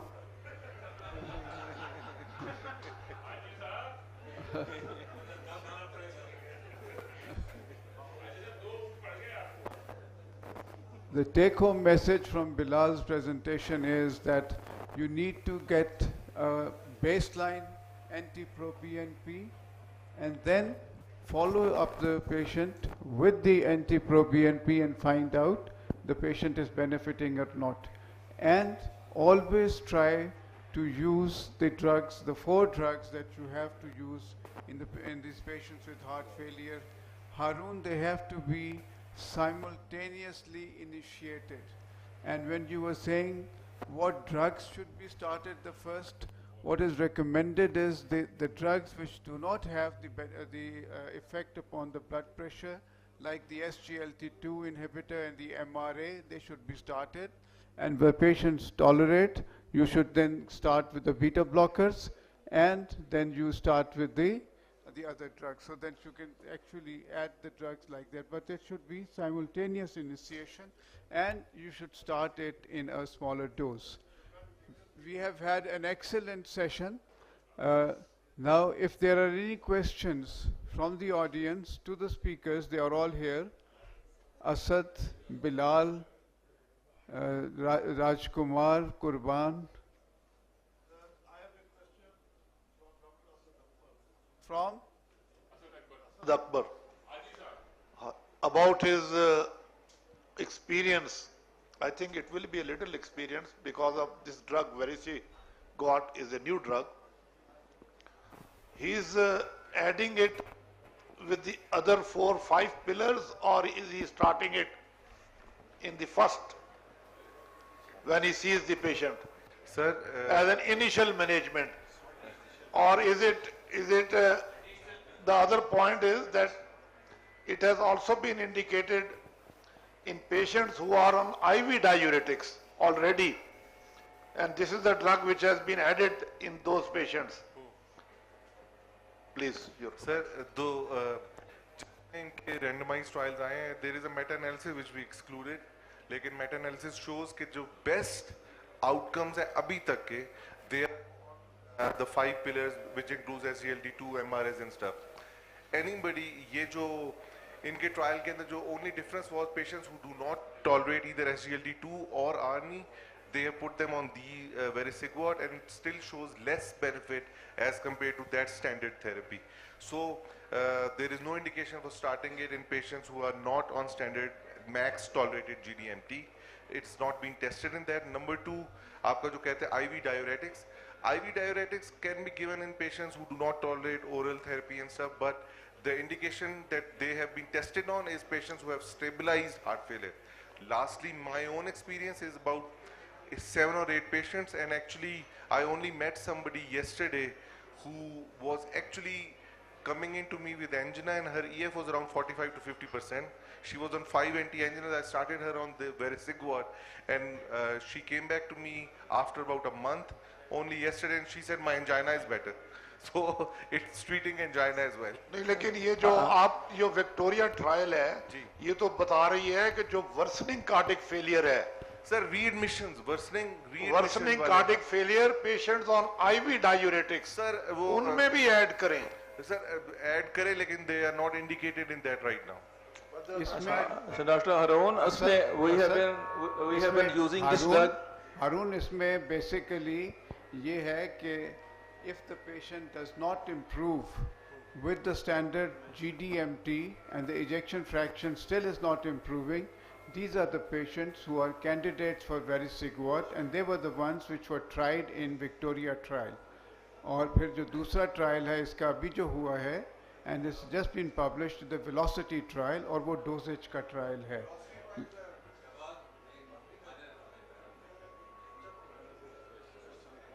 Please give the mic to Professor Ishaq. Hello, Assalamu alaikum. I have a question from, I am Dr. Umar, a resident cardiologist from Swat, and I have a question about the Vericiguat, sir. Sir, as we are talking about the Vericiguat, it's an add-on therapy. अगर patient पहले से dose ले रहा है maximum GMT, हम इसको add कर सकते हैं. As Vericiguat activates an extra pathway, sir. So अगर हम इस तरह रखें और Vericiguat इंडिकेटेड है जब आपका 100 से ऊपर हो सिस्टोलिक बीपी, तो अगर हम एक पेशेंट को अर्नी प्रिस्क्राइब कर रहे हैं तो अर्नी का बीपी के साथ उल्टा रिलेशनशिप है सर, तो वो बीपी को छोड़ता नहीं है आगे. तो अगर हम अर्नी को लोअर डोज पे रखें and instead of 4 we start 5 drug और हम Vericiguat को ऐड कर लें and we keep the ARNI at 50 milligram, तो एक एक्स्ट्रा पाथवे हम एक्टिवेट कर सकते हैं. I think this will be giving ज़्यादा benefit. I think Petter showed the data where it showed that the maximum morbidity and mortality reduction in heart failure patients is from ARNIs. So we cannot underestimate ARNIs benefit based on just one trial of Vericiguat. Lekin it makes perfect sense that it's activating a pathway which none of the other drugs are using. So लेकिन मेरा ख्याल है कि blood pressure, हाँ, लेकिन practically speaking, in my 8 or 10 patients that I have used it, it has not lowered any blood pressure, and I have actually used it in patients with a systolic of 90 as well, because I feel patients with an EF of 30. Basically, I think what Asad is saying is absolutely right.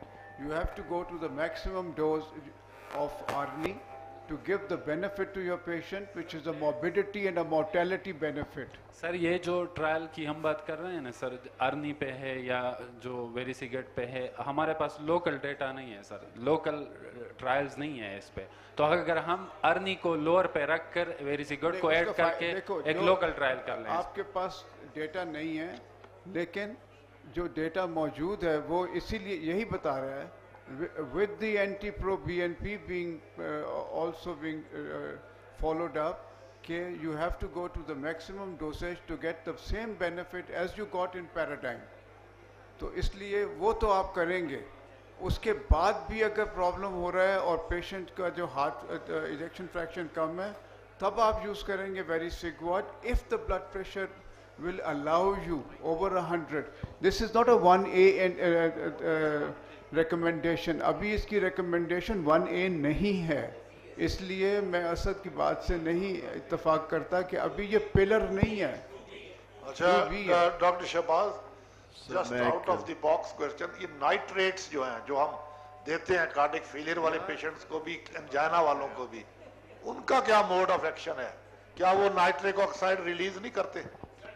नहीं, देखो nitrates हमने use किए जब ये चीजें नहीं थी, जब ये चीजें नहीं थी हमने हारून मेरा भी जब हमारे पास एस इनहिबिटर्स भी नहीं थे तो हमने नाइट्रेट्स इस्तेमाल किए थे. वो वीनोडाइलेटर है लेकिन बेनिफिट इतना नहीं है. प्लीज सर, मैं general Sohail. So kind of you, sir. I'd like to draw your attention that we've been doing intervention for such a long time, and only of late that I've seen that people have ejection fraction is improving. I've seen it going from 20% to 50%. And ejection fractions going up now, which I never saw before.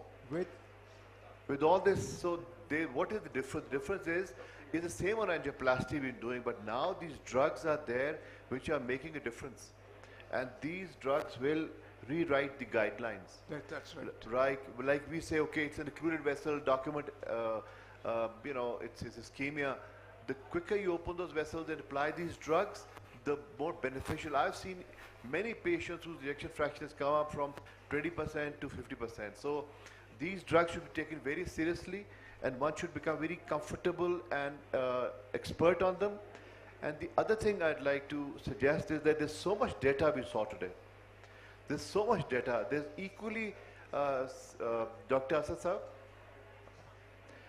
we saw so much data today, and there's equally huge amount of data on TAVR and mitral clips, and then equally amazing data on intervention.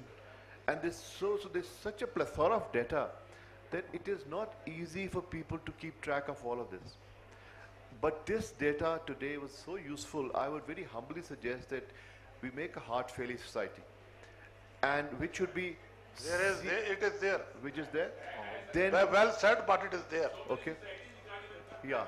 No, So we then have I a would scientific suggest council for heart failure in I Pakistan would Cardiac Society. suggest that, like many of us have given this European heart failure exam on with MCQs and CME, so we should have our own CME-based exam through that society, so that we can dissipate this information. It will help educate us, and we should now actually start giving fellowships to people based on these CME open book exam, if it lets be. Absolutely. But so that we can educate and teach ourselves and keep abreast what's going on. And rather than just the reps telling us how good it is, we should read it for ourselves. And Sohail, जो evaluate heart failure trial था, उसके अंदर जो ejection fraction improve हुई in these patients on these drugs was very nominal. Or in fact, even the left ventricular strain was not so much improved.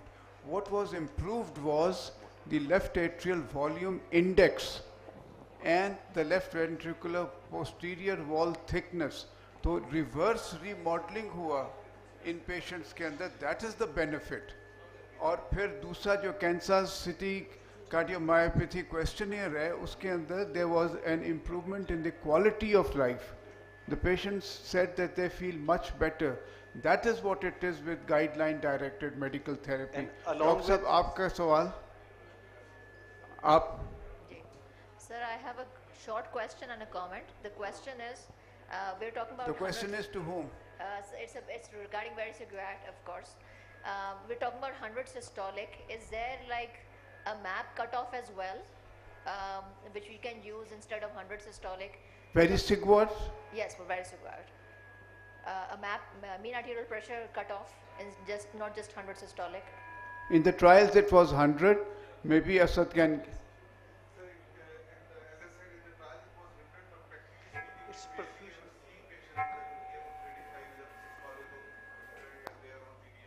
Yeah.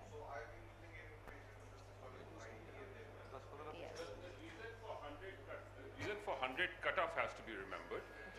In all of these medicines, all of these things, you actually are talking about the fact that the patient should not have a postural hypotension. And once you start having hundreds and less, your probability of having a postural hypotension, these patients normally also have a lot of muscle mass wasting, etc., because they've been in a whole set of problems. So they tend to fall also. So you have to take a holistic attitude, not just BP. And then remember, it is the blood pressure monitoring, the way you, especially the way I do it, is the incorrect methodology. We don't do our ambulatory blood pressure monitoring of all of these patients. It has to be done. Then you come to the correct answers, which medicine has to be done. Because a blood pressure monitoring, we all talk about the fact that you're doing in a clinic analysis, you have a white coat hypertension, you have this, you have that. So that doesn't work out. So we have to have all of those things coming up. This is very valid. I think Professor Bigdad wants to say something. Probably he has sharing a joke about it. Very valid reply, and not only falls with the postural hypotension,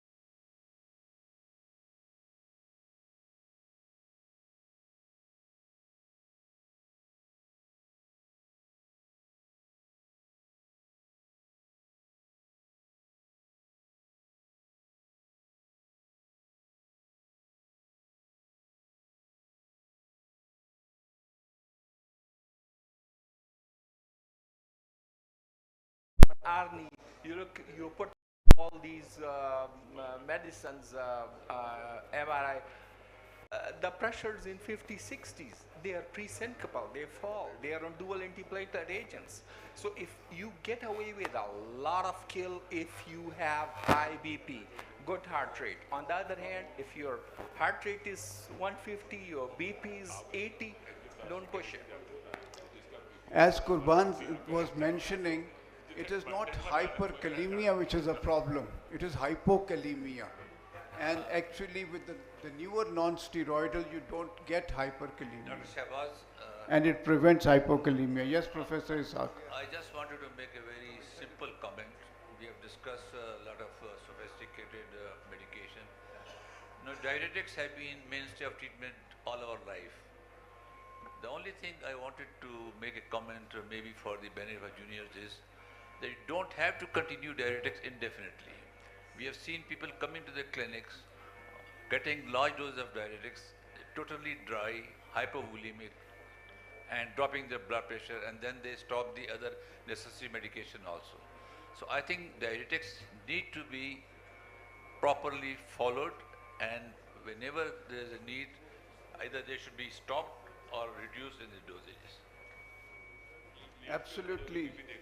Absolutely right. Diuretics only for congestion. And once the congestion has been relieved, once the congestion is not there, then you can forget about it and just keep them on the MRAs, because MRAs have anti-fibrotic, anti-inflammatory benefit.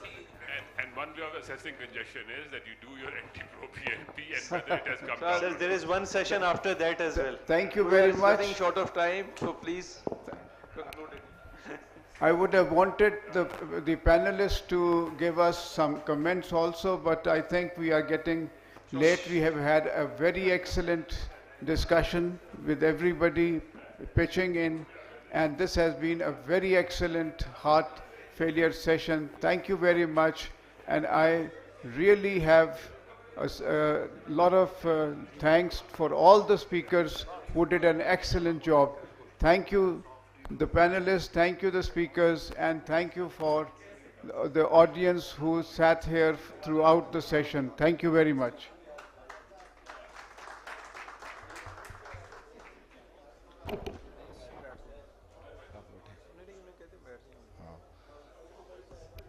I would request all the participants, please be seated. Thank you very much. Welcome, good morning. Assalamu alaikum for the next session.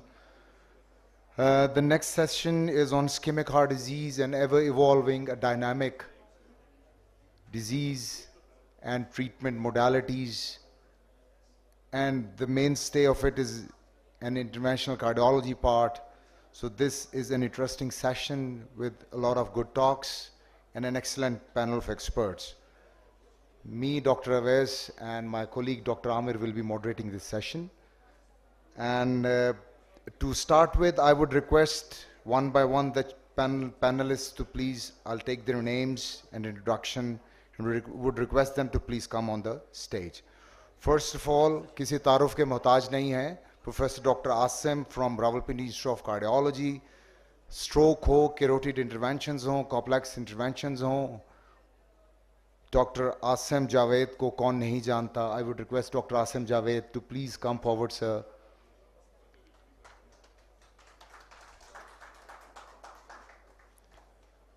The second person from the panel of experts whom I have the honor to call upon the stage is Professor Dr. Sefkat Gorgalu. He's Professor of Cardiology, Professor of Interventional Cardiology, he's a member of Euro CTO Club. He's Professor from Bhourban University, Istanbul, a dearest brother from a dearest country, Turkey, to please have a seat on the stage. Who does not know Dr. Mujibul Haq, one of the pioneers of interventional cardiology? Sir, the first president, if I'm not wrong, of the International Cardiology Society, to please come on the stage. The next is Professor Dr. Bilal Mohyuddin. He's the president-elect of Pakistan Cardiac Society. He's executive director of Punjab Institute of Cardiology. Sir, please come on the stage. Dr. Jahazeb Ali from Armed Forces Institute of Cardiology, please come on the stage. And Professor Dr. Khabar Abbas Kazmi, an eminent cardiologist from National Institute of Cardiovascular Diseases, Professor of Cardiology, Chairman on the preventive side of Pakistan Cardiac Society. Sir, please come on the stage. Thank you. Thank you, Dr. Awais, for nice introduction. And to me, it seems to be the most interesting session of the conference, because majority of us, they are interested in intervention and ischemic heart disease. Although all across the globe, the things have changed, but still we are stuck in intervention. We love intervention, we do intervention. And all this session is about intervention. I will request the first speaker, Dr. Azmat Hayat, who is a renowned electrophysiologist, and he keep on teaching us not only electrophysiology about device therapy, but also in the heart failure. And he has a great contribution to this region in heart failure and electrophysiology. Dr. Azmat, please.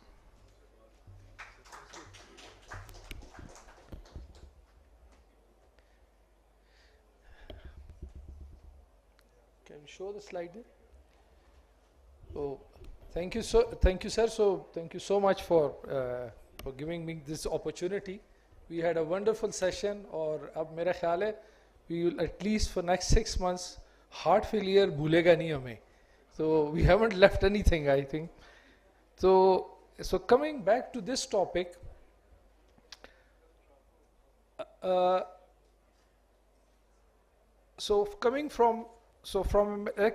electrophysiologist perspective, I will be presenting an additional tool which was available and which is available and which will be available in the future with great expertise. So the data will be from all these 3 hospitals which I have been working and now work now. So the task which has been given to me is to talk about how to deal with the scar targeted VT ablation. And the reason this has come up or has been coming up for quite some time now is that the more better the treatment options we have, the more lives we are saving, the more interventions we are doing, we as a result do produce some focuses in the heart, and which can result in particularly in this aspect of management. So by definition, ischemic ventricular tachycardia is a sustained or non-sustained arrhythmia that arises due to an electrical re-entry, and this is almost always within myocardial scars and always due to previous myocardial infarctions. The characteristics are usually a monomorphic QRS complex versus a polymorphic VT which do not have or may not have a single focus. So with this one, we may get a single focus sometime. So this is just my data, or the data I would say roughly across the country. As you can see, the usual ablations we have been doing are the outflow VTs with very tremendous success. Fascicular VTs, ARVCs, some of them. Ischemic VTs hardly 3%. Not because that maybe we do not have the expertise, but then there are some other problems in it of us not doing more in numbers. I'll come to that later on. So I'll elaborate my presentation with two scenarios. So this is scenario number one. So it's a typical scenario. As you can see, a 55-year-old male had a previous MI, interior MI, had later on became cardiomyopathic, ejection fraction dropping, and eventually he was placed with an ICD for secondary prevention. Now, lately, he had complaints of shock from his ICD, and the symptoms were palpitation with sweating and chest heaviness, one odd time dizziness and near syncope, otherwise shortness of breath on exertion. So when the device, once we have a device, we are lucky to actually get interrogated and know a lot about the arrhythmia. So on device interrogation, it was shown that he was having VTs, same morphology across all episode, monomorphic VT, rate 150 to 160. Now there is an option in the ICD which gives us the extra tool to give anti-tachycardia pacing and shock therapy. Now anti-tachycardia pacing is a gentle therapy, shock therapy is a more heavier punch. But this particular patient, despite these anti-tachycardia and shocks, he would still come in VT and would have ICD shocks. Now in terms of medication, and this is very important to understand, that he was already on a good dose of medication, which is a beta blocker, a cardio-selective beta blocker, and one of the best antiarrhythmic available in the country, which is Cardron. But the issue was still recurrent VT, despite good use of antiarrhythmic, and above all, I think most of you know, a patient receiving shocks has a very poor quality of life, becomes miserable. So the bottom line, sort of drug refractory, multiple ICD therapies, and poor quality of life. So what did we do? So have a look at this ECG. It's a classic VT ECG. The right bundle, atypical right bundle V1 reflects that it is from the LV. All the QSs tells us that's a big scar in the anterior part of the LV. The monomorphicity tells us that it is likely scar mediated. So generally electrophysiologists do know, just by have a look at this ECG, that where could be the exact scar, its exit site and its isthmus, because these are the two sites where successful ablation can obviate the problem. So what we did was, so this is an ICD, that's the coronary sinus catheter, that's a diagnostic catheter, that catheter is in RV, that's the ICD lead. So this was a diagnostic study first. Then, considering that his arrhythmia was coming from the LV, so we thought it is better to have a transeptal approach. So we did a transeptal puncture, and the assembly would all go through the mitral valve into the LV. So two diagnostic catheters, the ICD lead and the transeptal assembly. Use of this catheter, it is a sort of a multipolar catheter which has got 4 phalanges and it got multiple electrodes on top of it. Now this is the expanded form, this is LV, this is mapping in LV, and luckily we have a mapping system over there. It's called a 3D mapping system. The beauty of it is that this with this catheter, that it acquires the images very fastly, and as it acquires the images, it is also spreading out the colors. The color scheme basically is operator selective, and it depends on the health of a myocardial signal. So generally a red area or sometimes a white area would denote an area of low voltage signals or a scar. So now the same mechanism, the diagnostic catheter is out and an ablation catheter has been introduced. It's a busy slide. I had to get all these things together just for the benefit of you people. So you can see that was the mapping system. There was the earlier angiogram and echo. That's the electrophysiological signals of an EP machine. And this was the site of the earliest ablation. And we managed to get him in sinus rhythm. And remember, this patient was not ablated in VT. He was ablated in sinus rhythm, and that's why it is called substrate modification. So this is the same ablation catheter, and the red area denotes the area of the scar and the ablations as well. So this is just for comparison. You can see the pre-procedure SEG and the post-procedure and the QS complexes in the anterior. So we managed to get one of its arrhythmia substract. So this is the second scenario. This was another gentleman. He had a disease before and a lot of problem, but he was doing generally well.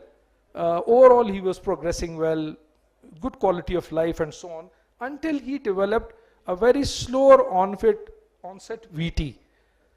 This one. Now this was so resilient. We could not overdrive it. We could not shock, the device would not shock it because the cycle length was not the shockable cycle length. Overdrive pace would not work. Antiarrhythmics, we tried our best. So eventually it was decided to try and ablate this scar related VT. So what we did was, so these are again the two, the ICD lead. This is a diagnostic, this is RV catheter, the diagnostic EP catheter, and this is another basket catheter which is collecting signals from the RV. So we mapped the right ventricle first, thinking that the origin may be in the right ventricle. Very soon we realized that the focus is not in the right ventricle. So we decided to go into the epicardial space. So this is an epicardial needle, the wire. This assembly is the ablation catheter. Now these are again the three-dimensional images, first of the RV and then of the LV. This is a difficult to understand slide, but the color helps an electrophysiologist pre-ablation and post-ablation. And the area in between is generally the area which is area of slow conduction or the one we have ablated. And eventually, as you can see, this is epicardial space. That's the ablation catheter right up in the epicardial space. And this was the site where this slower VT was ablated, a classic scar-related VT. And since then, it is 4 to 5 years now, if I remember correctly. And this patient, he hasn't suffered a VT again. So, in the end, what I said in the first instance, why don't we do it? Why don't we do it quite often? There are many reasons. A, most of these ischemic VTs are usually hemodynamically non-stable. Now, usually hemodynamically non-stable VT, you can take them onto the cath lab table, but then you need a multiple of assistance. So you need an intra-aortic balloon pump, you need the anesthetic support, you need a lot of strong team around, and then you try because during the ablation, during the procedure, he will go into VT. VT, hemodynamic compromise, it will be difficult. So of the ischemic VTs, we generally tend to pick those VTs which are hemodynamically tolerable. So once they are hemodynamically tolerable, they give us time to map and ablate. On top of that, there is a lot of work done in the world which do another method of ablation, which is called scar modified ablation. So we can do that. In the second case, I did a scar one. So we don't need to induce the VT, identify the scar, then ablate it, and in the hope that you have modified the substrate. With this, I thank you all. Thank you so much.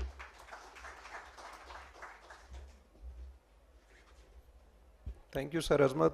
One of the most difficult site of interventional interaction and the procedures where most of the interventional cardiologists and then electrophysiologists start. And without probably help of electrophysiologists, at this time, any intervention setup is not complete. It's a great contribution by Sir Azmat across this region to teach and train and expand this electrophysiology and device therapy. Thank you so much. With permission from General Suhail Aziz, our next talk is by Sir Nadeem Rizvi. Nadeem Rizvi Sahab probably do not need any introduction. He is the pioneer in the region for primary PCI, and he made the NICBD proud to stand on the footprints for TAVI and primary PCI program. And he is the man who has got all the time teaching, training, and working switch on. And he has contributed a lot to teach and train the juniors. May I request Nadeem Rizvi Sahab if he is online? या अस्सलाम वालेकुम, आपको आवाज आ रही है? जी sir, we are listening you and please you can carry. चलिए, मैं इस वक्त I am in actually Florida and it's 3:30, but because Amir Akhtar had requested me and I am honored to be addressing this gallery. So very quickly, all my talk is based on local perspective, everything used, everything, all the cases, all the wires, everything is, so this is basically aimed for the local people. And I will have my bifurcation PCI talk on 5 steps: definition, approach, strategy, technique, and then just give quickly 3 examples to demonstrate them. So everyone knows what the Medina classification is. Important thing is to make sure that you know what the angles are. So angle B is what is important. Occasionally we talk about angle A. This is the angle when we talk about 70 degrees or 90 degrees, and the angle C is the Medina classification everyone knows, and this is, there are 3 main things that you need to know about the approach to bifurcation. One is the variation in anatomy. So clearly the angle of the side branch, how much plaque there is, whether it's left main or non-left main. Then the second thing is the dynamic changes during PCI. These are things that will change your strategy or your approach. So plaque shift and dissections. And number 3, most important, whether you are in an ACS situation or the non-ACS situation. In an ACS situation, if side branch is the culprit, then it usually will need a stent. So you cannot usually do a provisional if the side branch is the culprit. In a non-ACS situation, the side branch is treated according to factors that I have outlined previously, which is the angle, size, etc.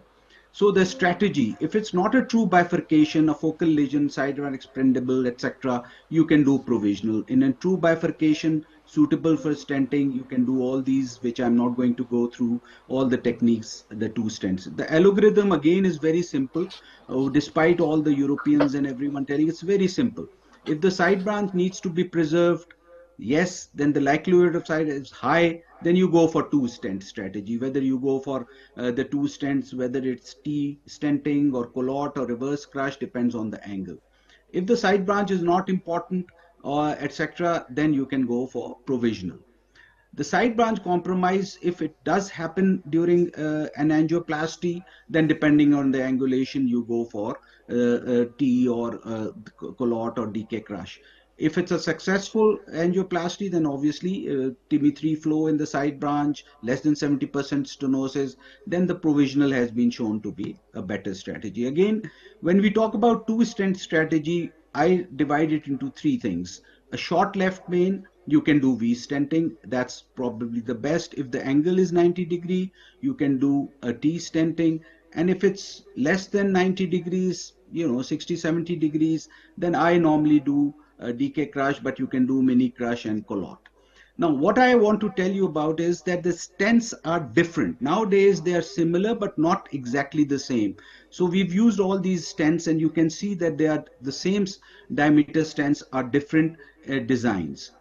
Now, if you are doing provisional strategy and you cross the wire proximally and do a kissing balloon, there is a poor scaffolding after the kissing in the side branch, as you can see with these 2 arrows, and this one part is slightly up. Now, if you do a distal in provisional, you do distal wire crossing and then do a kissing, you can partially stent the ostium of the scaffolding goes down into the, so this is important. In provisional, go distal when you are doing kissing balloon inflation. Now, in final kissing balloon inflations, if you do no kiss, this is again a bench test, very authentic, despite whatever the data says. If you do one-step kiss, you still have some struts in between. This is looking from the side branch. And if you do two-step kiss, which is what DK crush is, your lumen is round and it's much more visible. And then the re-stenosis and late loss has been also, Yagita Higachi had shown in a paper that there is a significant difference. The stent designs matter. Look at this Texas versus Texas. If you use two Texas, look at the amount of metal. And if you use two Zynes, the metal is, so again, you combining stents, you need to be aware that what gives you the angiographic good result, and the IVUS now also is different. Again, stent designs are not all the same, and the technique. If you use Colot for Nabori, look at the stent, how it's covering the thing. But if you use a Liberté, if you had used a Liberté, look at the amount of disruption there is in a two stent strategy with a mini crush. So it doesn't matter. The stent designs and the techniques do matter. Again, the balloons that you use for final kissing also do matter. So if you use appropriate balloons, you can have these kind of stent disruptions or areas where it's not fully expanded. The same bench test using a 4x4 appropriate size, you can see the stents much better. Everyone knows about the Finney law, that how you size for the stents. Again, the time of inflation do matter, although we are very quick nowadays, 10 seconds screen. But look at this. This is a 16 atmosphere, 15 second timing, 15 second duration. And look at, if you increase this duration to more than 30 seconds, the scaffolding is much better. Look at the side branch scaffolding by the red arrow. And this is the same, in the same, exactly same stent bench test. So this in vivo, it's maybe different, but still this just gives us the mechanism of how duration matters. Kiss or not kiss, despite everything, final kissing balloon does have a difference in death and Q wave MI.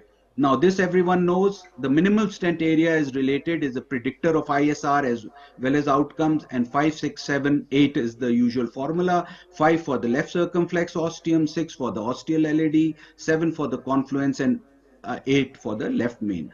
Anything above is fine, but anything below will give you a poor outcome. Outcomes in upper left main still in single digits for TVR and midterm death. So I think this concept about left main, everything should be treated with PCI if it's possible, and the mortality rate and morbidity rate is pretty okay. All right, so the case first example is basically to tell you about the inventory.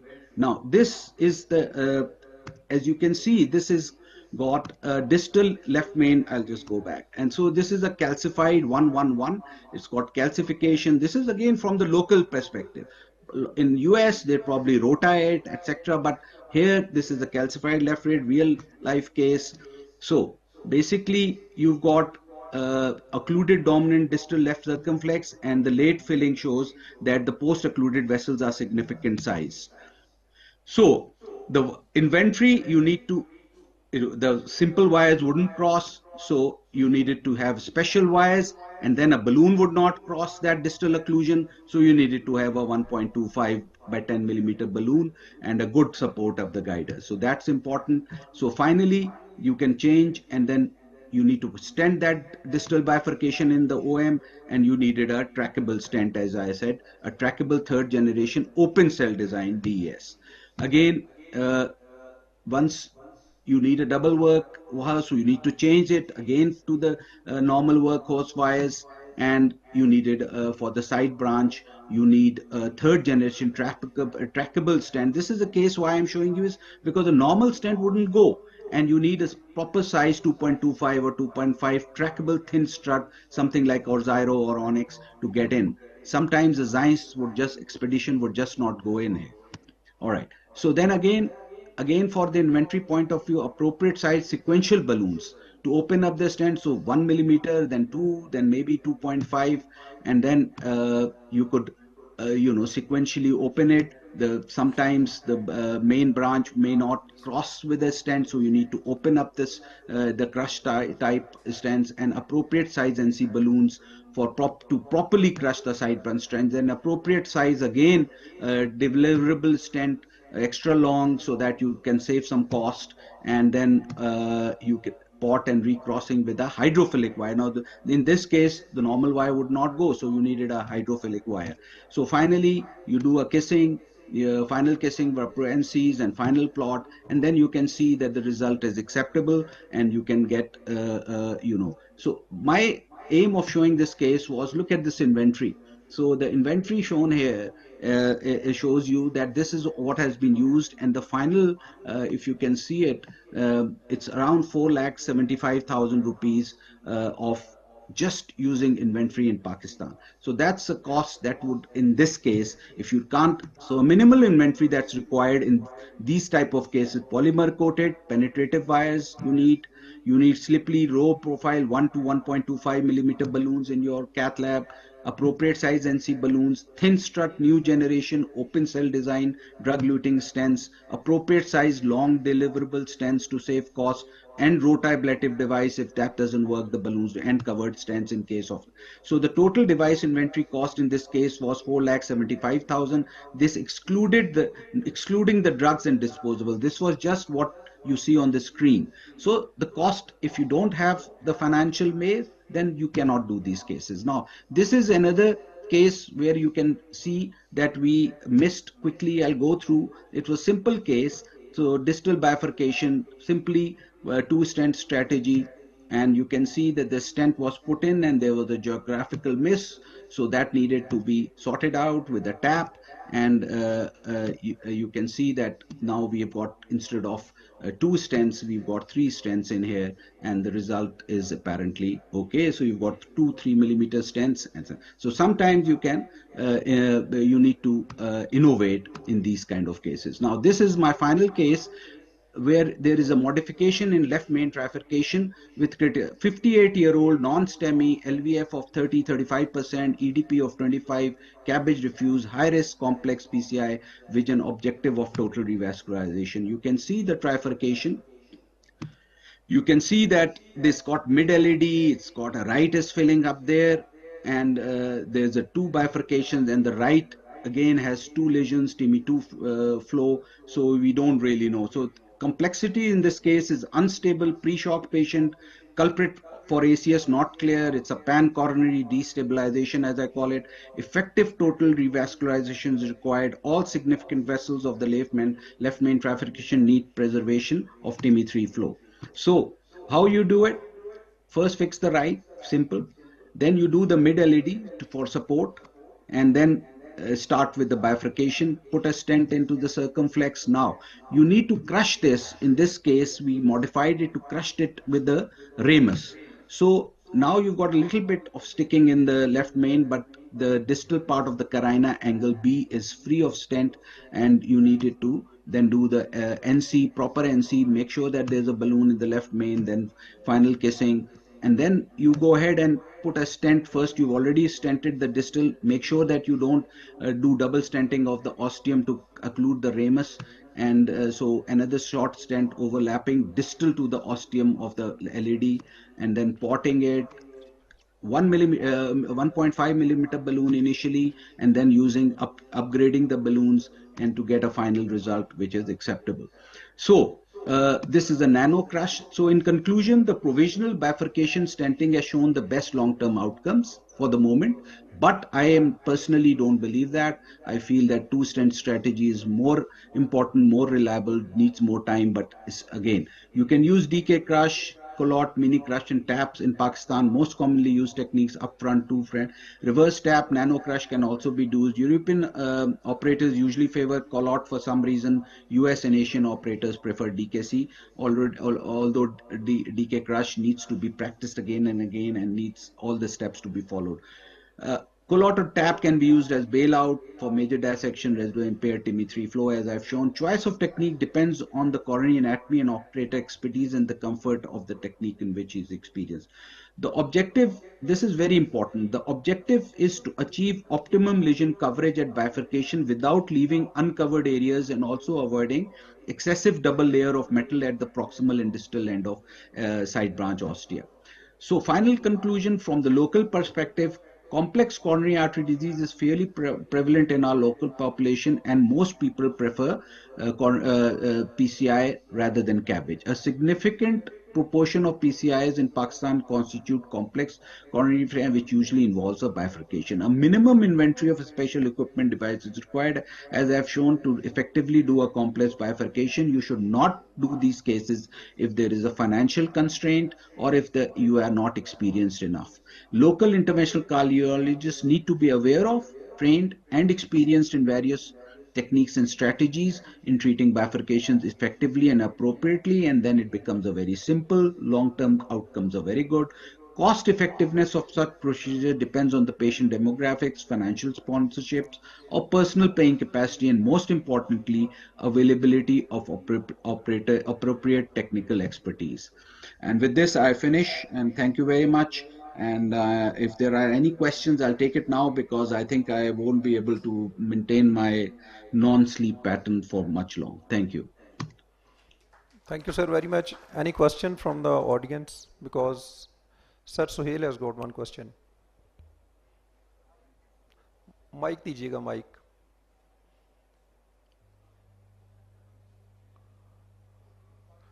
Yeah, Suhail sir.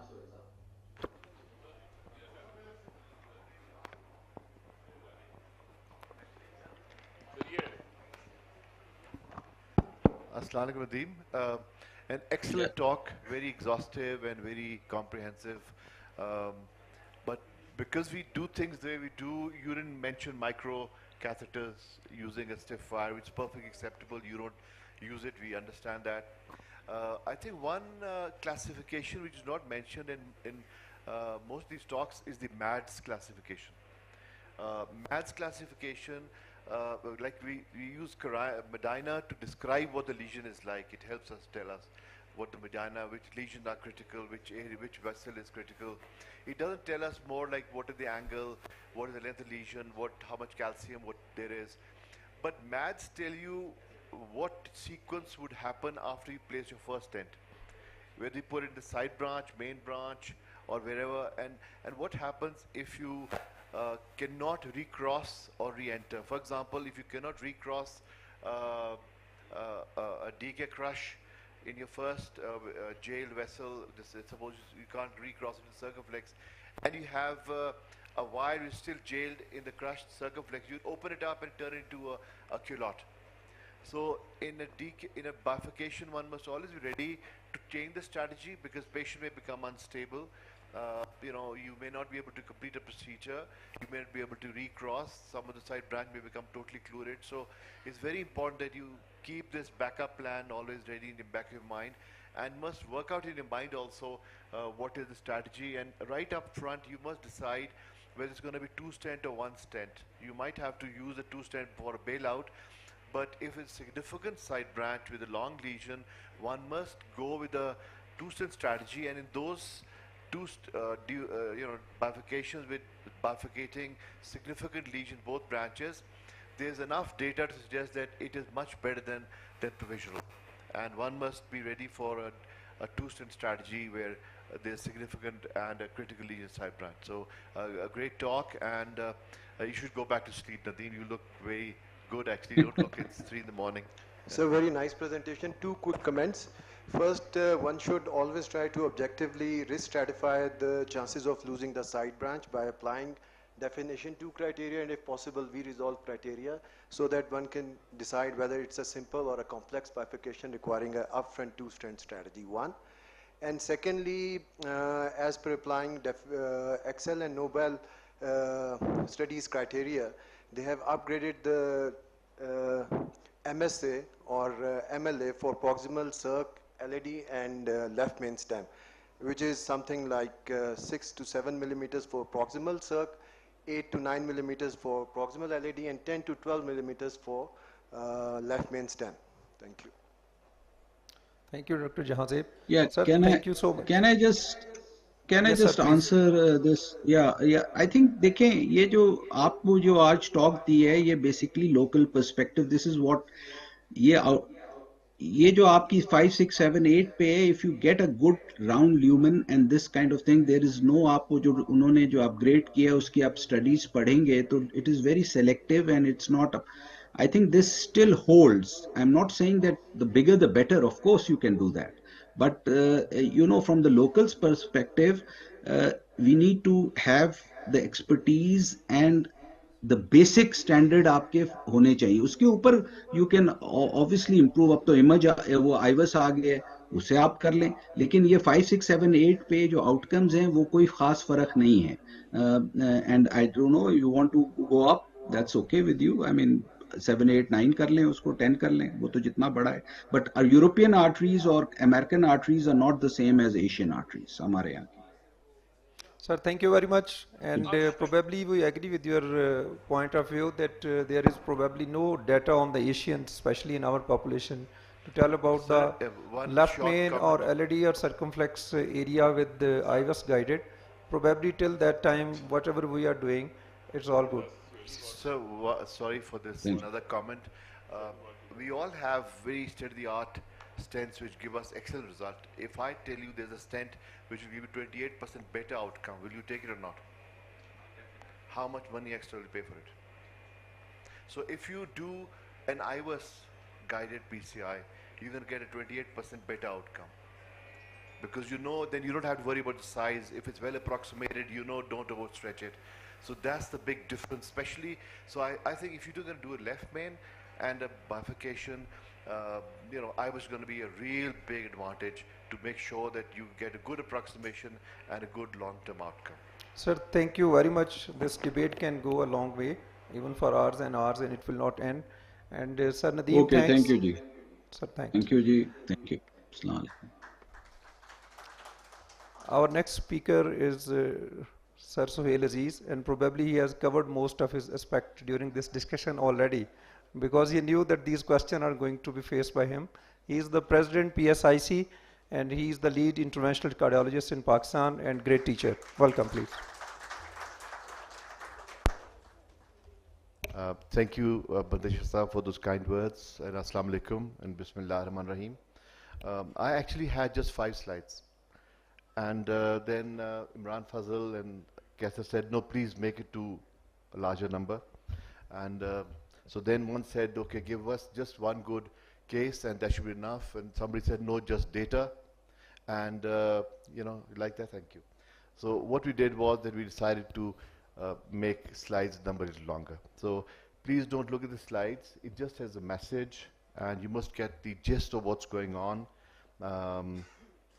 Because like Nadeem, it's like more of a what perception you get out of a lecture.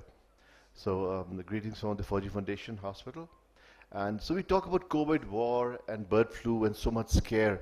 And don't talk about coronary artery disease, but huge majority die with coronary artery disease. Left main is very easy to understand. It's a bifurcation. It has an ostium. It has a body. It has a bifurcation. This is the insurance data of what death was like after an acute episode of coronary artery disease in 1950, where 45% people would die within the first year. And now it's less than 5% who die in the first year.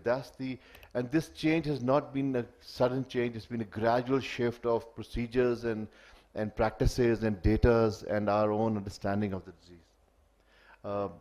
And if you look at the outcome of the failure, the emergency cabbage, restenosis, stent thrombosis, and very late thrombosis, you find that this come down so significantly that now is the time to get into this field, and this is where the fun starts. I think we guys worked in the Stone Ages, and now is where the real action is starting. I feel so happy for all of you. And those changes have been in the stents, the imaging, how you understand the disease, and the chemotherapy which goes along, the antiplatelets which go along, the understanding of what size to achieve, and how important is the bed preparation. If you prepare a good bed, it is significant advantage. The role of imaging in all of this. And so for a disease like 5%, left main is a very important aspect to disease, because when you talk about where does the soul lie, many people feel that it's in the left main stem, because when that is involved, the soul is really in jeopardy. So why is it so important? And because it's in such a proximal part of the vessel where it's so easy to access. Because when you cross from 5 millimeter, 3 millimeter, 4 millimeter, 5 millimeter stents and balloons, suddenly your perception change. I mean, we do not understand that we talk about there's a stent 5 millimeter for left main stem. Now it's going to come into the LED. And I know for a fact that if you inflate a balloon of 5 millimeter in the LED, that's it, it's going to blow up. So I'm not sure how they're going to put a 5 millimeter balloon in a left main stem, because it will have to stick into the LED. So it's much better to take, let's say, Zeiss, because that number I understand. If you take a 2.25 millimeter Zeiss, you can expand it to 3.5. We've talked about this amongst our group also. And take a 3.5 millimeter Zeiss, you can take it up to 5.5. So you need a stent which can be expandable, which has struts thick enough to stick out and have the scaffold. And so then we need to understand about the calcification, the bed preparation, and so on and so forth. Because there's so much to talk about, I'm just going to try and fly through. And the aim is to make you understand that it is easier than you think, but there's a lot of things which have to go into it. So you've got to understand how to work out a guider, and the dot and the pot and the proximal distal crossings and kissings and the different tools and the backup of Impala, TPM, and how to, surgical backup. No two places have the same protocol. So whatever protocol you follow, you must well rehearse it and organize it in a way that you are very comfortable with it. And it is very important, like, allow me to give you this, Nasir Hussain was saying that this cricketer, कौन है जो England का बड़ा अच्छा score मारता है आजकल? Joe Root क्या करता है कि before the match starts, he goes out in the middle, he stands for 15 minutes and visualizes what's happening. So when he walks in, he understands what's going to happen to him, and it's all familiar to him. And that is what we must also visualize, rehearse, discuss with the team before all these procedures. So we talk about proximal and two-stent technique. We just talked about it. Thank you, Nadeem, for covering that. And the DK Crush 5 shows very clearly that if you have critical lesion in both vessels, two-stent strategy is much more has a great advantage. So the way we decide about any angioplasty, be it three-vessel, left main, or whatever, if it's a complex lesion, it tends to go towards bypass surgery. And if they're more comorbids, the angioplasty starts to step in. And that has a great number of ramifications, in that the heart team comes in to help her decide. If the patient has many comorbids, the heart team gets expanded. And these are kind of checklists which they have to go through. And after that, you go to a shared decision making. So if it is such a thorough thing, then why does this happen that we all see patients who come to you totally confused, that somebody said the stent won't work, and somebody said you're going to get your chest open like a watermelon, and it won't be put together. And so patients come to us very confused, because no two cardiologists counsel the patient the same way. And then many people do not want surgery. You can have whatever data, but if you use surgery, what's going to happen? And so from the days of when Andrew Grunzig first gave his poster, to nowadays where the MACE is less than few percent. This is an example. I could show, I'll try and show this later at the end of this little talk. So we still have great animosity with the surgeons, and they have with us, and they still go around saying that stent is a very temporary thing, it's not going to last. That's their opening statement. So what we need to understand is that we need to make a tailor-made treatment for every patient. It has to be a custom fit. These are different trials and registry data, and there's more detail on this. After looking at this data, the only thing you need to look at this data is the a repeat revascularization, which is high in every intervention, which in clinical terms come into 1 in 20. So if you do 20 procedures, one's going to need an ISR treatment. And you talk about a stroke, and you talk about an MI. Let me summarize up front that during PCI, surgery has more MIs, and in post-PCI, PCI patients have more MIs. And stroke tends to be more in surgery. And ISR tends to happen more in PCI. So that's the three basic outcomes which you need to focus on.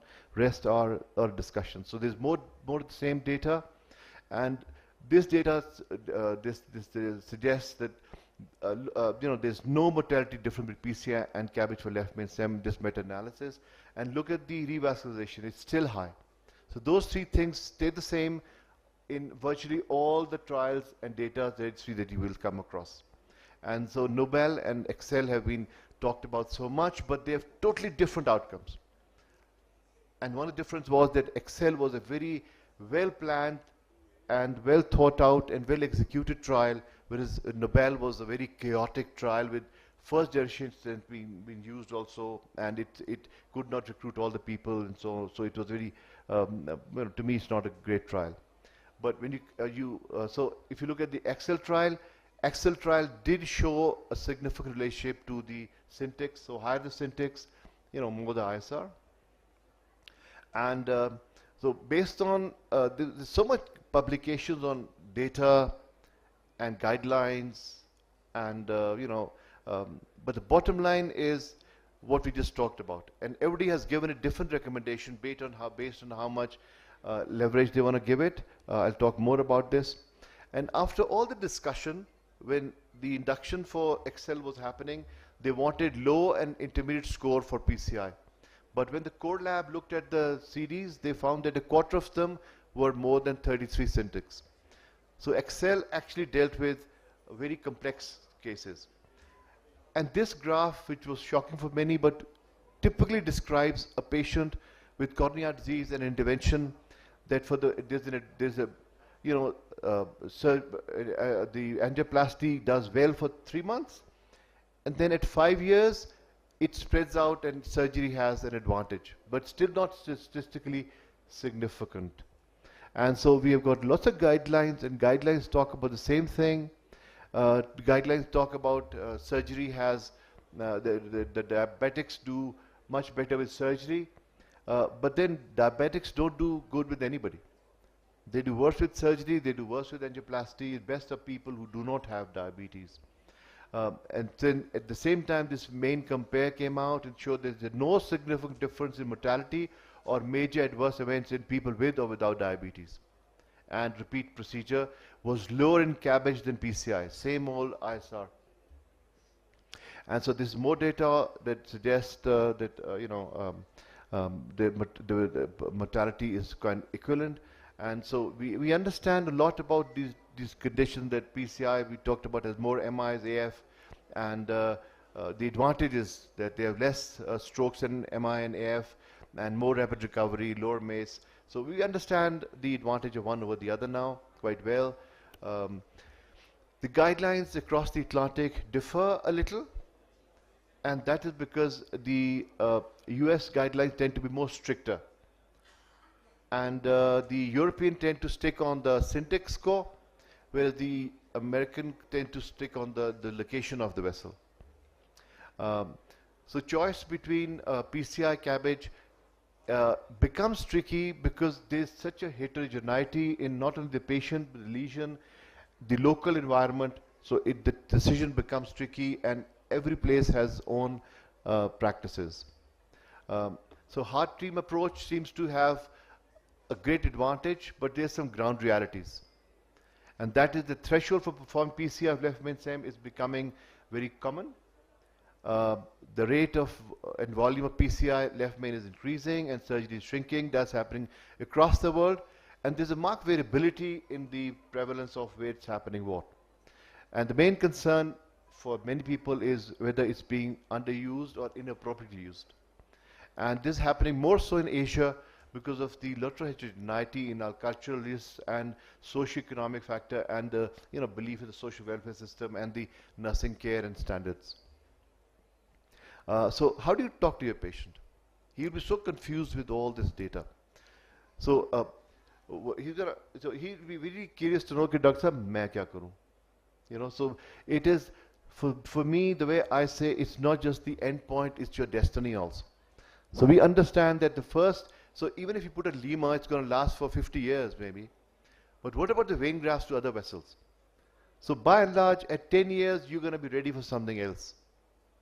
And so for first 3 to 4 years, journey with PCIs is wonderful.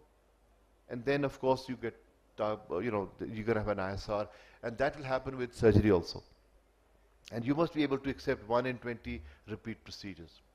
So last few slides. So the heterogeneity is a real issue in our decision making.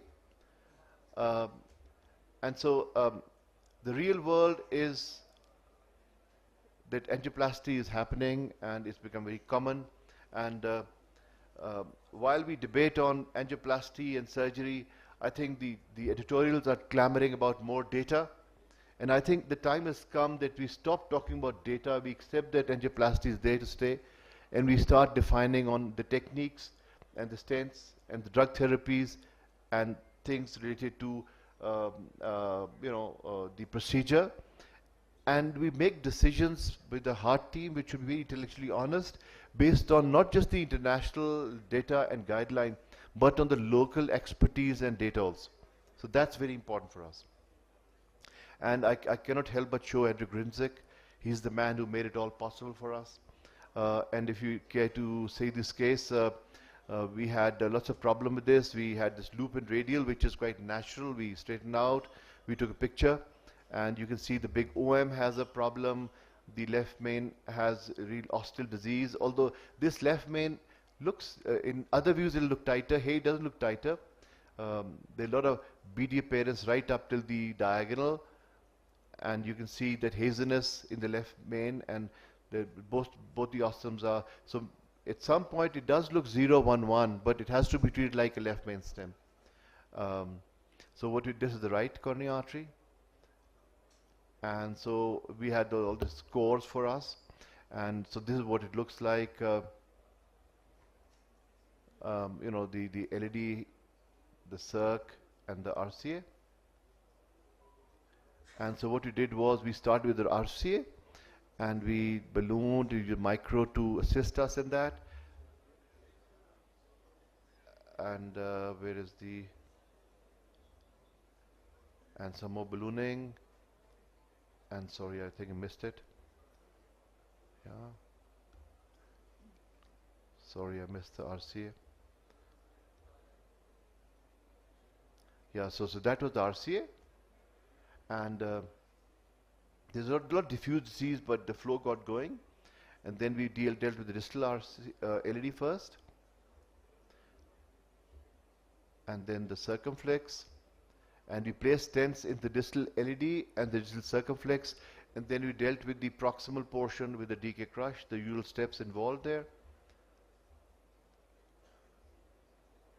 I'm just going fast tracking it. All the steps, they were put in meticulously in the final pot. And that's the second case going on there.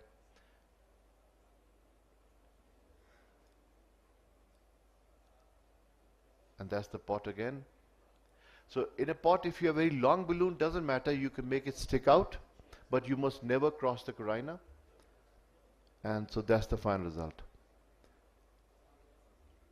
And so thank you very much. General Sohail, before you step out, just want a quick point of view. You initially started off saying that we have these stents and we can go up by 1.25 or 1.5. I take that with a very big pinch of salt. Tell you why. When you go up by 1.25 or 1.5, usually these stents, most of these stents, do not have this in their recommended by the company. They normally say 0.5. That's where you are legally covered. After that, you are not legally covered. Second point is, whenever these stents are pushed beyond a certain 0.5, there is going to be a longitudinal shrinkage. That longitudinal shrinkage, you do not know which end is going to be pulled more. Then again, once they're being pulled down, because these stents are now somewhat opposed, so you are going to end up pulling some endothelial lining along with it, and that may have another injury factor behind it. So my humble submission is that whenever a person wants to go ahead and consider using a stent, firstly, please see whether the manufacturer has permitted it or not, point one.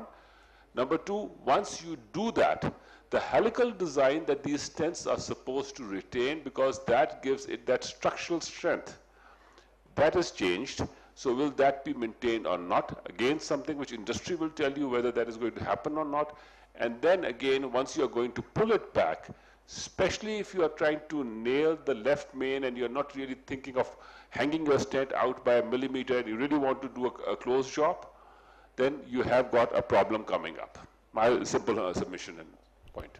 You know, in medicine we have the aggregators and the segregators. And then we have who are clarifying and who are, you can confuse a lot of things. Whatever I've said is based on data, and the diameters of expansion of Zeiss, which tell you are on the IFUs. So nothing is out there, and a lot of almost all the left mains which we do now are IVUS covered, and they expand just the way they're supposed to. And in last 5 years, we've used so many stents, I'm not sure how many. I have not seen a single longitudinal shortening, and if I expand within a certain limit, in my IVUS, we've never seen, never obviously means hardly ever, seen a stent being shattered, broken, or torn apart. I have a lot of reservations about so much talk about the very thin struts, because you need a little radial strength also. And the proof of pudding is in the eating. And of course, the new stents are going to have lots of advantage. I'm not saying one is worse than the other. All I'm saying is that when you become, there's a, the data will suggest what it is. Any stent which has a good clinical outcome will be a good stent. That's the proof of the pudding. So too thinner struts is not an advantage. It'll produce longitudinal shortenings and trauma and disruptions. But I think there is a sweet point in there, which probably is around 70, 80 millimeter. And even if you take those brands which have a thin strut, they are thin in up to 2.5 and 2.75. Once they cross 3.5, they become 80 millimeter again.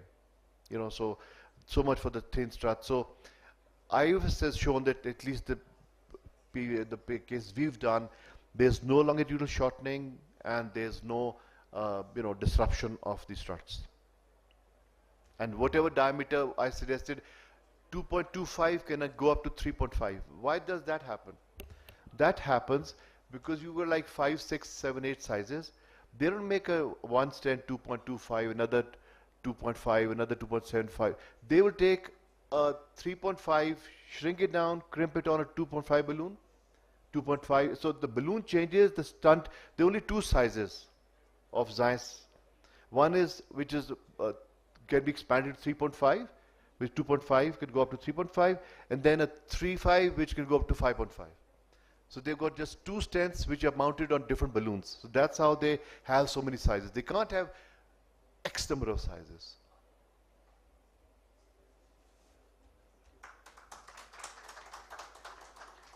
Thank you, sir. I remember in previous days there used to be a stent from Boston.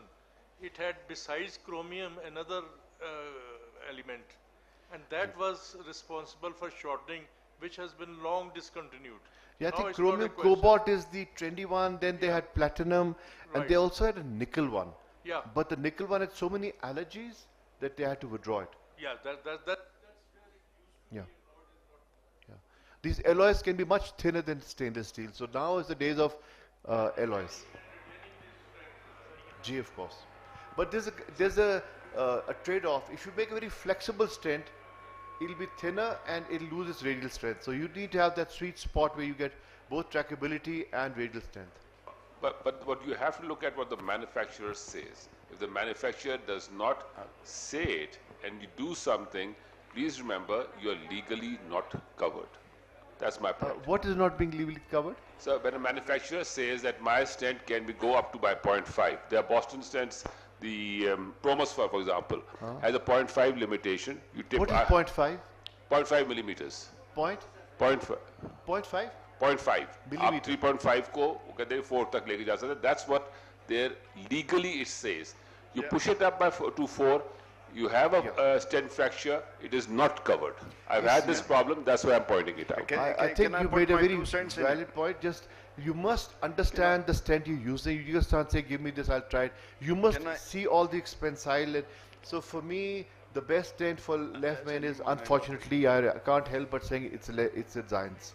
For left main, there's enough data to suggest that it's just outstanding. Yeah, I think both of you are right in a way, actually. Legally, yes, there can be a problem because you cannot go beyond manufacturers. But in practical life, sometimes you are just stuck up and you end up doing that. So I think we have all done it. I have done it so many times. And why we insist that it can be done is because we are lucky enough to see that patient get away with it. It's not that purposely we have done it, it's the patient's luck.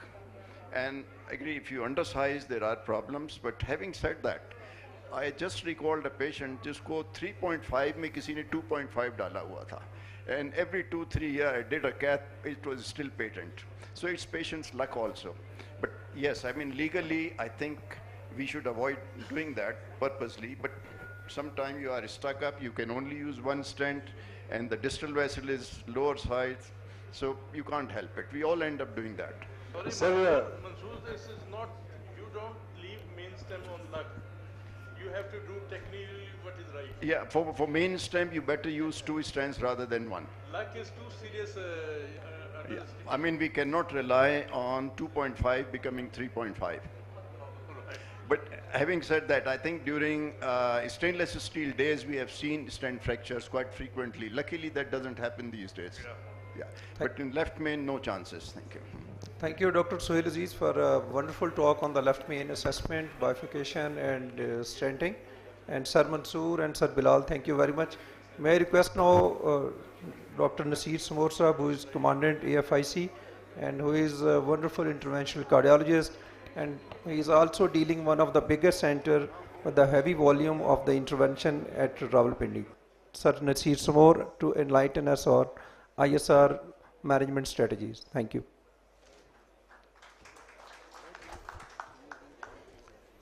Bismillah ar-Rahman ar-Rahim and Assalamu alaikum. There was a lot of discussion to when to stent and where to stent, and now we come to the area what happens after the stenting.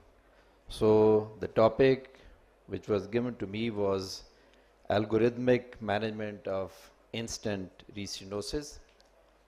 ISR is defined as more than 50% reduction of the luminal diameter within the previously stented segment of the vessel or at its edges. ISR can be symptomatic or asymptomatic, and once it is symptomatic, 20% of times it can be acute coronary syndrome, which was previously thought that it is mostly stable angina. ISR is considered to be the Achilles heel of modern PCI. It is the most common cause of stent failure after the PCI, followed by stent thrombosis. And ISR PCI accounts for about 10% of all the PCI procedures performed in current clinical practice. This is the older classification of ISR, which is focal, diffuse, proliferative, and total occlusion. And here you can see the percentages which fall in the different patterns of this classification. This is the newer classification, which is known as Waxman classification, which is mechanical, biological, mixed pattern, chronic total occlusion, and more than 2 stent layers. Now we come to the mechanisms of ISR, which can be mechanical or technical, which include stent underexpansion, undersizing, malapposition, stent fracture, or geographical miss, or the biological factors, which include neointimal hyperplasia, which is basically the smooth muscle cell proliferation and mixed matrix, and the new atherosclerosis, which is actually the formation of atherosclerosis within the stented segment, and that includes the deposition of lipids and the macrophages and etc. Now we come to the assessment of the ISR, and intravascular imaging is very important when we should not confine only to the angiographic pictures, and this in patients with stent failure, IVUS or OCT is class 2A indication for the making the assessment. It enables more accurate assessment of the degree of ISR and the identification of underlying pathophysiological mechanisms. Here is a trial which is ultimate trial, and in which they compared angiographic guided PCIs with IVUS guided PCIs, and you can see the difference in the outcome, which is the TLR, the total vessel totally in failure, and in the second chart you can the comparison has been made in the suboptimal PCI. It is the IVUS guided PCI was divided into two groups. One was the suboptimal result, the other was optimal result, and here again you can see there's a huge difference between the outcomes. Now coming to the IVUS, it has certain advantages, like it has a deeper tissue penetration, and a blood-free field is not required, and it can accurately assess the vessel sizing, and can demonstrate several findings like relevant ISR, including neointimal hyperplasia, neoatherosclerosis, underexpansion, stent undersizing, and calcification. And the disadvantages are that it has a shorter wavelength, and it has a poor axial resolution. And here you can have the images which show the comparison between IVUS and the OCT, showing neointimal hyperplasia, calcification, calcified neoatherosclerosis, lipid neoatherosclerosis, and stent underexpansion. OCT is the other modality which is scarcely available in Pakistan, is more expensive, but it provides more than 10 times spatial resolution than IVUS, allow uniquely detailed neointimal tissue characterization, and its limitations are it needs contrast media to ensure blood-free field, and it is difficult to do in tight lesions and osteal lesions. And because of increased use of contrast, there is increased incidence of contrast-induced nephropathy. And here you can see neointimal hyperplasia is a more homogeneous appearance, and you can even see the stent studs.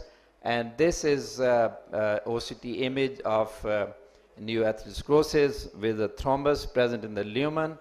And here again you can see a neoatherosclerotic pictures, and there is non-homogeneous appearance of these pictures. Here you can see LED in which OCT has been done, and you can see a narrowing, and this is because of neoatherosclerosis and along with the thrombus formation within the lumen of the LED, and this image is after the treatment.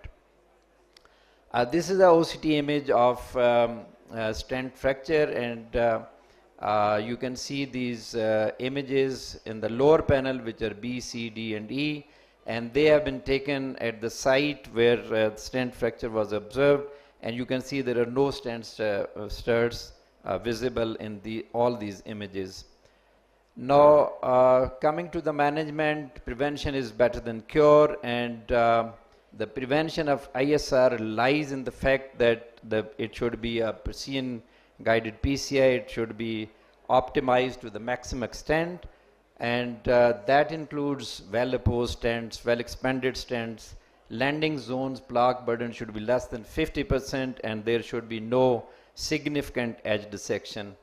And the class of indication for usage of IVUS for prevention of ISR is class 2A, and OCT is also class 2A as an alternative to the IVUS.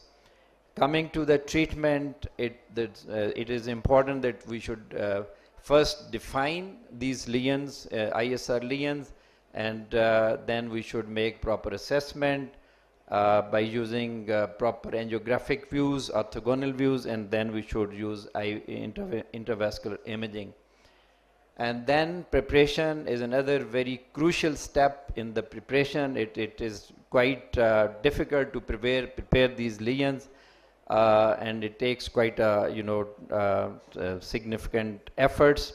And it may be routine pre-dilatation like we do in routine PCIs, or we need to use high pressure or specialized balloons, and we need to address the mechanical factors. And then there are two options of treatment which are commonly used, which is DES or drug-coated balloons, and we need to finally assess the result with the imaging. Now, coming to the recommendations, in patients who develop clinical ISR, for whom repeat PACI is planned, DES should be used to improve the outcomes of anatomical factors are appropriate and the patient is able to comply with the DAPT. And it is class 1 indication. In patients with symptomatic recurrent diffuse ISR with an indication for revascularization, CABG can be considered as a class 2A indication. Brachytherapy is also, helps improving the outcomes, and it is a class 2B indication. As far as discussion on the DES and the drug-coated balloon is concerned, DES is superior and is class 1 indication.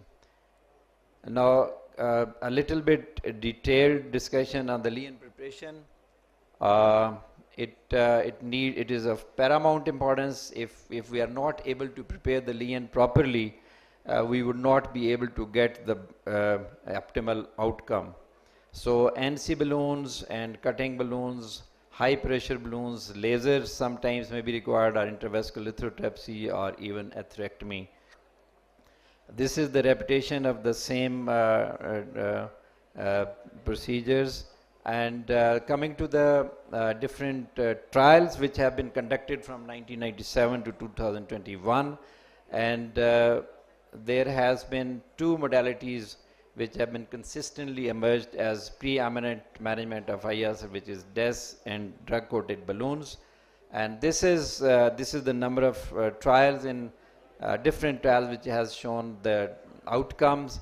And there is only one trial, which is RIBS 4, which shows the superiority of drug coating balloons over the DES. And here you can, this is another study which is known as DADLIS study. This is a meta-analysis of multiple trials shown on the slide. And you can see most of the trials show a favored DES over the DCBs. Drug-coated balloons are, you are all familiar with these balloons, and these are very commonly being used, and they have definite situations where, we prefer drug-coated balloons over, especially if there are multiple layers or if there is a big side branch involved, we prefer drug-coating balloons. Now, these are certain factors where we, prioritize DES or DCBs. If ISR is extending beyond the edges, we prefer drug-eluting stents, and ISR, if it is confined to within the stent, we prefer DCB. If there are mechanical factors, then it has to be stented, and if there is a diffuse ISR, then also we need to do the stent. Recurrent ISR is a real challenge, and it has to be, it is very difficult to manage these patients, particularly if there are two stent layers, and if you need to put in a third stent, I think then surgery also comes in as an option. This is the summary of what I have already discussed. And CABG can be considered if you are really, stuck with the situation, and there are definitely have to be different concerns which have to be covered for selection of. So coming to this, do not rely on angiography alone, do have intravascular imaging, then do not stop after identifying one risk factor, do assess for multiple contributory ISR factors, and do not treat without first modifying mechanical issues. Do attempt to address all the identifiable mechanical issues. Do consider DCB in preference to DES for BMS, and do use DES or DCB for DES ISR. This is an example of a case who was a 70 years old executive who had undergone PCI for right coronary artery 10 years ago, came in with angina CCS class 3, and angiography revealed critical ISR at the ostium of right coronary artery and also at the mid level. And you can see this stent is undersized and underexpanded. And what we did was that we, firstly thoroughly dilated this stent, and we, took it to the max, and then we put in a 3.5 stent in this vessel, and this was the final result. And thank you very much.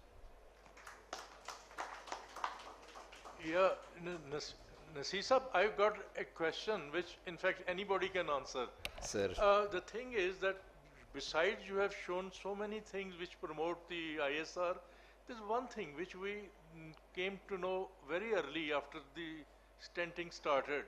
That is loss of vasomotor tone in that segment of the stented vessels. Sir. Now since we use very, very long stents, and even the whole length of the vessel is practically stented, and I wonder if it remains only a passive tube, or it still retains some kind of a vasomotor activity.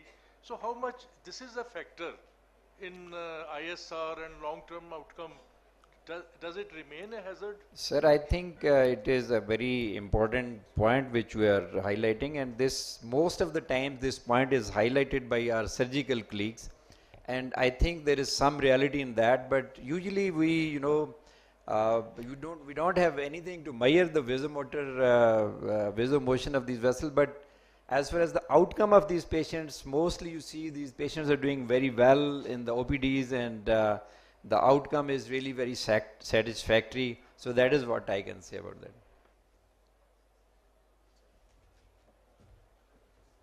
Thank you very much, Sir Nasir Smore, and may I request the next speaker, Dr. Miqdad Ali Khan. He is a renowned interventional cardiologist from Michigan State University, and as well as associated with RMI Peshawar, the retrograde PCI in Pakistan. Sir Miqdad.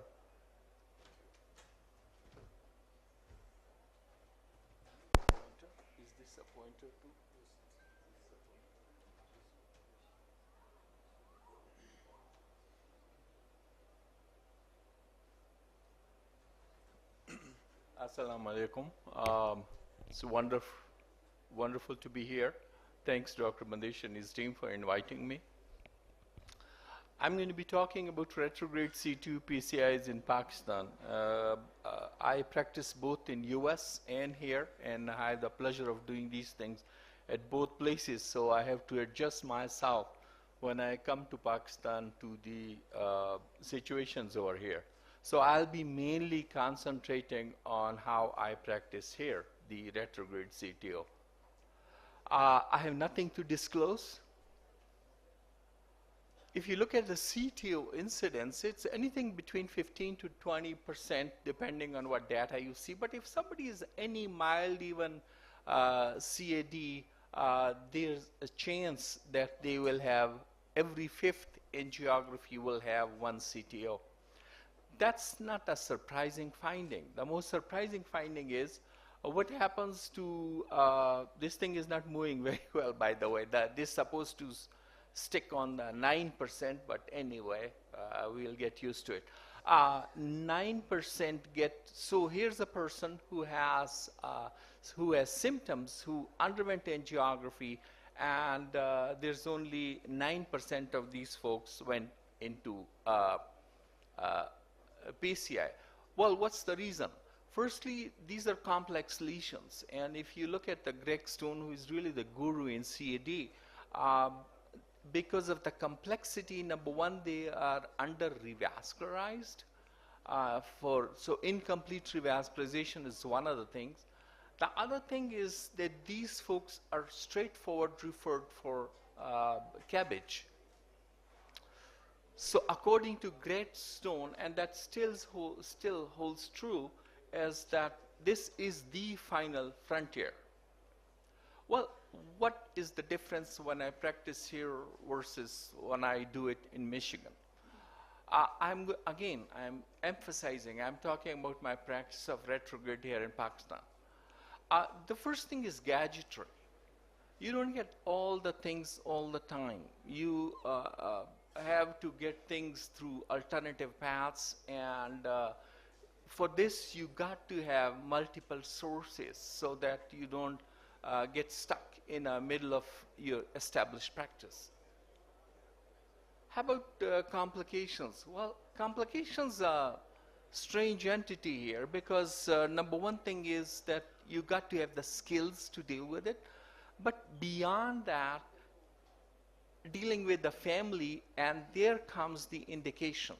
So if somebody brings his father who walked in your office, who was doing great, except the son wanted everything to be fixed, and you ended up in a complication, guess what? The family is not going to take that complication very well. You know Pakistani culture. Next comes we have prepayment cash system. So when we tell the person that, hey, you deposit 1 million and everything will be done, well, when chips fall, you're on your own. So you may be giving your own fee there. All right. This is something we have to cut cost in Pakistan for the retrograde PCIs because it does involve a lot of gadgetry. And I have come up with this unique procedure. It's called retrograde. It's called proximal cap retrograde rendezvous. So this cuts down about 3 lakhs, 3.5 lakhs, but it is time consuming. Lastly, if you want to cut down on the cost and you're using sterilized stuff, well, that's a recipe for disaster. Also, if you have this see-one-do-one approach where you have seen some videos and you have gone for this 2-day courses, don't do it. I sent one of my own consultants, he went to Osaka and spent a week or 10 days and came back, and next month he had a mortality, and he never did retrograde PCI afterwards. So you need proper training. It's not see-one-do-one thing. You go there, you get trained for at least few months, if not a year, and then you will be good at it. So these two are the recipe for disaster. This is some of the data published by our group in Michigan. Our success rate was close to 60% with this hybrid algorithm with more complex coronary intervention. The success rate is around 86%, but it's all volume dependent. Since I just recently looked at the data, since I am their senior research associate. The key thing in success is your volume. If you're doing about 98 PCIs a year with the 50-50 retro NT, you're in good shape. But if you're doing anything below that, it becomes an issue. So how many of you will do this total CTO of the left main antigrade? The answer is, I hope no one, because if you try, this patient's not going to make out. The only way to deal with this left is a retrograde approach. So it does need added skills. I'm not going to go through this busy thing, but I want to show you you have to have proper indication for doing these things. Because when complications happen, this is a patient of mine I did just after COVID, and I had entrapment of the microcatheter and the wire. This person almost ended in coronary artery bypass grafting. So you got to be very cognizant about the fact that complications do happen. This is another patient with a perforation. Now, this perforation is not the perforation we are used to in a major artery, because you can cover stent and thing. No, the yellow marker, this pointer is not working. This is a septal intramural perf that doesn't need much. But if you go to the left, just there's this dark spot. These are micro perfs. You cannot close them. They have multiple feeders. So you got to be very careful there. So the complications are very different. So this is one, this happened, this is what I was thinking, well, maybe I shouldn't have done it. So then you look at the indication again, very crucial. This is a Euro CTO club score. I'm not going to go in all the details, but let me show you one thing, and that's this thing. Somebody put retrograde CTO PCI masters, and the procedure was for 6 hours. Guess what? You're not doing any good to the patient. You're just exposing him as a guinea pig. You're exposing him to a ton of contrast. You're exposing him to a ton of radiation, and that is unjustified. So volume is very crucial. If you look at the success rate, a lot of folks say, oh, my success rate is 90%. Well, you may be saying the truth. Here's, if you are doing JCTO 01, integrates very successful. But look at the JCTO 4 and 5. The success rate integrate is no more than 15%. Well, how do you go up on that? The only way to go up on that is you add retrograde to it. And if you add retrograde, you can go up on that, but this is at a price. Well, what is the price? We are doing, most of us do the conventional reverse cart, and it does have complications. So the perforation rate is about 11%. I was just reviewing my Michigan State University data there. It's not showing there for some reason, but the MACE is 13%. And it all depends on the operator experience. If the operator is inexperienced and he just started, guess what? He is in trouble. He has a much higher complications then. I think my time is this thing. Yeah.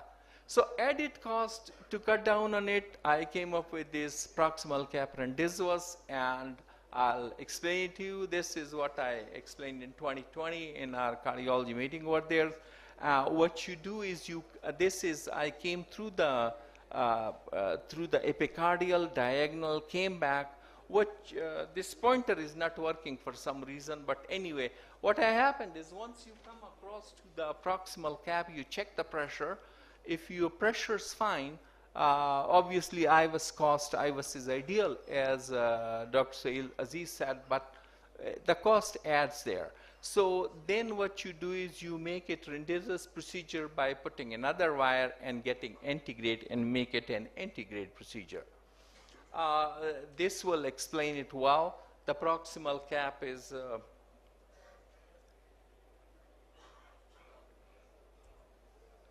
okay. So you come through once you come across and you do all the reverse cart, then you get a new wire and you enter integrate and you switch it from a retrograde to an integrate procedure, cutting down on the cost. I'll just quickly show, because the time constraint, this is a patient RCA long lesion. You can see by including bifurcation. The main dilemma here was that this PLB and PDA are all kind of straight line.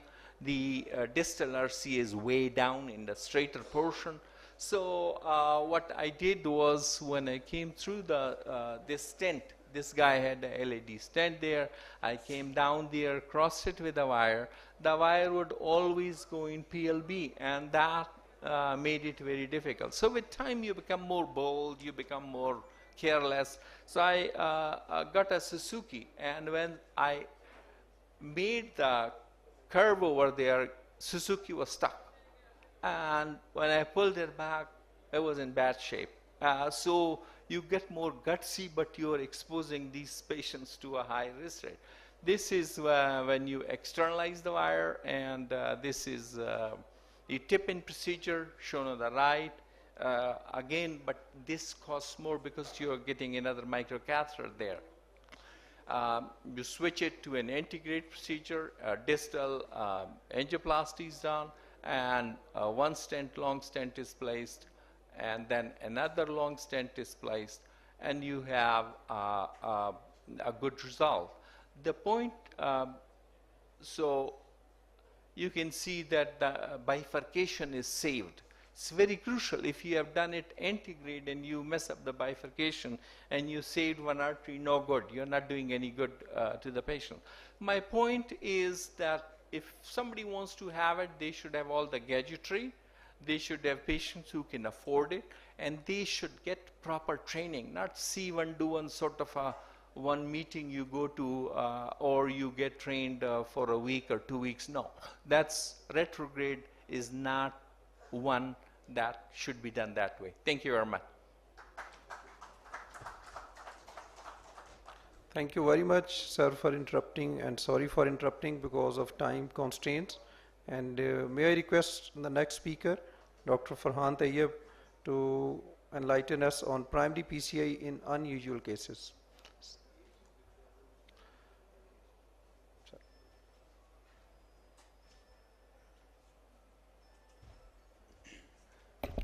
Assalamu alaikum ji. Bismillahir Rahmanir Rahim. We've been talking about left main stem, ISR, retrograde PCI.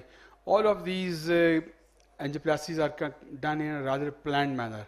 And I'll be talking about a few cases of primary PCI where most of the cases are done at odd times, and they do not let you plan beforehand what you have to do. So, can I have the first slide, please? Yes. Next slide.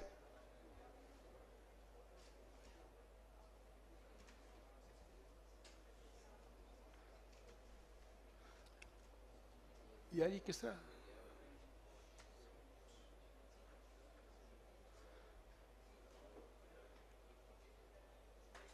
Okay.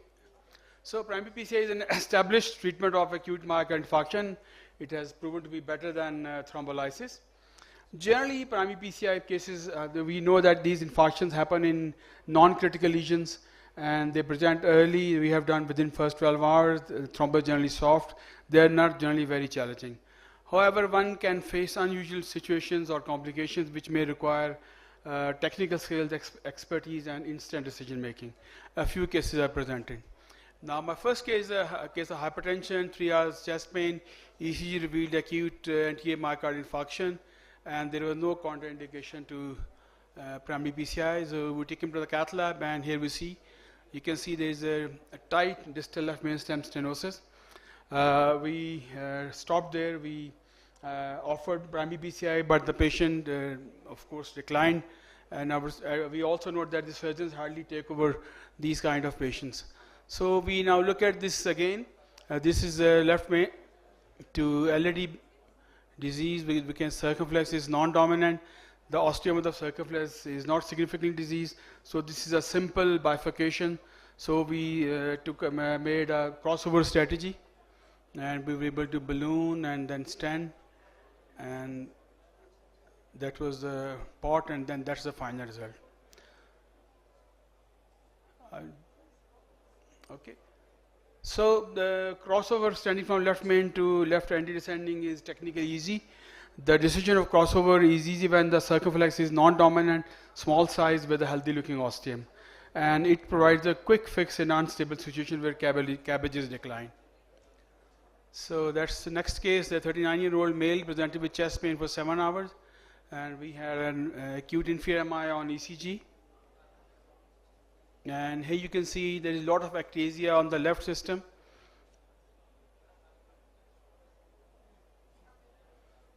And then we took a picture of the right, and you can see there is not only is ectatic, it is full of thrombus. Once we wired the RT, we could see that there was an early bifurcation. So we put in another wire and we decided to do thrombus aspiration of the lesion. So after many runs of thrombus aspiration, we still had a lot of thrombus activity. We started the tirofiban infusion, and we decided to postpone or defer the stenting. The patient was kept on a dual antiplatelet and apixaban 5 mg twice a day. Angiogram was done 5 weeks later, a few days later, but still there was thrombus, and then again repeat after 5 weeks. Here you can see the thrombus has largely resolved, and there is good flow. So stenting of an ectatic vessel in a primary situation can be deferred after thromboaspiration. Thromboaspiration is, although not indicated these days, but still can be of use in lesions with very heavy clot burden. So next case is a history of, he already had history of PCI to the LAD, and he presented with acute stent thrombosis, very late stent thrombosis, and we started the angioplasty. You can see that the guide cath has moved forward. There's an inadvertent movement of the guide cath, which led to an ostial dissection of the LAD. So these, one has to be very careful in handling the guide cath, XP3 guides, because we cannot make a selection before the procedure. We normally, for the left-sided lesions, primary PCI, we take a XP3 guider. So one has to have a careful handling, and one need to have change the strategy. We had to cover the dissection also. So again, fairly good result. So change of standing strategy can be there, and meticulous handling with the guide cath is essential. Next case is a patient again of ECG present with posterior MI. There was a simple lesion in the circumflex. We started the angioplasty, we ballooned it, put a stent, and see what happens. Now here was the inexperienced operator. He, after the stenting, pulled the balloon in haste, and the guide cath got pulled in, and there was a dissection of the circumflex ostium. Now the patient had chest pain and had a cardiac arrest kind of thing, then CPR, he was able to revive, and we had to stent from left main into the circumflex. Then we had to open the stent starts into the left main, post-dilated the circumflex stent, finished off with kissing, and we were able to have done a port, and then finally we were able to have a good result. So it is critical to avoid forward movement of the guide cath while removing balloon or stent delivery balloon. Totally deflated balloon, when pulled back, is less likely to cause forward movement of the guide cath. Haste makes waste. So next case is a patient who presented with history of chest pain. He had a borderline blood pressure 90-60, even after giving him some intravenous fluids. He had a tachycardia, and ECG revealed an ST elevation in greater lead 2 than lead 3, along with the ST elevation in lateral leads. So we took it looked like a circumflex occlusion. We took took him to the cath lab and did this angioplasty. And you can also see that the left the right cornea also is cross-filling, and left is also occluded. So this is after every injection, the patient's blood pressure would come down to about 70. So this was a cardiogenic shock situation. In this patient, only the target vessel should be attempted. So we did a primary PCR to the circumflex, and we got a good result. And we had RCA total occlusion. So limit yourself in a cardiogenic situation to only culprit lesions. Later on, he was referred to the surgeon. Now, ECG generally tells the truth, if not the whole truth always. It's recommended to avoid multi-vessel PCI in cardiogenic shock settings. Now, next patient is a case with the inferior MI, which had some reciprocal changes in the lateral leads. And here you can see there is a critical disease in the mid LAD as well as the diagonal. But as the ECG showed inferior MI, we went on to took a picture of the right, and there was occlusion of the right. We did PCI of the right, but the patient continued to have chest pain. And he had such a persistent ongoing chest pain that I decided to do another ECG right on the table, and here it was. Then he firstly had changes in field lead. Now he has severe segment depressions in the anterior leads. So we went back and fixed the LAD also, LAD and the diagonal also. So at times you have to do multi-vessel PCI in a primary setting, not as a choice but as a compulsion. So after this procedure on the left side, we had a fairly normalized ECG. Now take one point is that primary PCI settings, multi-vessel PCI as opposed to culprit only, can be done during index procedure if the patient has persistent symptom and is not having cardiogenic shock. Now next case is a patient, he came with chest pain for 6 hours duration, had anterior MI, and then angiogram showed a densely calcific tortuous LAD and a focal lesion in the medullary D. And it looked like a simple primary PCI, except that there was a bit of tortuosity and calcification. So we can, once we started, we couldn't cross a balloon. And we did ballooning, and that led to no reflow. And there was a dissection. I'm just quickly running through because short of time. So we gave a lot of adenosine for the no reflow. We would balloon. We couldn't take the stent into the LAD. We decided to take guide sport catheter, and then we changed the wire also, Grand Slam wire, and then we had a dissection of the left main stem. So in a complex situation, in a calcific lesion, subtotal occlusion, these things can happen.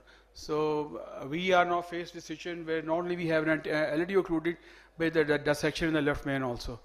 So we thought we should save the left main stem first. We stented the left main stem, and we were able to achieve recanalization of the left main stem, but we decided to leave the culprit lesion alone. Patient made an uneventful recovery and remained stable, and later on he was kept on medical treatment. Dealing with tortuous calcific vessels is always challenging, and one must accept failure when success is not achieved. Now the next case is a patient is diabetic, hypertensive, and had bypass. And here you can see the left system, and we have then right system also gone. And here you can see the graft to the diagonal is occluded, lima is patent. Now PCI of vein grafts is generally not very successful. But in case of primary PCI settings, we should attempt these. And here we see we were able to get a very good result in a vein graft. So vein graft in acute situations where no other choice available should be attempted, and we can get a very good result.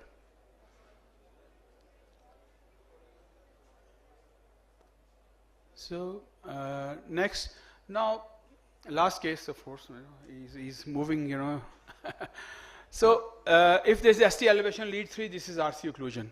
If there's ST elevation in lead 2, this is generally circumflex occlusion. And if there's a failure of axis segment to go down in the V1, or there's elevation V1, V2, there is an RV infarction and generally a proximal RC occlusion. And if there is a lot of ST elevation and there is V5, V6 are also gone, showing elevation, is probably an extensive or a dominant circumflex artery disease.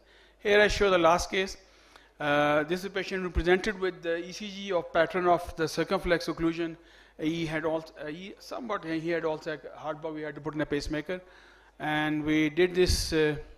Let it run. So we can see there is a occlusion of circumflex in the proximal course, and we were able to treat this. And then I left and asked my colleague to take a picture of the right, and we go on. Then we can see here the right is also occluded. So this is a little unusual. We can have acute coronary syndrome where the two arteries can be occluded. So we had to fix the RC also.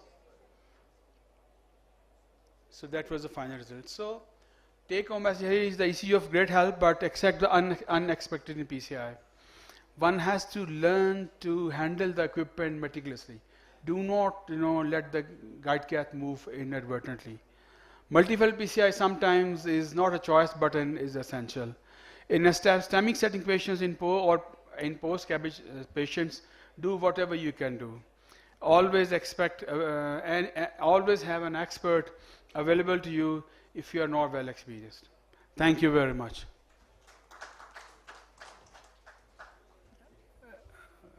Any questions or comments? Thank you very much. Thank you very much, sir, Farhan Tayyab. And as we are already late, 1 hour from routine sessions, so me and sir has decided that to hold on the question session and hold on all the panelists and speakers as well. And next session is also with coronaries. It's all about calcium, it's about coronary sinus reduction, and there are 3 speakers which are internationally waiting for the talk. And we may continue with the next session, and then these 2 sessions will be combined. And may I request the panelists to keep sitting, and next panelist also join you people. Sorry for this inordinate delay in the session. So we have 2 foreign presenters who is going to present now. Can I request Professor Major General Azhar Kiani, General Suhail Aziz, and Dr. Ali Raza, Dr. Asad Akbar, and Dr. Abdul Sabur. Please come and join the sessions. Just in the interest of time, is Professor Agarad is already online? Is Professor Agarad online? Right. Hello. So I think we take you to Free Men Hospital, Newcastle. Professor Agarad is, he doesn't need any introduction. He's one of the top rota operators from United Kingdom and has a lot of publications from his research, original research, and he's co-author of the European Bifurcation Club and is a left main operator. Professor Agarad, Mohammad Agarad will present on breaking calcium in coronary arteries. Professor Agarad, please. Good morning or good afternoon, everyone. Afsar, thank you for the nice introduction. And can you hear me okay? Yes, we can hear and see you clearly. Thank you. Okay, good. Let me just share my screen.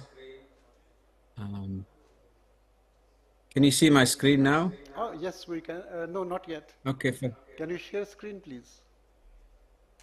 I did. No, yes, but there is, just wait a minute, maybe is there, is screen share, Mudassar? Oh, have you checked, have you clicked your share screen on your screen? Yes, yeah, of course, of course. Yeah, I have. Let me just do that again. Let me just do that again.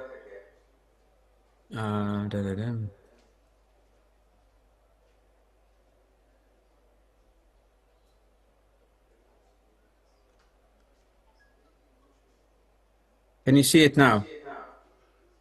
Yes, it's coming now. Thank you. Okay, Go good. Let me just go to.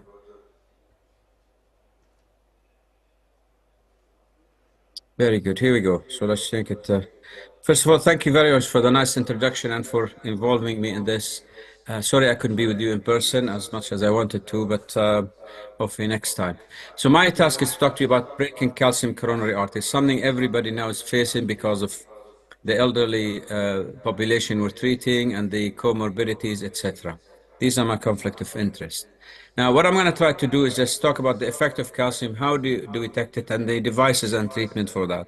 And I'll try to go through this quickly because it's a large subject, and most of you will be familiar with how to deal with calcium, but focus on the more advanced technique that we are using currently. We know that the calcium is becoming more and more prevalent, as I mentioned, aging population, comorbidity, and the calcified lesion are the highest risk lesion because during the procedure it's really hard and difficult and you have to use more advanced equipment which exposes to more complication, and the longer term outcome is even less, again because of the effect of calcium. So basically, it impairs the stent delivery, decrease the stent expansion, malopposition, and we all know these are all factors to cause long-term effect, and also increase the procedure complication and the rate of stent thrombosis. So it's really important to make sure that we prepare the lesion very well to allow us to deliver the stent. If you are using a stent or a drug-eluting balloon, regardless, you have to make that. So when you prepare it very well, that facilitates the procedure's success because allows access to the lesion with all the equipment what we want. So, and when you modify the plaque and the calcium, that will change the artery compliance and reduces the vessel trauma, because if you haven't modified the calcium, you're going to go with higher pressure and more aggressive, and that might cause damage to the vessel. And as we know, they break it down a little bit more because that the calcium itself will increases the safety risk because a greater risk of procedure complication, just kind of to emphasize the point, and impedes stent delivery. And of course, many of us have had the experience where you haven't prepared the vessel well, you deliver the stent and you can't try to take it out, you could lose it. So that's another potential for a problem. And of course, the stent expansion, which is very important, if there is not enough preparation of the calcium, that will prevent it and lead. So heavy calcified lesion associated with procedural complication as well as late event. And of course, when you look at the calcium, you have to look what's in there, the arc, the length, and the thickness of the calcium, which is becoming now a norm to assess and to look at. And the higher of these, the greater the likelihood of stent under expansion. So how do we detect calcium? Of course, the easiest way is the angiographic appearance, although we know these are not playing, unfortunately, although we know that it's sensitive only in 50%. So if you see moderate calcification, supposedly seeing only during cine, the severe calcification, the minute you start screening, you see it. And we all have experienced this, so I don't need to be telling you much about this because we're all familiar with it.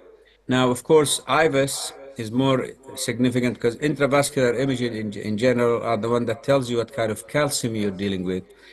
Moderate is supposed to be between 180 to 270. Anything above 270, it is severe. And of course, calcium comes in different shapes and presentation. You have deep calcium, you have superficial calcium, concentric, eccentric, and of course the most difficult one, which I think up till now we still struggle to deal with, is the calcium nodules.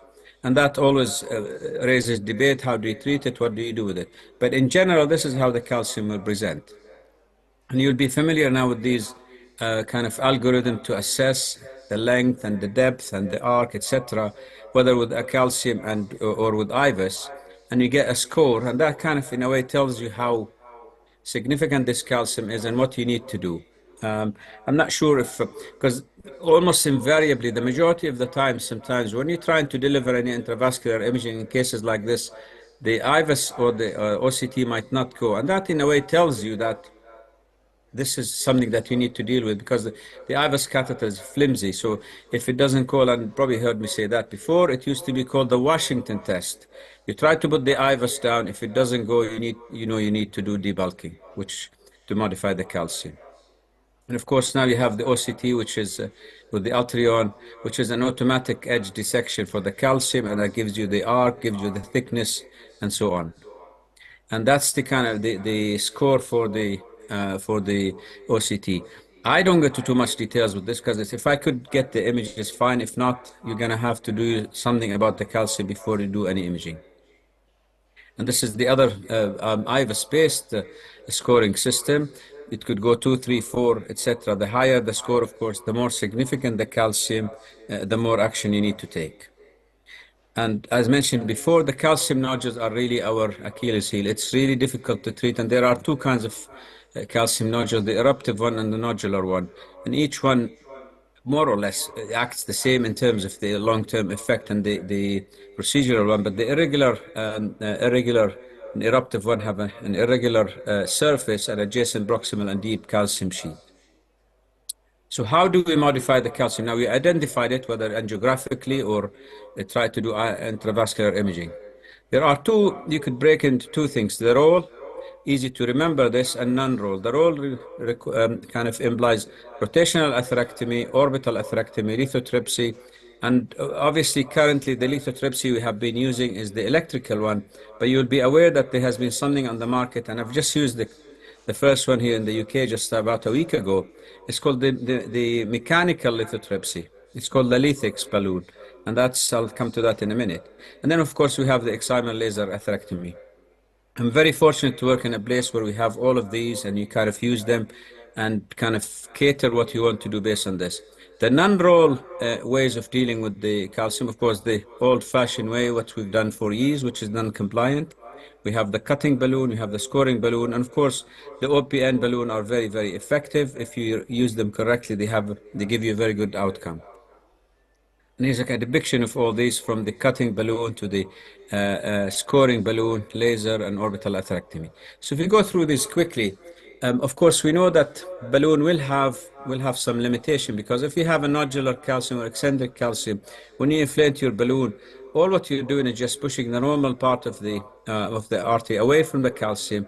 Might not affect the calcium, so you run the risk of dissection. You run the risk of even perforation. One has to be quite careful with this. If you see a breakage of the calcium, that makes life a little easier. Rotablation or orbital atherectomy may have some limitation in the way that you do have to deliver a special wire because rotablation cannot be done without a specific wire, which is about 10,000 of an inch. And sometimes you try even to exchange it with a microcatheter doesn't go.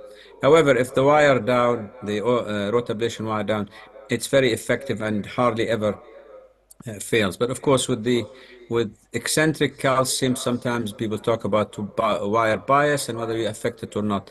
If you are going to do rotablation, you really have to do it the right way by sizing correctly, by approaching it gently and taking your time. I despair quite often when I see people taking a 125 burr and taking it in a 4-0 vessel and taking it up and down thinking they've done rotablation. We haven't because you need to size it correctly to affect the calcium. Of course, you can do rotablation or orbital atherectomy if you have a second wire. Important to make it. And they still have their problem in terms of distal embolization, no flow, and so on. And this is a depiction, we all have seen it. This is the old rotablation. It works by two ways: differential cutting, where it cuts the calcium and the hard tissue and deflects away from the elastic tissue, a normal one, and the orthogonal displacement. The analogy that makes you remember how the orbital or how the rotablation work and the orbital to that effect, it's like when you shave your beard with a blade. If you're using the blade properly, you cut the hair, you do not cut the skin. Any little glitch or not paying attention, you could cut your skin easily. And this is exactly what the rota will do. And the second one is the orthogonal displacement, because if you try to take your ring out, if you pull it out, it doesn't. If you rotate it, it'll come out. And this is how it advances. And this is the effect of rotablation.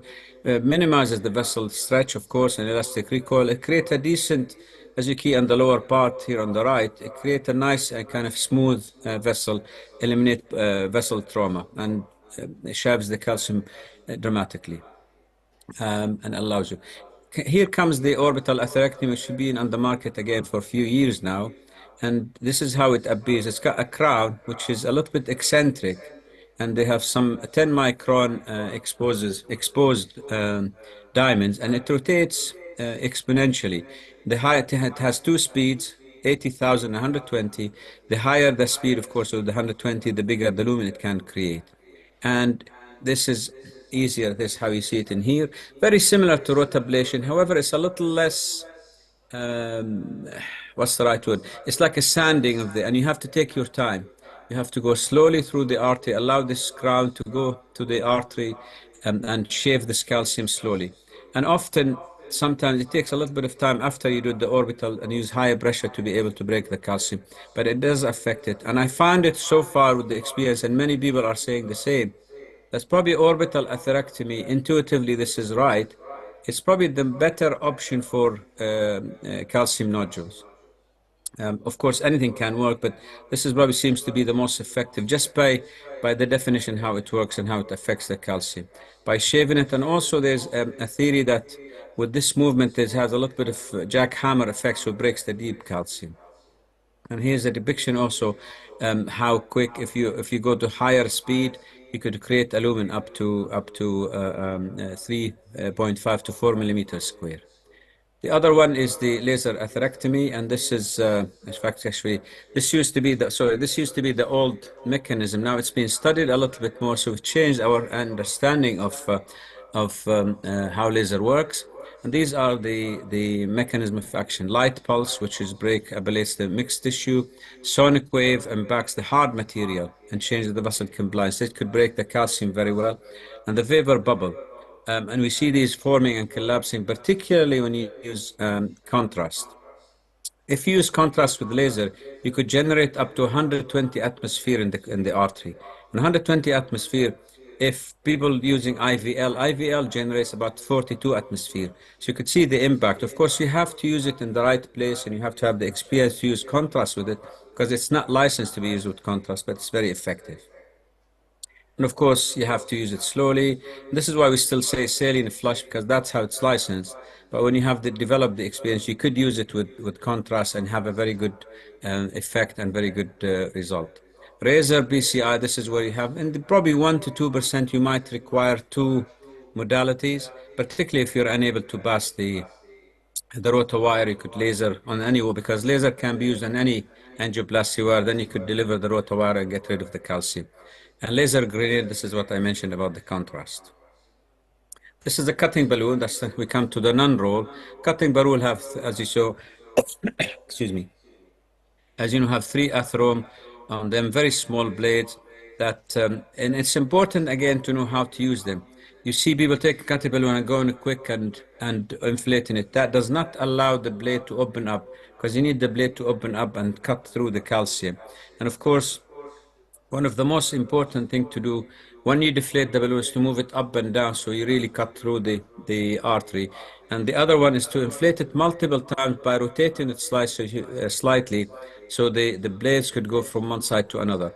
And this has been published and has been shown to be more effective. Some people are doing up to 5, 6 inflations by changing it and also do the cutting, i.e. moving it up and down. And it's really effective.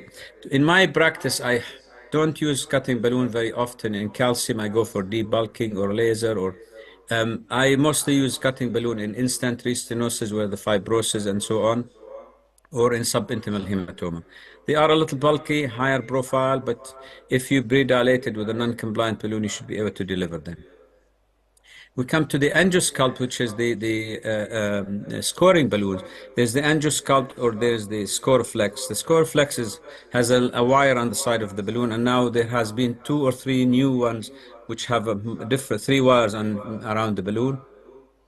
And the angiosculpt have this metal mesh or nitinol mesh rather around it, and that scores through the artery. It is a little bit higher profile, but I find it also causes less dissection. And I use it frequently, particularly in a kind of moderate calcium, or if you're doing bifurcation and you don't want to dissect the ostium of the branch. So are really very good. But as I said, the delivery, the profile is a little bit big. This is how they could affect the artery, and you could see the OCT images because they do work and they do have an effect on the artery. What about IVL? And this become really very, very prevalent now because as we saw, rotational atherectomy, orbital atherectomy, there is a technique, there is a little bit of kind of learning curve, and there is a little bit of experience to be built. While IVL is really a balloon. If you're able to deliver it, you could deliver the energy and affect the calcium easily. And multiple different mechanism of action and focus lithotripsy and electrical energy, as you could see in here. And it works hard and hard, but soft and soft. The same as most of the calcium modifying technique. And it causes fracture. These are the mechanism of fracture, multiple mechanism, micro fracture, and sometimes very visible fractures, and affects the deep calcium. As I mentioned before, it generates up to 42 atmosphere in the coronary artery when you're delivering the pulses in comparison to 100 or 120 in the laser with contrast. And this is more microfracture, as you said. You could see it on OCT and sometimes on high resolution CT or microscope. So it does have advantages because the learning curve is very little. There's no learning curve. You could use it with any wire. You could use it with 2 wires, and important also to move it a little bit through the lesions. So the energy that comes from the emitter, which the balloon used to give us 80 pulses, now it gives us 120. So they're really quite effective. And of course, as you know, there is also the peripheral IVL now that we're using with peripheral disease, if you're doing TAVI, or you're doing complex CTO, you want to go with bigger catheters. So IVL has come a long, long way to this. This is and again, this is just a depiction how the wave deflects from the artery and affects the calcium. Some images shows you the effect of the IVL. All have seen it, and OCT is very helpful to show you the effect on calcium very well. The calcium morphology, concentric circle lesion localization, and I think the IVL could be very helpful in left main stem. People worry about the ischemia, which is a legitimate thing, but of course the delivery is about 10 seconds, but you don't have to deliver 10 seconds. You could wait and do it in less. And often if you're inflating a balloon, you always inflate it up to 10, 20 seconds anyway. So, and it has broad application, even including peripheral ones. So what about, this is the new mechanical IVL called Lithix. It's been licensed as IVL or lithotripsy, but mechanical one. And this is a non-compliant balloon, as you can see here. And it has those small hemisphere. It's called stainless steel. I've just used it, as I said, about 2 weeks ago, and really heavily calcified. My plan was to do rotablation on that left main and LAD. I used this balloon and it did work. Now you're going to ask me, does it work all the time? I don't know. We have to have more experience with it. But from the registry and from the company are telling us, showing the cases, it looks like it's effective and applies when you inflate the balloon. The pressure goes through these little hemispheres and gets a really focal application on the artery and affects the calcium and breaks it down. And this could affect the superficial as well as deep calcium. And I think it looks like very promising. The profile didn't look too bad at all. I was able to do it even without any pre-dilatation. And you inflate it to 5 atmosphere and you leave it there for 20 seconds, and then you could go up higher. The rated limited burst pressure supposed to be 8. I ended up using it on the case I was doing up to 20. So it's not, oh, sorry, the rated pressure was 12, but I used it to 20 as we always do. And it did work, it didn't cause any issue. But it is something new, and you might see it coming on the market more and more, and there's a lot of interest in it. And this is kind of, it tells you what it does in terms of the effect. If you see the diagram in the middle, the effect of those little hemispheres is quite significant, supposed to be, how it affects the soft tissue in comparison to the calcium, as you could see on the right. The contact stress equivalent is a little bit much higher when it's against the calcium. And again, this shows you what it is and what it can do in terms of the diameter, depending on the size of the balloon, the diameter of the hemispheres. Again, this is what it is. I think it's a promising thing that could have a role to play, because it's very similar to many of the balloons we use without having to go into the complexity. I say complexity for people who are studying. I think rotablation or orbital atherectomy, once you've done them a bit, it's not very difficult to do them all the time.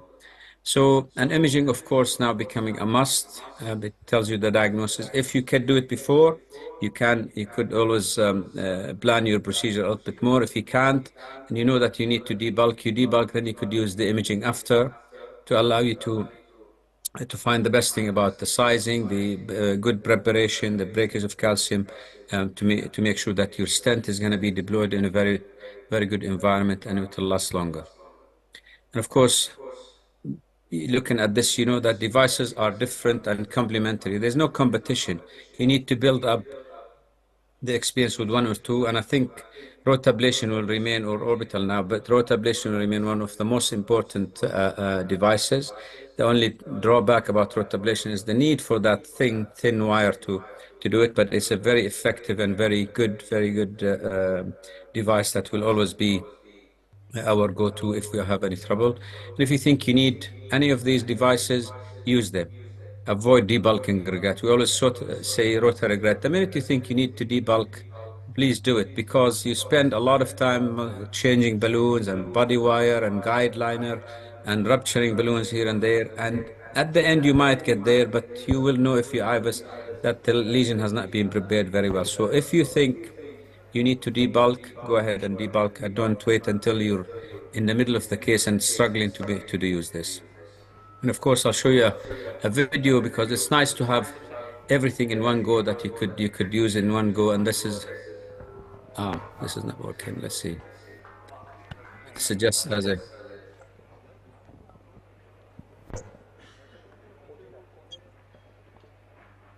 that's what would be very good for calcium, having something that you could manipulate in different way to allow you to do what you want. And with this, I would say thank you, and I'm happy to take any comment or any questions. I think, Mohammed, thank you very much for your wonderful presentation, and we liked your animations, wonderful. And I think we skipped the question answer because there are a lot of questions for you, because next we are showing a very short case that you operated on, and we showed this to the in the live webinar, but there are many interesting questions which are very useful for the juniors, for the trainees, and for the doctors. So I think we have very expert and senior members of the, you see we're sitting in the panel, so we will see what the answers from the horse's mouth. So I'm going to show very quickly the slides. Can we go to the slides, please? So this case was, as mentioned, this is my disclosure. And this is the case actually we wanted to show you. It's a 71 years old type 2 diabetic and chronic kidney disease with high BMI of 34 with a history of angina CCS class 3 with occasional dizzy spells. The clinical examination is unremarkable. And his echocardiogram showed normal left ventricular functions, and ECG shows non-specific T waves, no Q wave or previous infarct. So this is the history of the patient. And as you can see, this is the right coronary projections, and you can see very clearly complex, calcified, bendy RCA. And so my first question from the panelists, this is the, sorry, before I go for the question, this is the left coronary system that shows mild to moderate plaque disease, but it's not flow limiting, and it's probably not the culprit lesions causing angina. So coming back to here, now my first question to the panelists would be, what are the possible challenges and complications before you take up this case? Any volunteer or General Suhail? Hi, Mohammed. It's me, Suhail Aziz. Great talk. Loved every bit of it. We have with us Dr. Shafkat Gurgulu from Turkey, and he'll be our point man for answering all your questions. So, Shafkat? Right. So my question, please understand, my question is, what are the challenges and complications if you undertake this case? So this seems to be a very difficult case, and if you see angiographically from the calcification there, it's for me a severe calcification there, and you might have difficulty even bringing down the wire. And by probing the wire, you can understand whether this calcification is manageable or not, whether you need other wires like polymeric wires, or whether you need a microcatheter or something like that. And my first approach would be bringing a wire down. If I can bring the wire down, then I would probe with the IVUS, especially with the Boston IVUS or with another IVUS. And if the IVUS cannot go down, that means I am in real trouble. I need rotablation. So then what I would do would go with a microcatheter down, change with a rotawire and rotablate down there, and then begin to modification of this lesion. So we will not know what this lesion will entail without beginning the procedure. So sometimes it's very difficult even navigating with a wire, and then you can see that the wire is sticking somewhere, it's not coming, it's not moving, it's not going forward. And if you have difficulty in forwarding the wire, then it means you might be in real difficult Thank you, Dr. Gorogu. Can I just stop? Because we have more questions which you are answering in advance. So very good actually points. And this is the actually, you can see on the right side, you see the guide sport is the first challenge, I think, because you need to cross many things, you know, across these lesions and bendy things. So, and secondly, as you have already mentioned, there were always very difficult crossing. I remember one patient with NSTEMI, where STEMI, and they wanted to, you see, cross the wire, and even the wire didn't pass through, and they just abandoned the procedure. So, and then we same thing, we will face difficulty in crossing other hardwares like balloons, IVUS, rota, stents, and the complications is dissections and perforation. Now, my next question is, strategy. You have already mentioned that you will have difficulty, you see, in the beginning, and you are very well actually said. And now guide sport, of course, Professor Egret chose to use implants guide. There is a 3D guide also, which is not exactly the same as what we call Williams catheter. It's a similar, invented by Professor Mazhar Khan. He's late, but somehow it couldn't come in the market. It gives excellent support. But anyway, this is about the guide. Then the wires and microcatheters, venous access for TPM. How many of you will use the temporary pacemaker or the venous sheath amongst the panel or any audience? Pacemaker. If you keep your runs short, you know, the chance of pacing might be less. And if you do need it, you can sometimes use the guide wire, you know, shave off the proximal portion, connect it, and you can still pace with the distal wire. Would you do or would you not do pacing? You know, in worst case scenario, I would scrub the groin and be ready for it. Okay, that's but, good. You know. All right, so stand by TPM. What do you say, Mohanat? You have done so many cases of rotablator with complex RCA. Do you use the temporary pacemaker or not? I think it's been about 9 or 10 years since I put a pacemaker during rotablation. Very, very, very rare. It's important to kind of choose the correct size, and even if you have the small one and upgrade, that's probably easier. And you take your time because you could test the artery and see how the patient is going to respond. If they go a bit bradycardic, you don't have to be using the burr for 20, 30 seconds. You do it 5, 10 seconds and let the artery, you know, drink some blood, and the bradycardia will resolve quickly. So it's been a very long time since I used the temporary wire. Okay, thank you. And the others, as we already mentioned, we will need IVUS, OCT, or cutting balloons, or the NC balloons. Now, this is the problem. Professor Egret had to struggle, you see, to pass the wire. He started with NC, that what we call cyan blue wire, that didn't work. Then he changed to some Wrigley wire, and then ultimately he managed to cross the wire using this crosshair. Now, these are the 4 probing catheters which are available in the market. Fine cross is the traditional, you know, when we were training in Guy's and Thomas, they used to do fine cross, but it is straight. The others are crosshair and Ventura.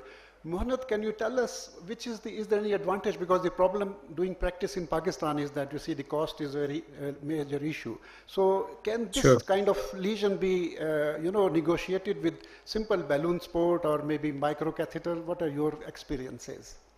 I mean, obviously, particularly when you're thinking about the economical constraint, there's always nothing easier than a balloon and a wire and a balloon. But you have to be thinking whether you're going to need any debulking. Of course, in this case, you could take a small balloon. And often this is what happens in the majority of places. You put the wire down. You start by taking a small balloon, 1.75. This is the smallest we have nowadays. You increase the balloon slowly. If they are responding, you might get away with the balloon. If not, then you'll have to be thinking about debulking. However, for the microcatheter, I think Corsair and the likes, i.e. with the cone tip that you could spin and allow them to go through the lesion, to my mind, is much more effective than the blunt tip like the fine cross or the Brunavi, or because the fine cross, you cannot spin them and they could get stuck, while the Corsair, the Turnpike, the Elong, you could spin them and they'll be able to go through the lesion and allow you to exchange your wire. So if I were to have only one microcatheter, I would choose one with the cone tip. Okay, thank you. Can I ask sure. Shafkat, Sure. What would your preferred micro be for this situation? I totally agree with Mohanat. So I use the Elong 2.6. It's a coiled microcatheter, so you spin them down, and it's also very resistant to calcification. It's definitely 2.6 French. You can use a Turnpike spiral as well. There's the outside with the outside coils, but definitely a coiled one. Thank you. So this is the first challenge that we crossed, and see using these microcatheters, and Professor Egret explained to you about this. Soil is reminding me of something. Okay. So if you use the Corsair or the Turnpike, you have to be very careful not to overspin it, okay? If you see that the tip of the microcatheter is smashing or it gets squeezed, you can leave that proximal part in the lesion. So you have to be very careful by doing that. Okay, thank you. Any other Sheffield, sorry, comments? that's a very, very good point, really important, because these cone catheter have got a welded tip. And if the tip is stuck in the calcium, it's not moving, you keep spinning, the tip could easily break and could be stuck in the artery. So you're really important to make sure that it's moving and you're not really overspinning if it's not advancing that much. And if that's the case, you could try to take the normal wire out and see if you could deliver the rota wire or the orbital wire down. But do not, if the tip is fixed and not moving, don't keep spinning because you could break it. Right. So the next step, as Dr. Korgulu, he mentioned that, we need to prepare the lesion or take the pictures before we prepare the lesion. Nowadays, imaging is very important. But the problem in this case was the IVUS probe wouldn't go, and Professor agreed. Then he probably just make a decision to use a small rotablator bar, and although it was not easy to pass through the lesions, but I think he managed to do it. It is 1.25. But Mohanad, one question from you. What is the rotation you use, using this, or do you want to upgrade it? If it doesn't cross, what will you do? We will increase the revolutions, or you will step up the size of the bar? Thank you. I think the first thing to say, I very often, not very often, use 1.25. In cases like this where it's quite resistant, severe tortuosity, technically it's a relative contraindication to rotablation, but if you use the small burr and you do it gently, you should be okay. And I often will use, maybe in 99% of my cases, I use extra support rota wire. It's particularly in such a case with tortuosity. The burr or the rotational number probably be 175 to 180 for the smaller burr, 1.25 or 1.5. If I'm going to the bigger burr, 175 or 2.0, then probably I'll be a little less aggressive, probably go 150 to 160. If this small burr is not upgrading to a bigger burr is not going to allow you to do it. All what you need to do with rotablation is just to be patient. If there's a lot of calcium, you need to take your time. And that's kind of something most interventionalists don't have, because all what we want to do is just do it quick and finish. But for the rotablation, and if there's any resistant lesion, take your time, because also trying to rush it and push through, this is why sometimes you get the burr stuck. I always say if the burr stuck is the operator fault, nothing else. So take your time and just spend a long time even if it takes you 5-10 minutes, it's not an issue. Take your time and manage to modify this calcium. Yes, we agree that the 1.25 bar is usually not used, but in this particular tortuous lesion where 1.5 bar can cause more harm rather than good. All right, so this was the result of the IVUS results of this first rotablation. As you can see, there are fractures of calcium on 1 o'clock, and if we just move this, there is still a lot of calcium you can see in IVUS pictures, and in some of the places, although there are many ruptures, but there are still 360-degree calcium in some of the places. So now the question is what to do next. Professor Korgolu, what would you do next? So normally, after doing the rotablation, I will further modify the plaque. My preference will always be long NC balloons, and preferably a scoring balloon. The wedge NC I'm using a lot. So it's a non-compliant balloon. It has a wire over it, and it's an NC balloon at the same time. So I would further modify the plaque to open the lumen a little bit more. Cutting balloon, if I had a cutting balloon, and the most stenosed part, I would also use it, but preferably I use the scoring balloon. All right, thank you. Now, what happened Look, was can I just, sorry, oh, yeah, sure. Afsar, Yeah, just go one on. thing to say. If you're doing an IVUS, one of the things you'll be looking for is this reverberation in the IVUS. The reverberation on the IVUS tells you that calcium has been affected and has been thinned. And that's quite an important thing. If you look at the IVUS we saw, and in cases like this, I mentioned when I was giving the talk, that when you're doing a rotablation, it's important to make sure that you really size the burr correctly so you affect the calcium and the vessel. Occasionally, if you use 1 to 5 and find the calcium is broken, there's reverberation, which means it's thin, then fine, you could use the balloon. But if it's a bigger vessel, it's better to upgrade. And I understand the economic argument and the cost, fair enough. And if that's the case, you probably start with the bigger burr to use one. But often you probably end up having to upgrade the burr to affect the calcium more. But if the IVUS shows you reverberation, that means you probably have affected it. Thank you. So what the problem was, we were unable to cross the balloon. So here comes a very important device. I think it's the guide extension. So in this particular case, it was impossible to pass either wire or balloon or any stent. So we had to use the guide extensions. And with the help of guide extension, you can see that the balloon is still impacted and spiral shaped. That means the hardness of the lesion. And these are the different guide extensions. Now, just a quick question for Professor Agrid. Can you tell us about guideliners? We have guideliner and guidezilla. The problem is the cost here in this country, and they are in different French. Why they are different sizes? Can you just give us some, educate our trainees and others? What are your experience about guideliners, its complications, and the size of the guideliner? Yeah, I mean, guidelines already have been a revolution. We say guide extension, really, in general. Guideline is the name that was given the first time. Yes. Yeah, it's absolutely revolutionized our procedure.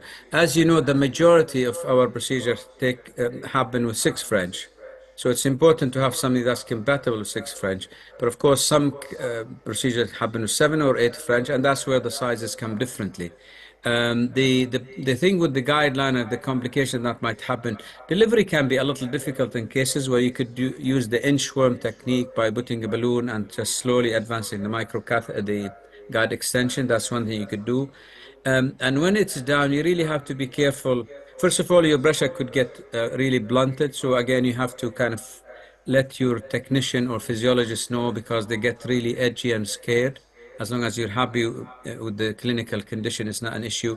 When you're injecting, it's very important to make sure you don't go gung-ho and inject as normal as you do with guide catheter, because you're down into the artery in a very kind of a restricted space. If you inject hard, you could cause perforation or dissection. And yes, you could. One thing to do if you're struggling, particularly with stents, is to deliver the guide extension a little bit beyond the lesion to be able to deliver the stent. Then you bring back the guide extension and put your stent in, because but it is a very, very good one of the best invention that changed what we do in intervention. Does it cause any problem if we use some bigger balloon like 3.5, 6, and this inflated balloon can't come back? So in that case? Oh, sure. I mean, you have to understand the inner diameter and the outer diameter, because even some of the 5 French, some of the stents might not go through. And if you're dealing with calcium, also if you're using 6 French, for instance, some of the covered stent might not go through, because you have to anticipate if there's a perforation, what am I going to do? Even the current new low profile covered stent, if it is above 3.5, might not go through the 6 French guideliner if you have another wire. So really have to be careful. And this is where understanding your equipment and knowing what you're dealing with is important. You mentioned something about the size of the guiding. When I'm doing a complex case, I always go 7 French. And well, you could do it to 6 French. Of course I can. It's better to have your gun and not need it, or I need your gun and not have it. It doesn't cost me much to put a 7 French, because if I need a body wire, if I need an anchor balloon, if I need the guide extension, it's much better to have the enough space to do that. Thank you. And just 2 or 3 more slides, then we finish and go to the next one. So this is we were thinking of using IVUL, which we didn't, and we were managed to dilate the lesions with the first 2.5, and then, but this was not possible without guide liner, as you can see from here. This guide liner coming out, and you saw it was not possible without the guide liner. So we pre-dilated, and now you can see the lesion is deflated. And so after this, we didn't use intravascular. I will not go into the detail. You have already explained this, and this is the second last slide. So again, the problem was with the stent. The stent would not pass through. The balloon is dilated, everything, but with the calcium, the problem is there is either a spur or maybe nodular calcium or part which would not let the stent pass through. So guide liner, again, we use the guide liner, as you can see from my first slide. You see the guide extension up to here to deploy the distal stent, and then it will able to do that. This is proximal and distal, and this is the final result after the putting the stents. And you can, last I will show you this post-stent IVUS. You can see that the stent is very well opposed and very well expanded. There is no gap between the stents and the wall. Here you see the imaging is important and useful, that you see the stent is properly deployed, and there is some indentation, but that is acceptable. So this is good results, and the final results, this is before and this is after.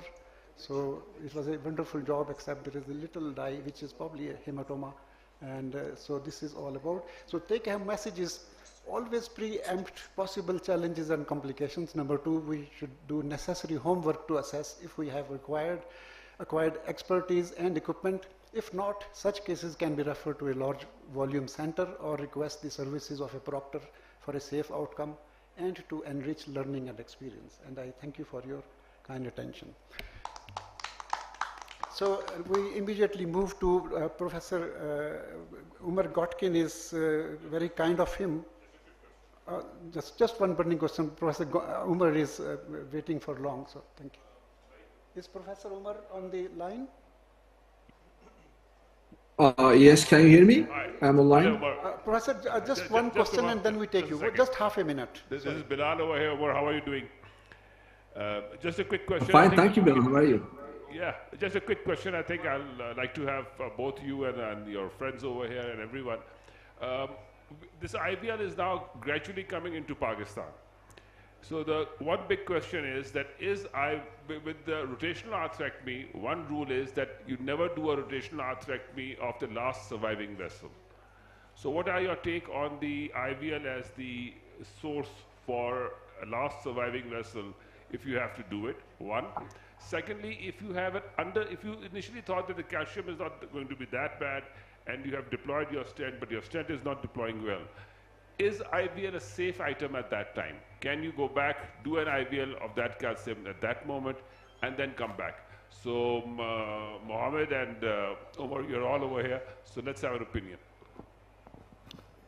How about keeping this? Do you want to answer this question? Sure. I mean, obviously, you could use IVL. If you deploy the stent, there is a little bit of some evidence that it might affect the polymer, but sometimes you have to take the benefit and the risk. And of course, for the little effect on the polymer, I would accept that I'd rather get the stent well expanded and well opposed rather than worry too much about the polymer. As for using the IVL, I think you said before, I missed the first part of the question. Sorry.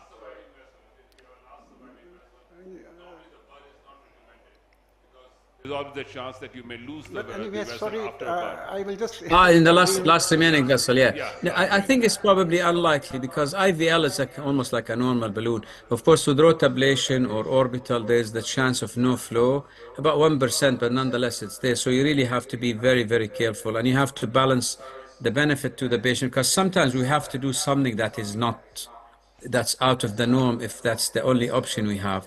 Of course, the benefit and the risk are the most important thing to weigh. IVL, I'm not aware it causes too much no flow, and I'm not aware, because if you are going to treat that vessel, you are going to inflate the balloon anyway. So last remaining vessel, you might have to reduce the time. Instead of 10 seconds, you would do it for 5 pulses at a time, possibly, but I think you can use it. And you can use it for under-expanded stent. I use laser with contrast more for under-expanded stent, but I aim not to prepare the lesion much better before I put my stent in. But sometimes you all have faced this, where you think you've prepared the lesion well and you put the stent, hasn't expanded. So you can use IVL and you can use laser also. Thank you. Professor Agrid, thank you so much for being with us today, and it's a lot of learning from your experience. And I do apologize with Dr. Gorgulu, if you allow us, should we take Umar, because he's waiting since long. Umar, how are you? Of course.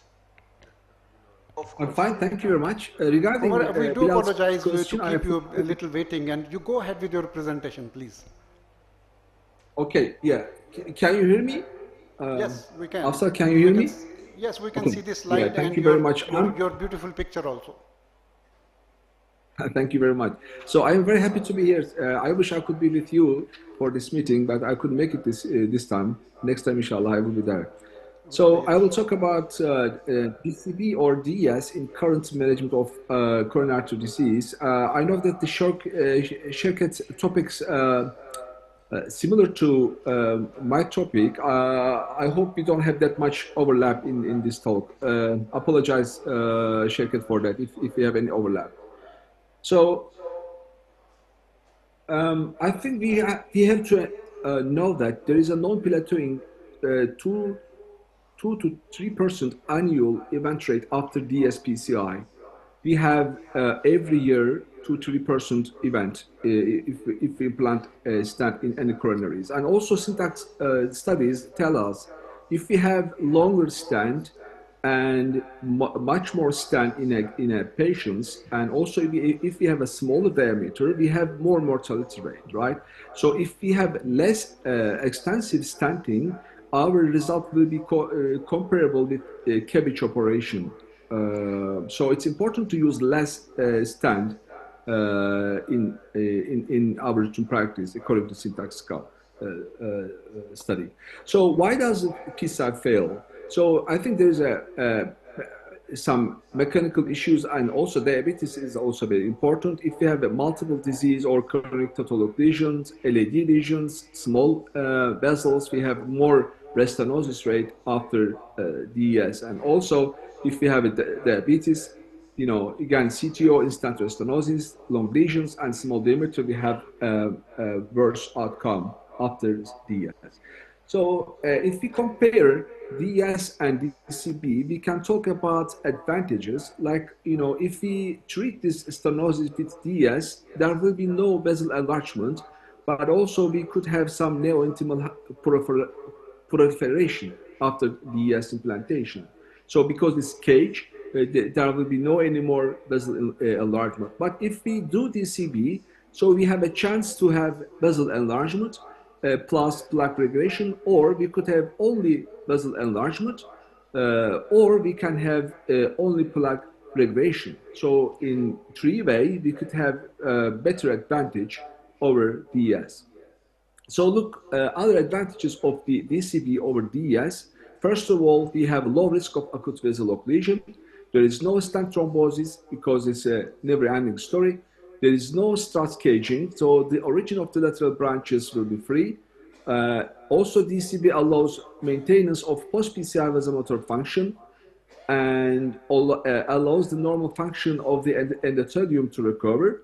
And also, there is late lumen enlargement. This is very important. After paclitaxel, 70% of the patient has late lumen enlargement. Remember that we have late lumen, we talk about the late lumen loss after stent, but in DCB, we can talk about late lumen gain, late lumen enlargement. This is also an advantage. Of course, it's easy of continued treatment. We could do repeated DCB, or we could do stents, or we could send our patient surgery after DCB because there will be no metal. Also, of course, we can possibly shorten the duration of that, and we could do CCT analysis after DCB. And of course, it's more preferable in young diabetic and dialysis patient. So it's also simplify the complex procedure. You know, then we don't have that much landing zone issues, right? Because there will be no stent, there will be landing zone issues. This is very important, actually, to reduce age restenosis. And in patients with CTO or diffuse disease, we could avoid to have long stents, and there will be no malapposition issues or under expansion, especially in calcified lesion or geographic mission issues. In bifurcation lesions, also we could have reduced procedural steps. Imagine that if we could do DK crush, we have to go all these steps by one by. In provisional, we have, of course, less steps, but with DCB, we don't have any steps actually. We just do DCB and go away. So it started with the instant restenosis and small vessel disease. But now, today, why don't we use these DCB all coronaries? I think we could use also small vessel disease and, of course, stenosis and small vessel disease, value indication, but we could use them in CTO, acute coronary syndrome, bifurcation or trifurcation, long lesions or discrete lesions, left main even, osteal lesions or graft disease.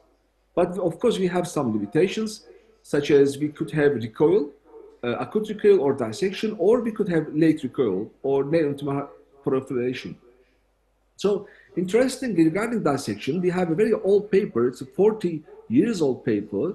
That paper, they evaluated 1,000 patients, almost 1,000 patients, and 25% of them has angiographic evidence of internal dissection, and they did angio follow-up, all of them.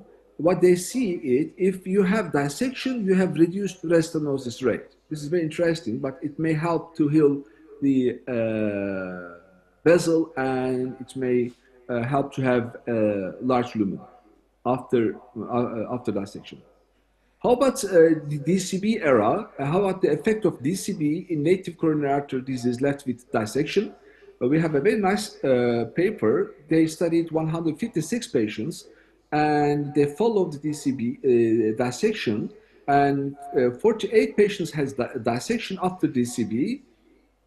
Out of 48 patients, 45 of them healed nicely. There is no dissection in follow-up. Only 3 of them remain.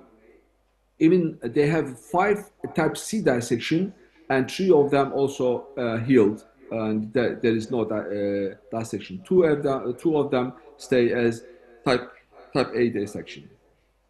Another advantage, as I mentioned to you, we could have a large, late lumen enlargement. It could shown in this study in 58 lesions in 56 consecutive patients. So they did DCB, and they did also QCA measurement after 46 months, and they found that there is a late lumen enlargement in this series. And late lumen increase of the target lesion within the observation period was 0.16 millimeter. So let's talk about briefly lesion preparation. We could shoot optimal lesion preparation. We can do preparation with standard semi-compliant balloon, if the vessel is not fibrotic or calcified, or we could use a scoring balloon, cutting balloon, non-compliant balloon, or shockwave balloon even. But the balloon to vessel size has to be one to one, according to angiogram, not according to IOS, according to angiogram. So also, of course, we could use rotablation or FFR if we need it, or IOS if we need it. So if you have acceptable angiographic result, which means that there is no flow limiting dissection, residual stenosis is less than 30%, or FFR is higher than 0.80, then we could do DCB right away. If we have suboptimal angiographic results, then we had better do DES. So after predilatation, we could have very nice result with large residual angiographic lumen with minimal or no dissection. We call it stent-like result. In that case, I think no doubt we can do DCB. If we have a very poor result with recoil or large dissection, we had better stent.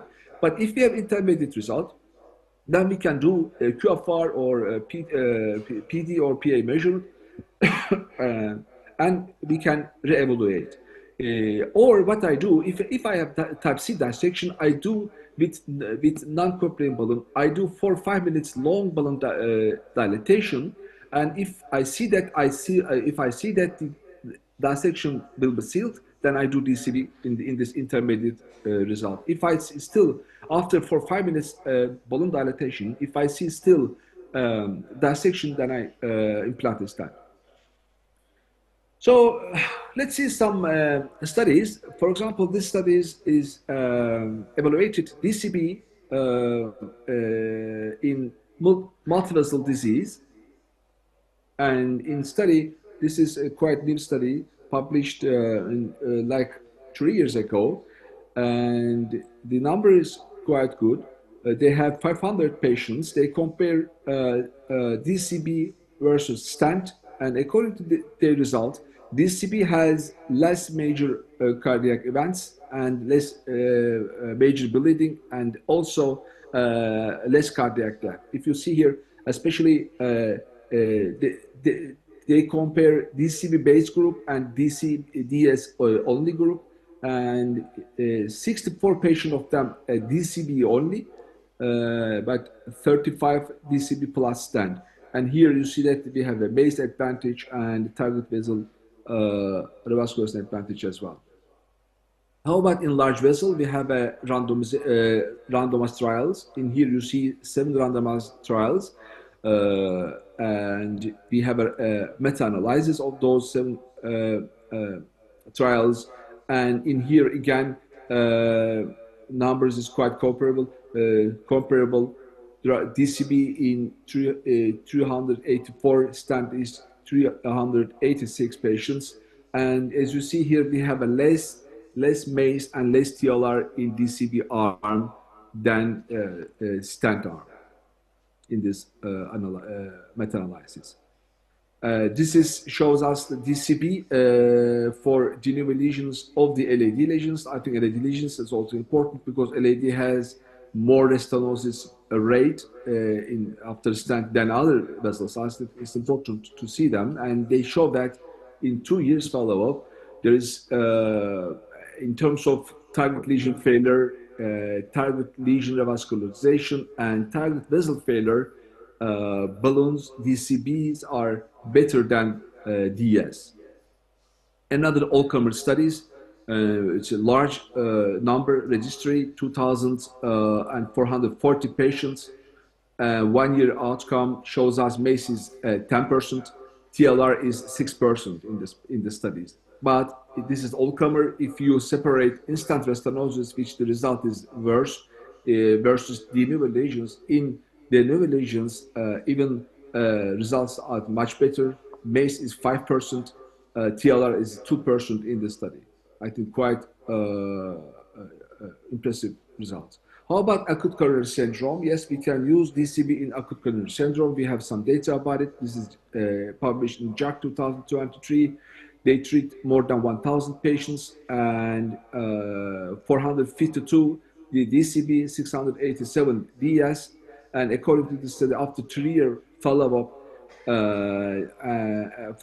and propensity matching, no difference in all-cause mortality or net advanced cardiac event. There is no difference in acute coronary stroke, major bleeding, or unplanned target lesion revascularization in the study. Another DCB in acute MI meta-analysis. They studied again more than 2,000 patients, 2,644 patients in 13 studies. They also shows us DS and DCB are similar results. So I think we can use DCB intervention wasn't inferior to DS, and we can use DCB in acute coronary syndrome. In large vessel also, we have some data regarding large vessel. Again, we have 30 days and 12-month result in a DCB versus DS group, and that sure the numbers are that much, not that much, but we have comparable results again. How about bifurcation? I think bifurcation is quite interesting topic to us because it's very complex, and the occlusion is acute occlusion is more, restenosis is more. We have again a meta-analysis, 11 studies, 2 of them are CT, 9 of them observational. They studied 2,300 patients, and they found that there is comparable efficacy in MACE and TLR, but DCB is very superior in reducing late lumen loss. So we have late lumen gain if we do DCB. And de novo lesions were the drivers of the benefit. Similar results in stent restenosis. How about CTO? Yes, we have, I think, with the advantage of CTO to use DCB in CTO. Why is that? Because we have high rate stent failure in CTOs, and we have been to the extensive stent implantation. And also, as you know, that if we do CTO PCI and stent implantation, we could have under expansion or malposition, because we know that by time vessels normally prone to become larger and larger after CTO PCI. So DCB if it is possible. We have studies. This is a long-term result. Number is for not big, 154. They follow up for 470 days, and they published that the DCB is feasible in CTO. So now everything is in both groups. And a study, this is a bigger number. They studied 643 patients, DCB group versus DS group, and they have angiography follow-up at 1 year in some patients, and they have clinical follow-up at 3 years as primary endpoint, and they show that there is no significant in two groups between MACE, TLR, TVR, and death. So in the study, they show that DCB is not inferior to DS. So even there are some studies now studying that left main. This is a small group, but it's I think important to mention it. They did DCB in left main lesions in 39 patients, left main patients, and they found that in compared with the 39 propensity matched patients who were treated with second generation DS from COBIS 3 trial, they see that there is a MACE, there is no difference in MACE between stent group and DS group, stent group and the DC group. I think this is also a new era for us to treat some the left main lesions, especially if we have a stent-like result after predilatation in left main. I think we could try, or at least we could think to use DCB. So what we need to know, we need to know some. I think some we need to discuss some regarding how long we should use ADAPT. We don't know yet, and we should have maybe more clear algorithm, because some operators use routinely cutting balloon or scoring balloon. Some of them use NC balloon or even semi-compliant balloon. How about DCB in elderly patients, calcified lesions, or atherectomy or after LV? Usually, I think we need to see some more data about it. But I like to use DCB in calcified lesions, because in calcified lesions, I think the result is worse in DS. And also, importance of IVUS or physiology, we should think about it. Normally, so far, we do our DCB practice mostly without using IVUS. We use IVUS, but not the size the DCB diameter, because we use angiogram mainly to choose our predilatation balloon or DCB balloon.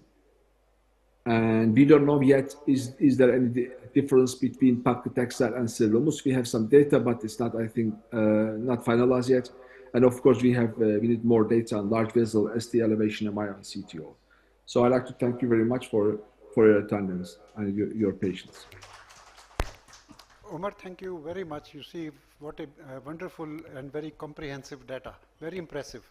Thank you. If you are online, we actually want to have question and answer at the end of 2 more presentations. If you are here, we'll be more than happy to have your answers. If not, then may I now request our next speaker, Professor Gorgulu. He is a very high volume operator, a very expert in complex CTOs, and he will also talk on the desk. Dr. So, before I begin with my speech, I would like to thank the organizing committee for having me in front of such a distinguished audience. So I'm very happy to be here in a brotherly country, Pakistan. I would like to give you some information from the war zone, actually. And Omar had actually summarized all the studies that DCB is feasible in every lesion. So I would like to make it a little bit exciting, if you will. So I am doing only CTO and complex PCI, and last year I have done more than 500 cases. So my presentation will be based on complex CTO PCI. And the rationale for DCB in CTO PCI, Omar has summarized it, and I will not go into that detail, so we lack time as well. So the reason why we don't want to put any stent in any lesion is that because of the stent malopposition, the complexity of the lesions, and we have an elderly frail patient, and we want to reduce the DABT time. That's the reason we don't want to leave anything behind. And the DCB indications are like this, and I will jump into the cases where I can show you something, and there are a lot of questions. I know with DCB, does it really work? Do we have evidence? Do we have angiographic follow-up? And is one DCB better than the other one? Especially, can we use one balloon 2 times, 3 times? Is it feasible? I will give you real examples in my experience, okay? So all the other data you can find everywhere, and you already have read them and you know them, but we need real evidence for that as well. So regarding this was for me a little bit disappointing. I don't care what the guideline is saying, and the new guideline has degraded instant restenosis drug-coated balloon from 1A to 2B. So for me, this has means nothing, because based on these 3 studies, and the middle study shows that there is no difference in ISAR desire study shows that there is no difference between PCI and DEB in 10 years follow-up, and the other 2 studies showing us a moderately better target vascular revascularization at 3 years. Okay, so this is an CTO, an instant CTO. You can see the stent there is a metal jacket there, and who would actually put another second stent in this lesion because of a moderately better target vascular revascularization in 3 years? Personally, me not. Okay, so here what we have done, we did IVUS, and after IVUS we prepared the lesion. Of course, cutting balloon, VHNC, long balloon inflations are very important. You can see after Protege NC, I've used this balloon 3 times, and I got a result like this. And the question is, for considering a better target vascular revascularization, if I stented that lesion long and make a double layer stent there, what option had I if I had a restenosis after 2 metal layer stents? Then I have no option. If I have another restenosis in 3 years, I have still all the options on the table. I can go with stenting, I can go with DEB, I can go whatever I want. But if I have a restenosis in a double layer stent, then I'm done. So we have small vessel disease rationale. I skipped that. I will show you some cases what I have done.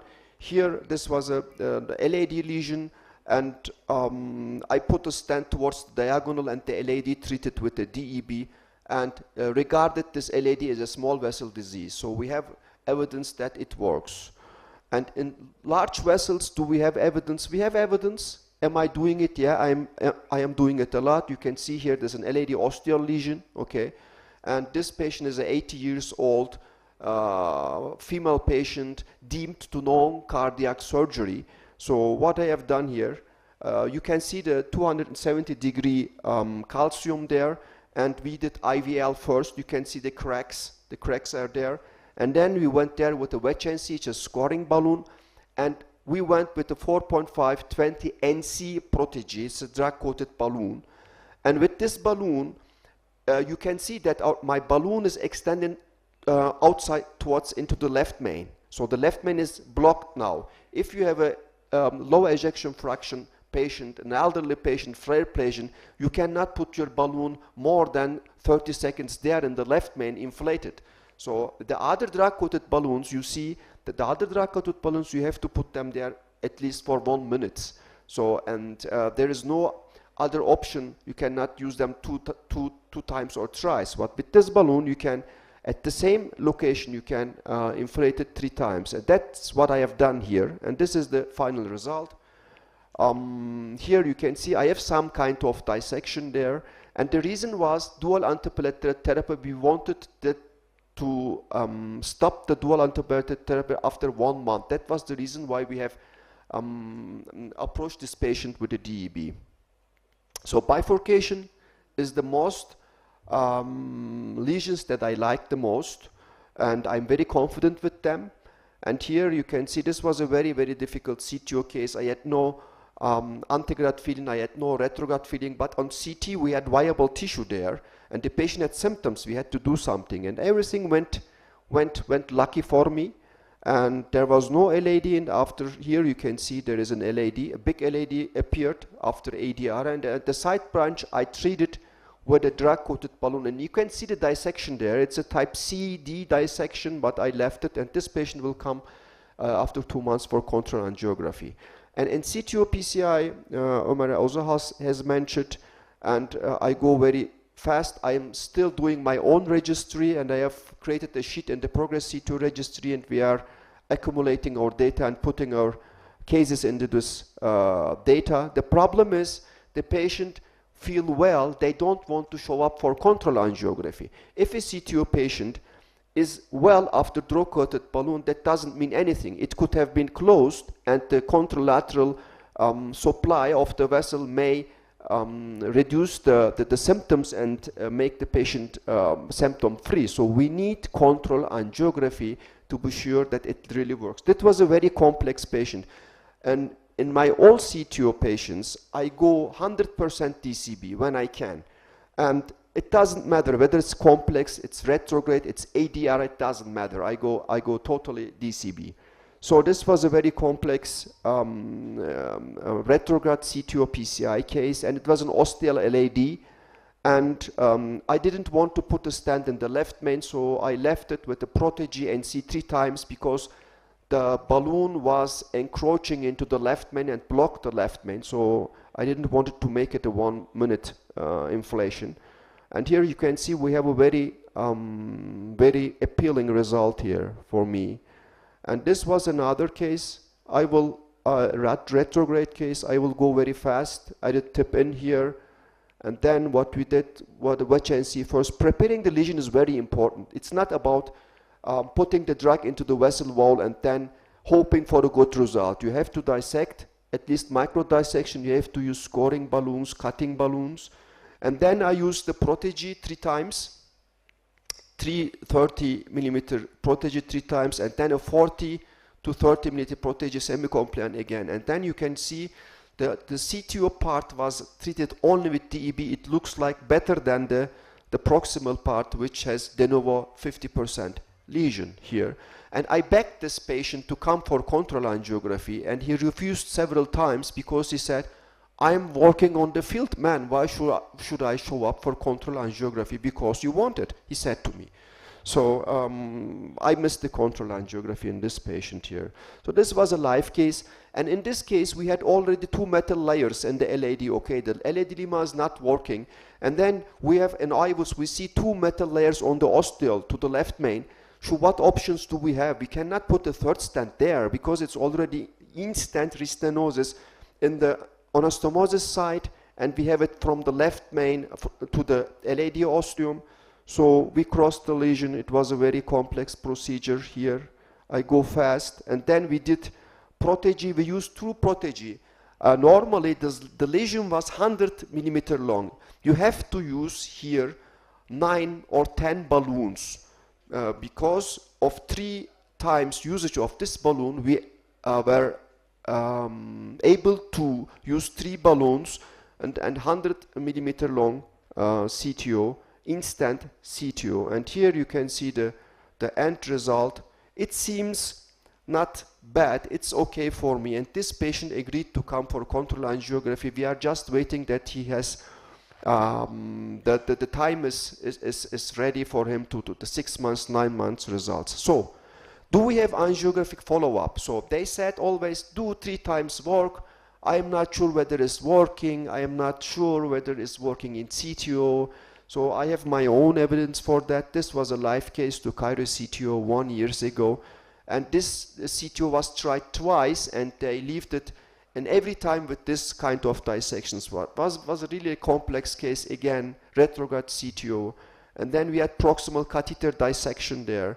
And here you can see final result. We had to put a stent in the non-CTO part because it was the catheter had dissected, and the CTO part was treated with drug-coated balloon. And after 4 months, you can see how the vessel has grown. Okay, this was paclitaxel protégé 3 times.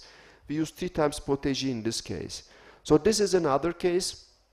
It was a rota case actually. What you can see here is calcification. Okay, it's not a stent there. We have poor calcification, 70 years old lady. Okay, and then the patient, we were deemed to have a rota in this case, but during the passage of the wire, we had total blockage of the flow. Then we understand it was really,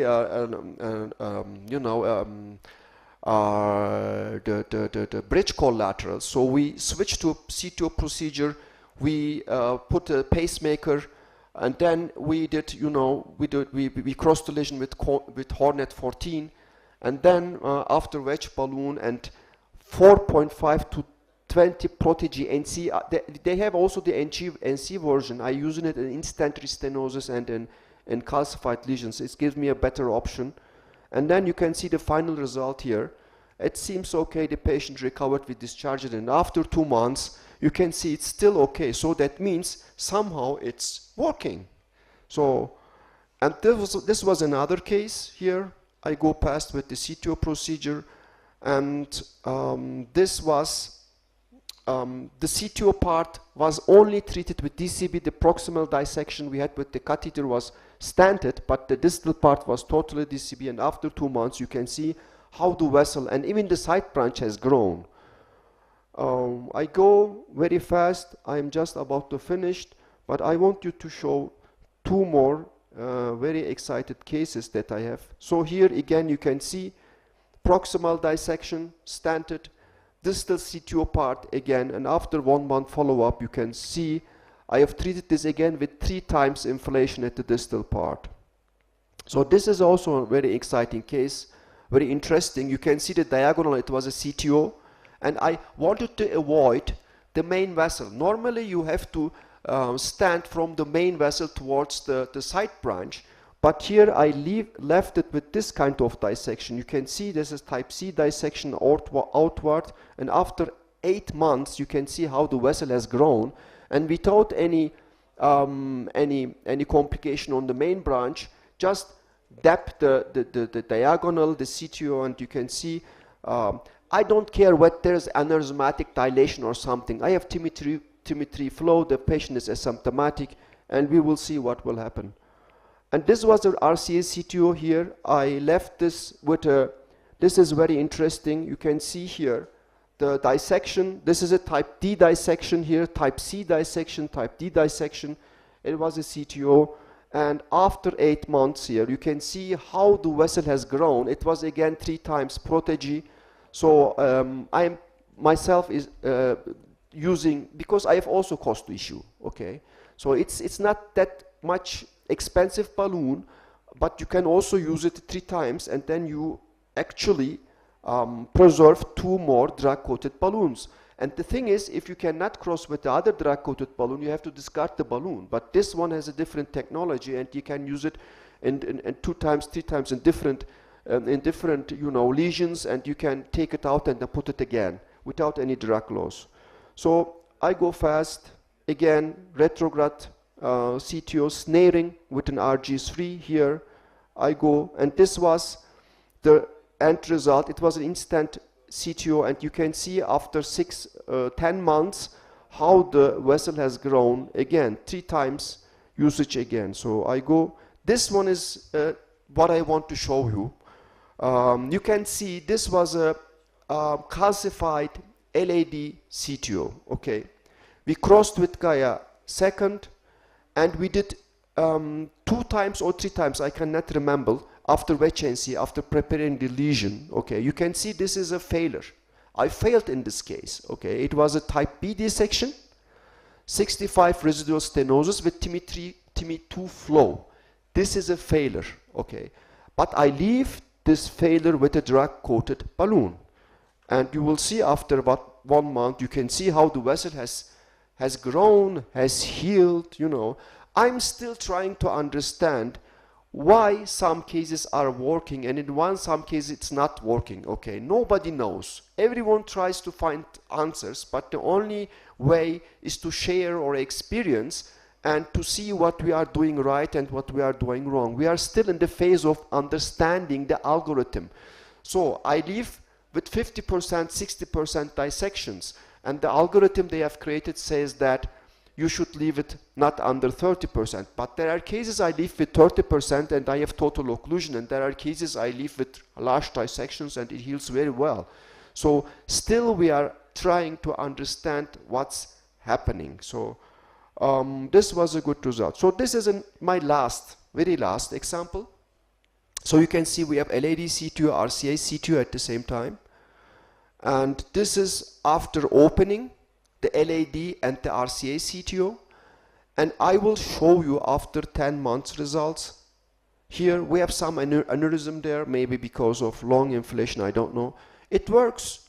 And I avoided a stent going into that instant restenosis again. It was already instant restenosis. Putting a second stent, I don't care, a moderately 3 years better result in terms of target vascular revascularization. If I have a restenosis, putting another stent there, so it doesn't help me.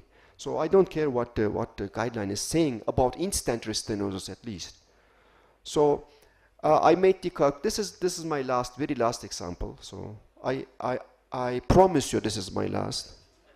So, but it refuses to play. So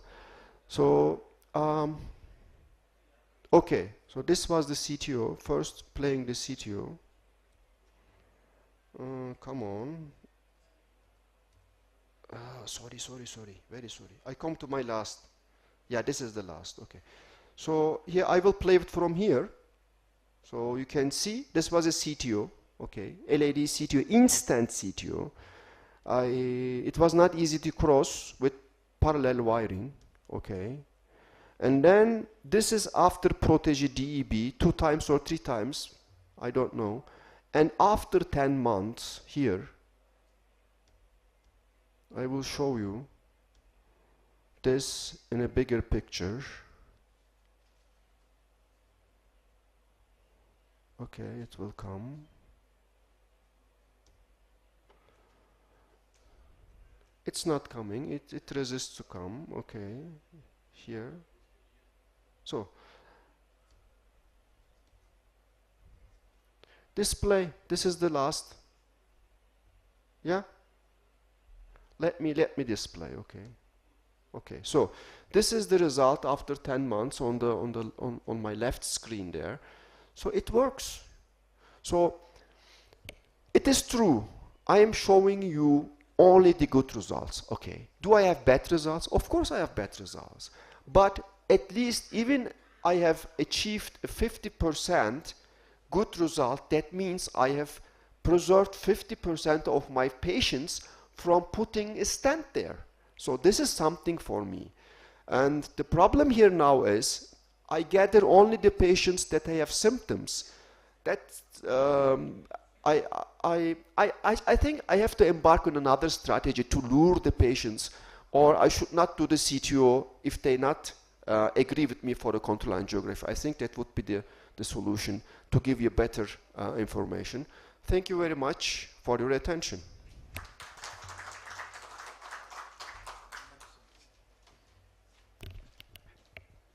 Thank you, Professor Gorgulu. Wonderful cases you have shown. And now we move to the next and the last presenter of this session, Dr. Muhammad Shoaib. And after that, we will take some questions if there are about the DEB.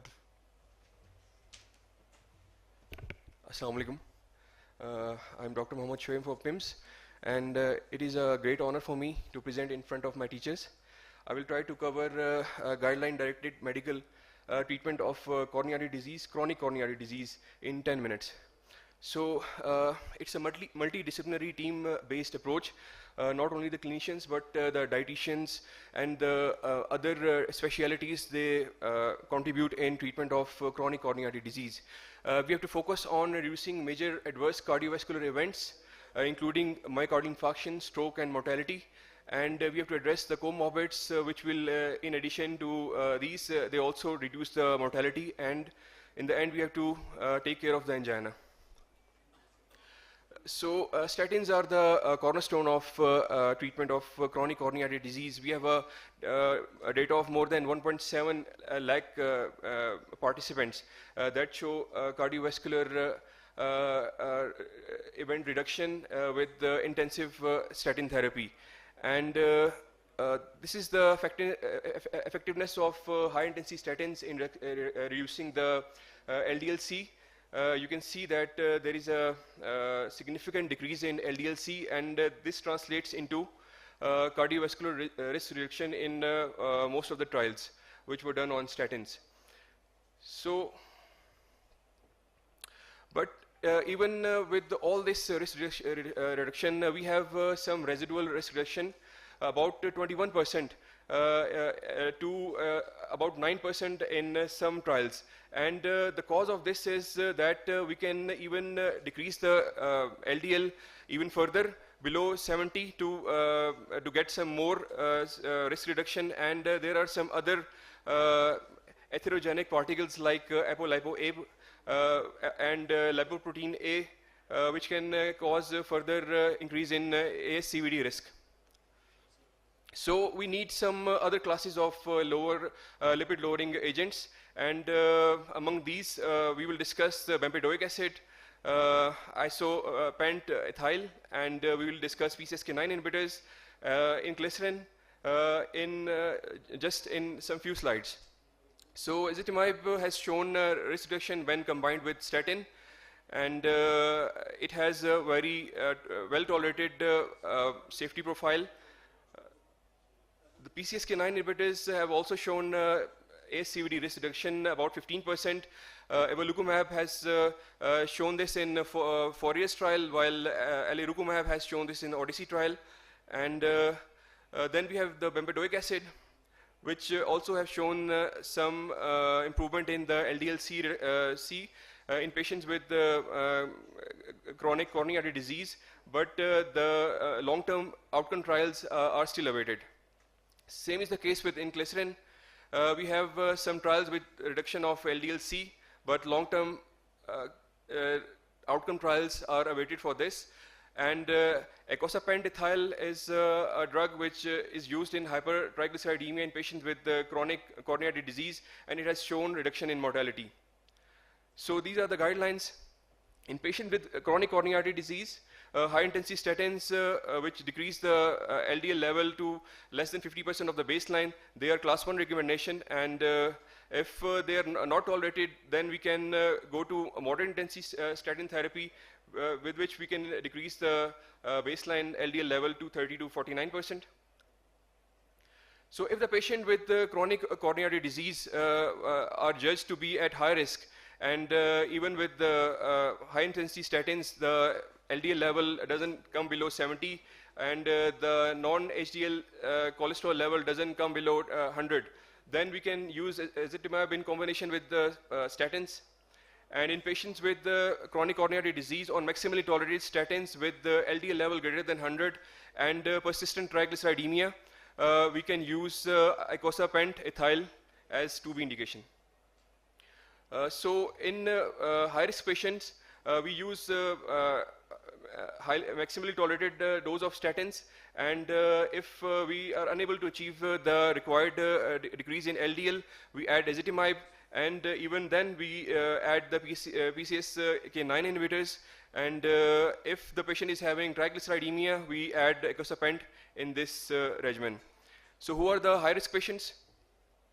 So the patients who have multiple ASCVD risk events, and or one event with two high-risk conditions. The high-risk conditions are the age more than 65, hypercholesterolemia, which is of familial origin, and then diabetes, hypertension, chronic kidney disease, tobacco smoking, and persistent elevated LDL-C level in spite of maximally tolerated statin and ezetimibe therapy, and history of CHF. So in patients with chronic coronary artery disease on maximally tolerated statins who have LDL-C level greater than 70, and in whom ezetimibe and PCSK9 inhibitors are insufficient and non-tolerated, then we add bempedoic acid and inclisiran, but the class of recommendation is 2B because we don't have any outcome data yet. So we also have to address the risk factors.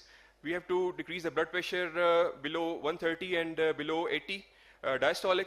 To do this, first we have to employ the non-pharmacological strategies, and once failed, we have to, in addition, add first-line therapy, which include ACE inhibitors, angiotensin receptor blockers, beta blockers, and if we need further optimization of BP, then we add calcium channel blockers, long-acting thiazide diuretics, and mineralocorticoid receptors. So we use SGLT2 inhibitors and GLP-1 inhibitors in type 2 diabetes, which is a class 1 indication. It reduces MACE, and if there is LVF of less than 40, GLT2 inhibition is a class 1 recommendation. And in patients who have EF of greater than 40%, we use SGLT2 inhibitors with benefit of lesser hospitalization, improved quality of life in spite of diabetes status. This is a two-way recommendation. So weight reduction management is also important, and we have a drug which is GLP-1, and we prefer semaglutide on liraglutide because of many trials, one of which is STEP HF Preserve EF trial, in which there is improvement in the symptoms of heart failure, as well as there is a decrease in weight. And it is done by multiple mechanisms, which I've already discussed in previous lectures. So the other main pillar is the antiplatelet therapy in patients with chronic coronary artery disease. In patients with coronary artery disease who doesn't have any indication of oral anticoagulation, low-dose aspirin is indicated, class 1 indication. In patients with coronary artery disease with PCI and dual antiplatelet therapy is recommended for 6 months, then followed by single antiplatelet therapy, class 1 indication.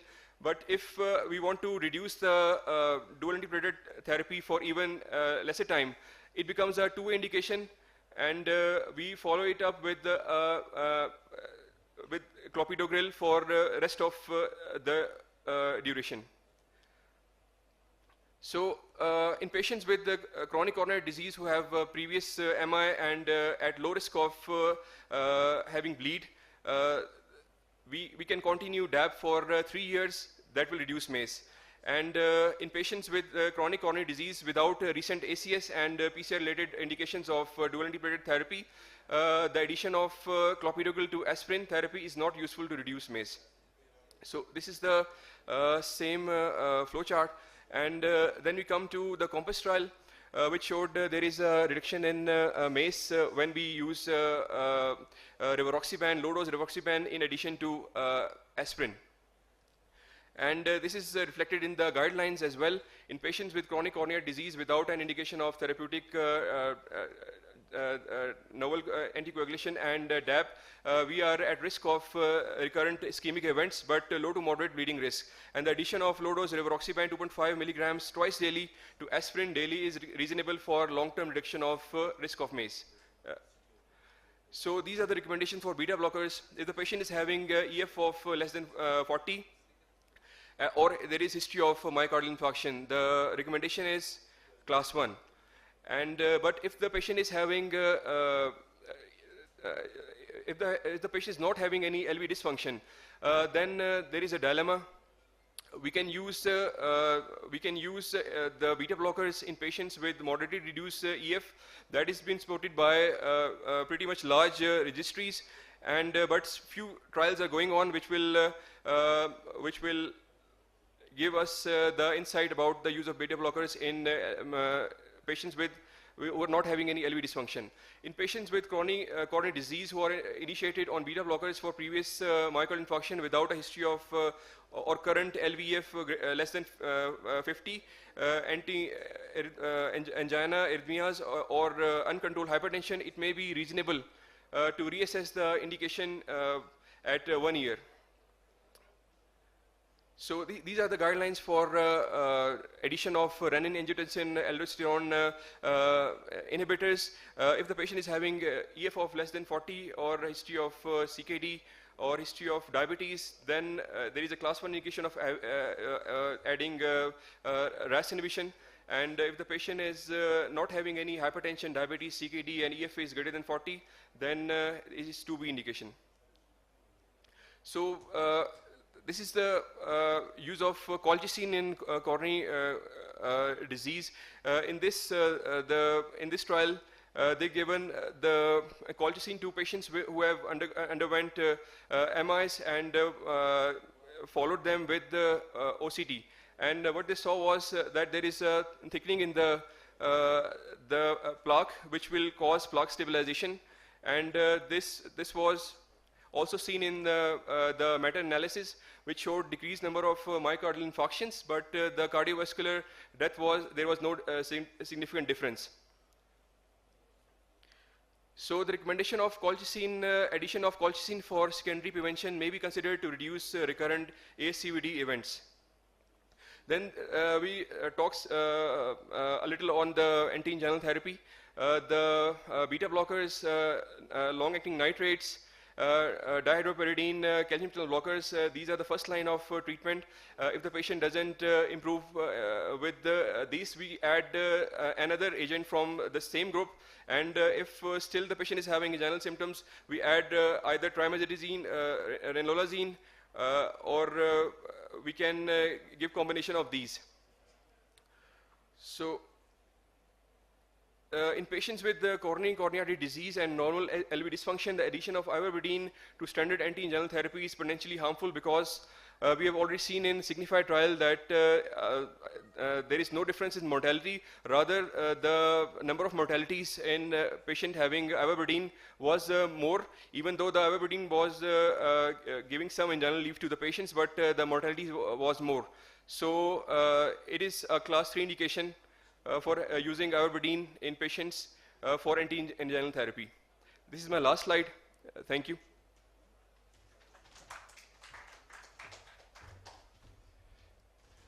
Thank you, Dr. Shoaib. Now, we're going to conclude this session. Only 3 minutes for burning questions, if there is any, from the panelists first. Any questions or comments? Dr. Shafkat, question for you. We used to see a lot of acute vessel closures initially in angioplasties, but now when you use DCBs, how many acute vessel closures do you see if there's some dissection you've missed out or something? In my practice, 0. I don't know what the reason is, but as you have pointed out, Suhail, maybe it's because of better anticoagulation. I don't know. Antiplatelet therapy. So these antiplatelets are much more effective than what we used to have.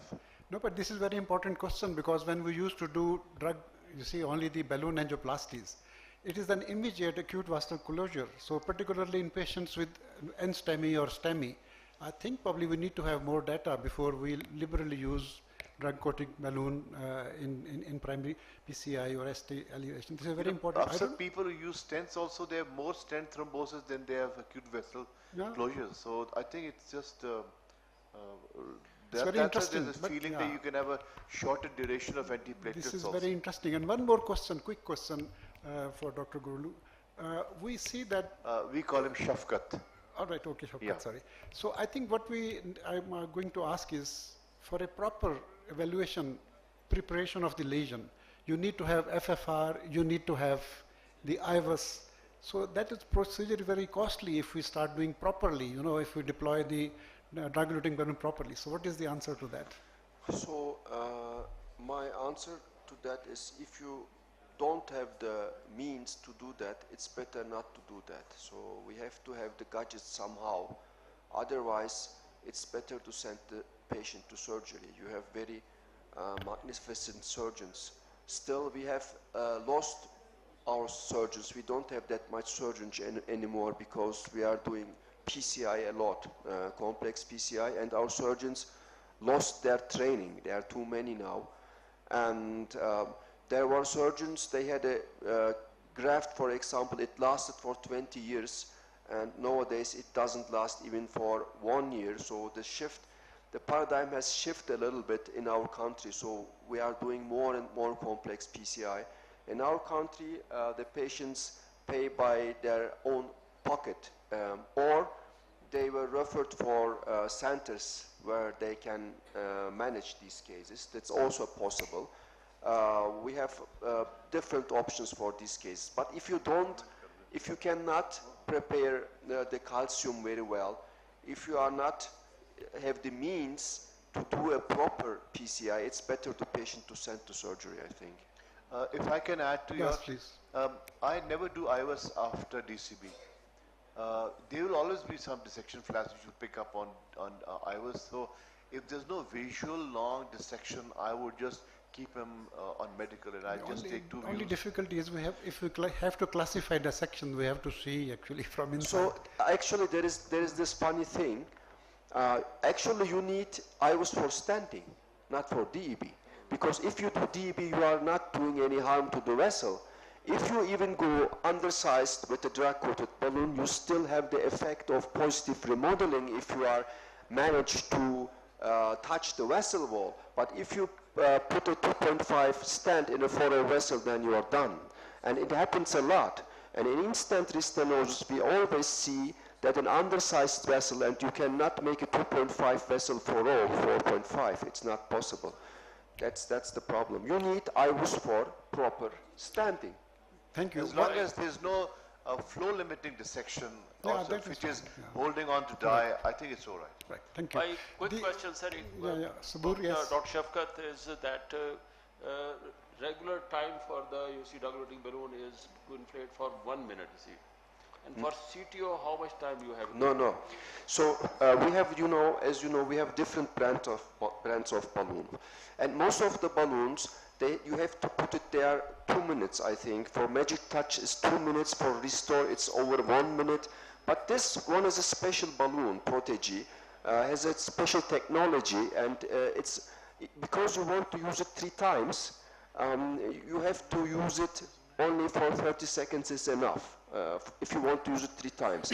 If you mean regarding the dissection with the drug-coated balloon, if I have to use the balloon 3 times, I put my third inflation very, very long, okay? Just to get the remaining drug into the vessel wall, so I made it very long. But if I wanted 2 times, then I do it in the second inflation. If I made it 3 times, then I made it in the third inflation. Same balloon you will use inflate. Yeah, same balloon, 3 times. It can be different places in also. CTO cases, Yeah. you will inflate for 3 minutes, 4 minutes, how much time? No. If I do the preparation for 3 minutes, 4 minutes, okay. But Omar is saying, Omar using different brands. He used B Brown, okay. Because he is using B Brown, he wants he uses 3 balloons in a long CTO, okay. So when he do that, he put the balloon there for 3-4 minutes. If I put my balloon for 3-4 minutes there, the Protege, I'm using Protege, then all the drug is gone into the vessel wall, then I don't have remaining drug for the second and third inflation.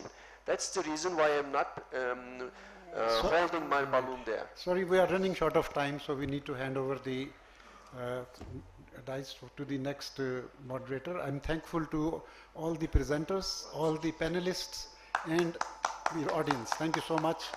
And can I request Dr. Islam to please take over? Dr. Abdul Salam for the next session.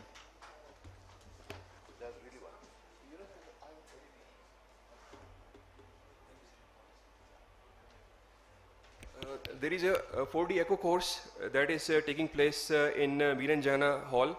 So if someone is interested in that, they can proceed to Viranjana Hall.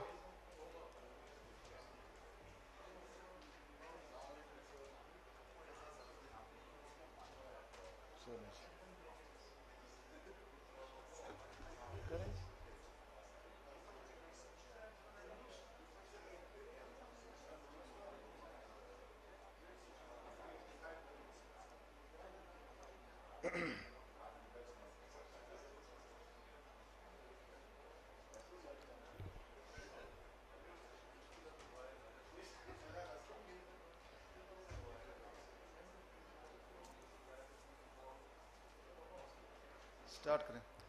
Let's start the next session. We are already running short of time.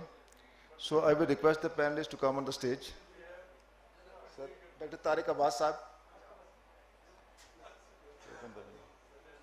Harun Babar Saab. There are no panelists. Panelists are not there. You are also speaker. You can't be panelist, you are speaker. Sir को उठाते. Sir. Sir है ना? Sir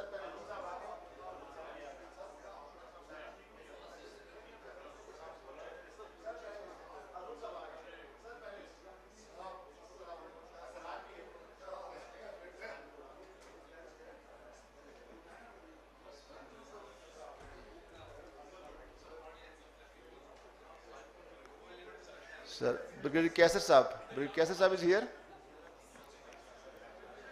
Shahbaz Sarwar Saab. Sir. General Zafarul Islam Saab. Farhan Tayyib Saab. Sir, I will request the panelists to come on the stage. So let's start the session. Sir, aage sir. So this session will be structural heart disease. So let's start with the first talk, role of vascular intervention in vasculitis disorder. Professor Masood Saab. Sir, please. Sir, Professor. You're Professor. Bismillah ar-Rahman ar-Rahim. Alhamdulillah Rabbil Alameen. As-salatu was-salamu ala Rasulih al-Kareem.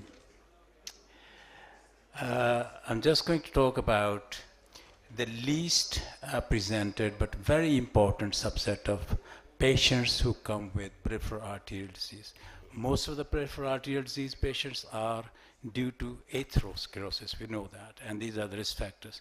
An important part of the atherosclerosis is that you have the blood vessel is, the structure of the blood vessel is preserved. You can see that it's mainly buildup of the lipids between intima and media, resulting in narrowing of the lumen, and that causes the problem. There's a composition of fibrous cap that determines the clinical outcome. That's very important to remember, that fibrosis does take place in atherosclerotic coronary artery disease, but it's only that separates it from the circulating blood, and that determines the clinical outcome. If it's a thin fibrous cap prone to disruption, it can cause acute coronary syndrome, whereas if it's a thick fibrous cap, that will not cause acute coronary syndrome. It may cause troublesome angina, but not. But that's the only part of fibrosis that happens in atherosclerosis. In contrast, in vasculitis, it's a group of disorders that destroy the blood vessel by inflammation. It destroys the architecture of the blood vessel. It becomes puckered, fibrotic, narrow, and it basically involves both arteries and the veins. It causes thickening of the blood vessel wall by fibrosis, resulting in narrowing of the lumen, and the implication of that is that it is friable and it is basically loss of architecture of the blood vessel. So therefore blood vessel appears narrow, but you cannot dilate it one-to-one as you would do in atherosclerosis. It's a very important distinction to be made in the management of these patients. And if you are going to do one-to-one predilatation or the stenting, you will have a very unacceptable results in the form of perforation of the blood vessels. I'll come to that in a minute.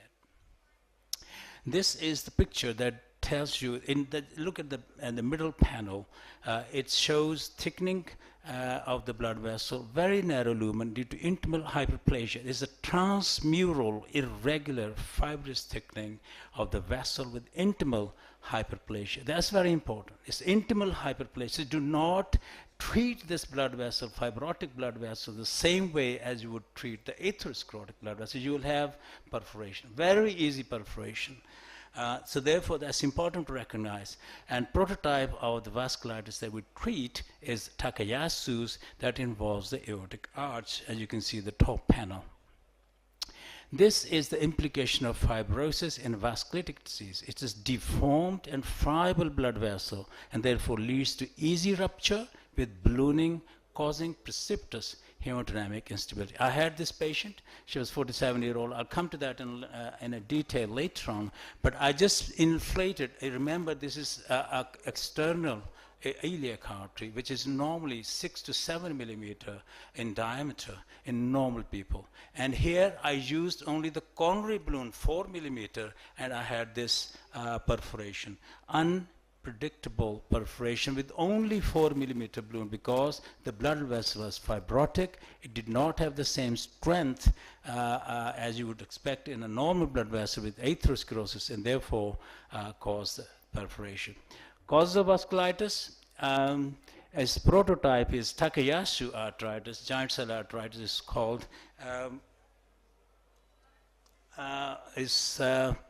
that's the commonest vasculitis that we treat in peripheral arterial disease. It basically involves the aortic arch, but it can also involve the coronaries, renals, and the distal aorta. As you see in this particular patient, I had this patient referred to me from Faisalabad. 25-year-old male, recently diagnosed with accelerated hypertension and presented with complaints of headaches, one episode of syncope, and a right arm numbness and easy fatigability. He had CT scan in Faisalabad, which showed the aortic arch arthritis. Therefore, he had a label of Takayasu arthritis disease already before he came to me. Now, examination showed high blood pressure, as you can see at the top, and also absent pulses in the right upper limb, brachial, radial, ulnar, and there was also absent left common carotid in this particular patient. Now you can see this angiogram is run. The right innominator artery, right at the start, is diffuse disease, and you can see very significant involvement of the vertebral artery at its ostium, and very critical stenosis of the right subclavian artery, and therefore it's not surprising that he had no pulses in the right upper limb. You can compare that on the left, on the right-hand side panel. There's a left subclavian artery. The right subclavian artery compares with the left subclavian. Left subclavian is also severely diseased, although not as severely as the right subclavian, but the left subclavian is also severely diseased. It also has involvement of the left vertebral artery, ostium, and then after the proximal part, when it becomes axillary artery, it assumes the normal morphology. Now, this is his renal shot diagnostic. Look at the left side first, left renal artery on the right-hand side. You can see the nephrogram, you can see the blush that is outlining the kidney, and you can see the left renal artery. It is, again, significantly narrowed, but not as much as you can see the streak on the right-hand side. You can see just a streak of the blood vessel. You can hardly see more significant stenosis than this, almost causing total ischemia of the right kidney on the left-hand side of the panel. So there's no nephrogram on the right-hand side. There's no architecture, blood vessel architecture. This is his carotids. On the left side, you can see there's a streak, only just a streak. The right-hand side panel shows the left common carotid artery is labeled at the top. So left common carotid artery is just a streak, total loss of architecture. Whereas on the right-hand side, the right common carotid artery is well preserved, but you can see the disease in the right internal carotid artery there. So he had quite extensive involvement. This shows that there was a contralateral supply of the left hemisphere because of the left common carotid artery occlusion. He was getting collateral supply from the right side. We approached this patient with 14 wire, as you would expect, and pre-dilatation with 2 balloon, and then 14 wire was replaced with 35, and we did the stenting. You can see we had to choose the undersizing because of this fibrosis. So stent was used was 637, 647, 747, approximately 637 distally, and they were post-dilated with 7, not more than 7, although the vessel size here is normally more than 8, and especially in the innominators more than 8 or even 9. There was the post-stenting result, very acceptable. So he had he had regained his pulses in the right arm after this stenting. That's his renal artery on the right, on the pre-stenting. You can see very significant disease, but post-stenting, you can see the nephrogram is now excellent blush of the kidney. But remember, and this is what I want to point out, that the stent used was a coronary stent here, 3.5. Normally, blood vessel is about 5 or 6. It takes about 5 or 6 millimeter stent. But here, 3.5 millimeter was taken, and it was post-dilated gingerly with 4O balloon, because you can see that there is always a danger of perforation. So therefore, you have to keep it undersized in vasculitis, otherwise you will have very unacceptable complications. And I showed you that complication in this particular patient. She was a 47-year-old female with a history of progressive renal impairment from 1.2 creatinine to 3.6 milligram with resistant hypertension on triple therapy and diuretic. There was a history of Fontaine class 2B claudication as well, and the CT renal angiogram had revealed severe bilateral renal artery stenosis and severe bilateral aortoiliac disease in this particular patient. You can see the renal angiogram, both renal arteries are very significantly diseased, but try to see the difference between atherosclerotic, which basically involves the aorto-osteal, the aorto-osteal part of the renal artery. Here, the disease basically just distal to the aorto-osteal margin, and it involves the shaft more than aorto-osteal, which is typical in atherosclerotic disease. Rest of the blood vessels in this particular patient, the segmental branches, interlobar branches, and the articulate branches, they were well preserved. So it's the main shaft of the renal artery that was involved. She also had very significant distal aortic and bilateral aorto-iliac disease, especially total occlusion of the left common iliac and severe disease of the right common iliac and external common iliac. Therefore, she had troublesome Fontaine class 2B claudication.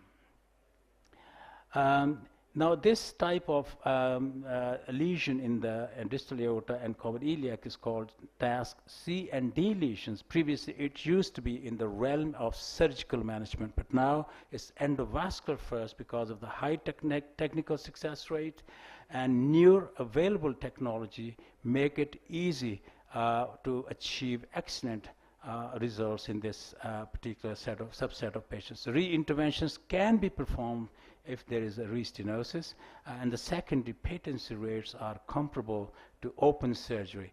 And still, if everything goes wrong, the patients are candidate for conventional surgical therapy, but that's becoming exceedingly rare nowadays. In our setup, in our country, the surgical revascularization of the peripheral arterial disease is exceedingly uncommon. So if the in the planning, yes, the most important part in the planning is to have covered stents on the inventory list, and the blood grouping cross-patching should be done before the procedure, because if there is a perforation that can be expected, then you need to have everything on the inventory list so that you can, without wasting time, you can help the patients. Particular challenges are the vessel perforation, this subset of patients. This is a pre and post renal artery stenting in this particular patient with stenting, and this is now, by the way, 7-year follow-up stenting, post-procedure follow-up stenting. So it was widely patent after 7 years of the index procedure. This is again on the right side. Again, 7 years post index procedure, excellent patency of the stents. Long-term results are excellent even with intervention in vasculitis patients. Now, this is what I showed earlier. I just did the 4 millimeter balloon in the external iliac arteries, and she had a splash with precipitous drop in the blood pressure. Now, Any patient who's got this kind of problem, you need to have a balloon tamponade straight away, and then you just basically do the blood grouping cross-matching has already been done, and use the stent graft, the covered stent graft. Yes, I realize it's a covered stent graft should be used as we had in this particular patient.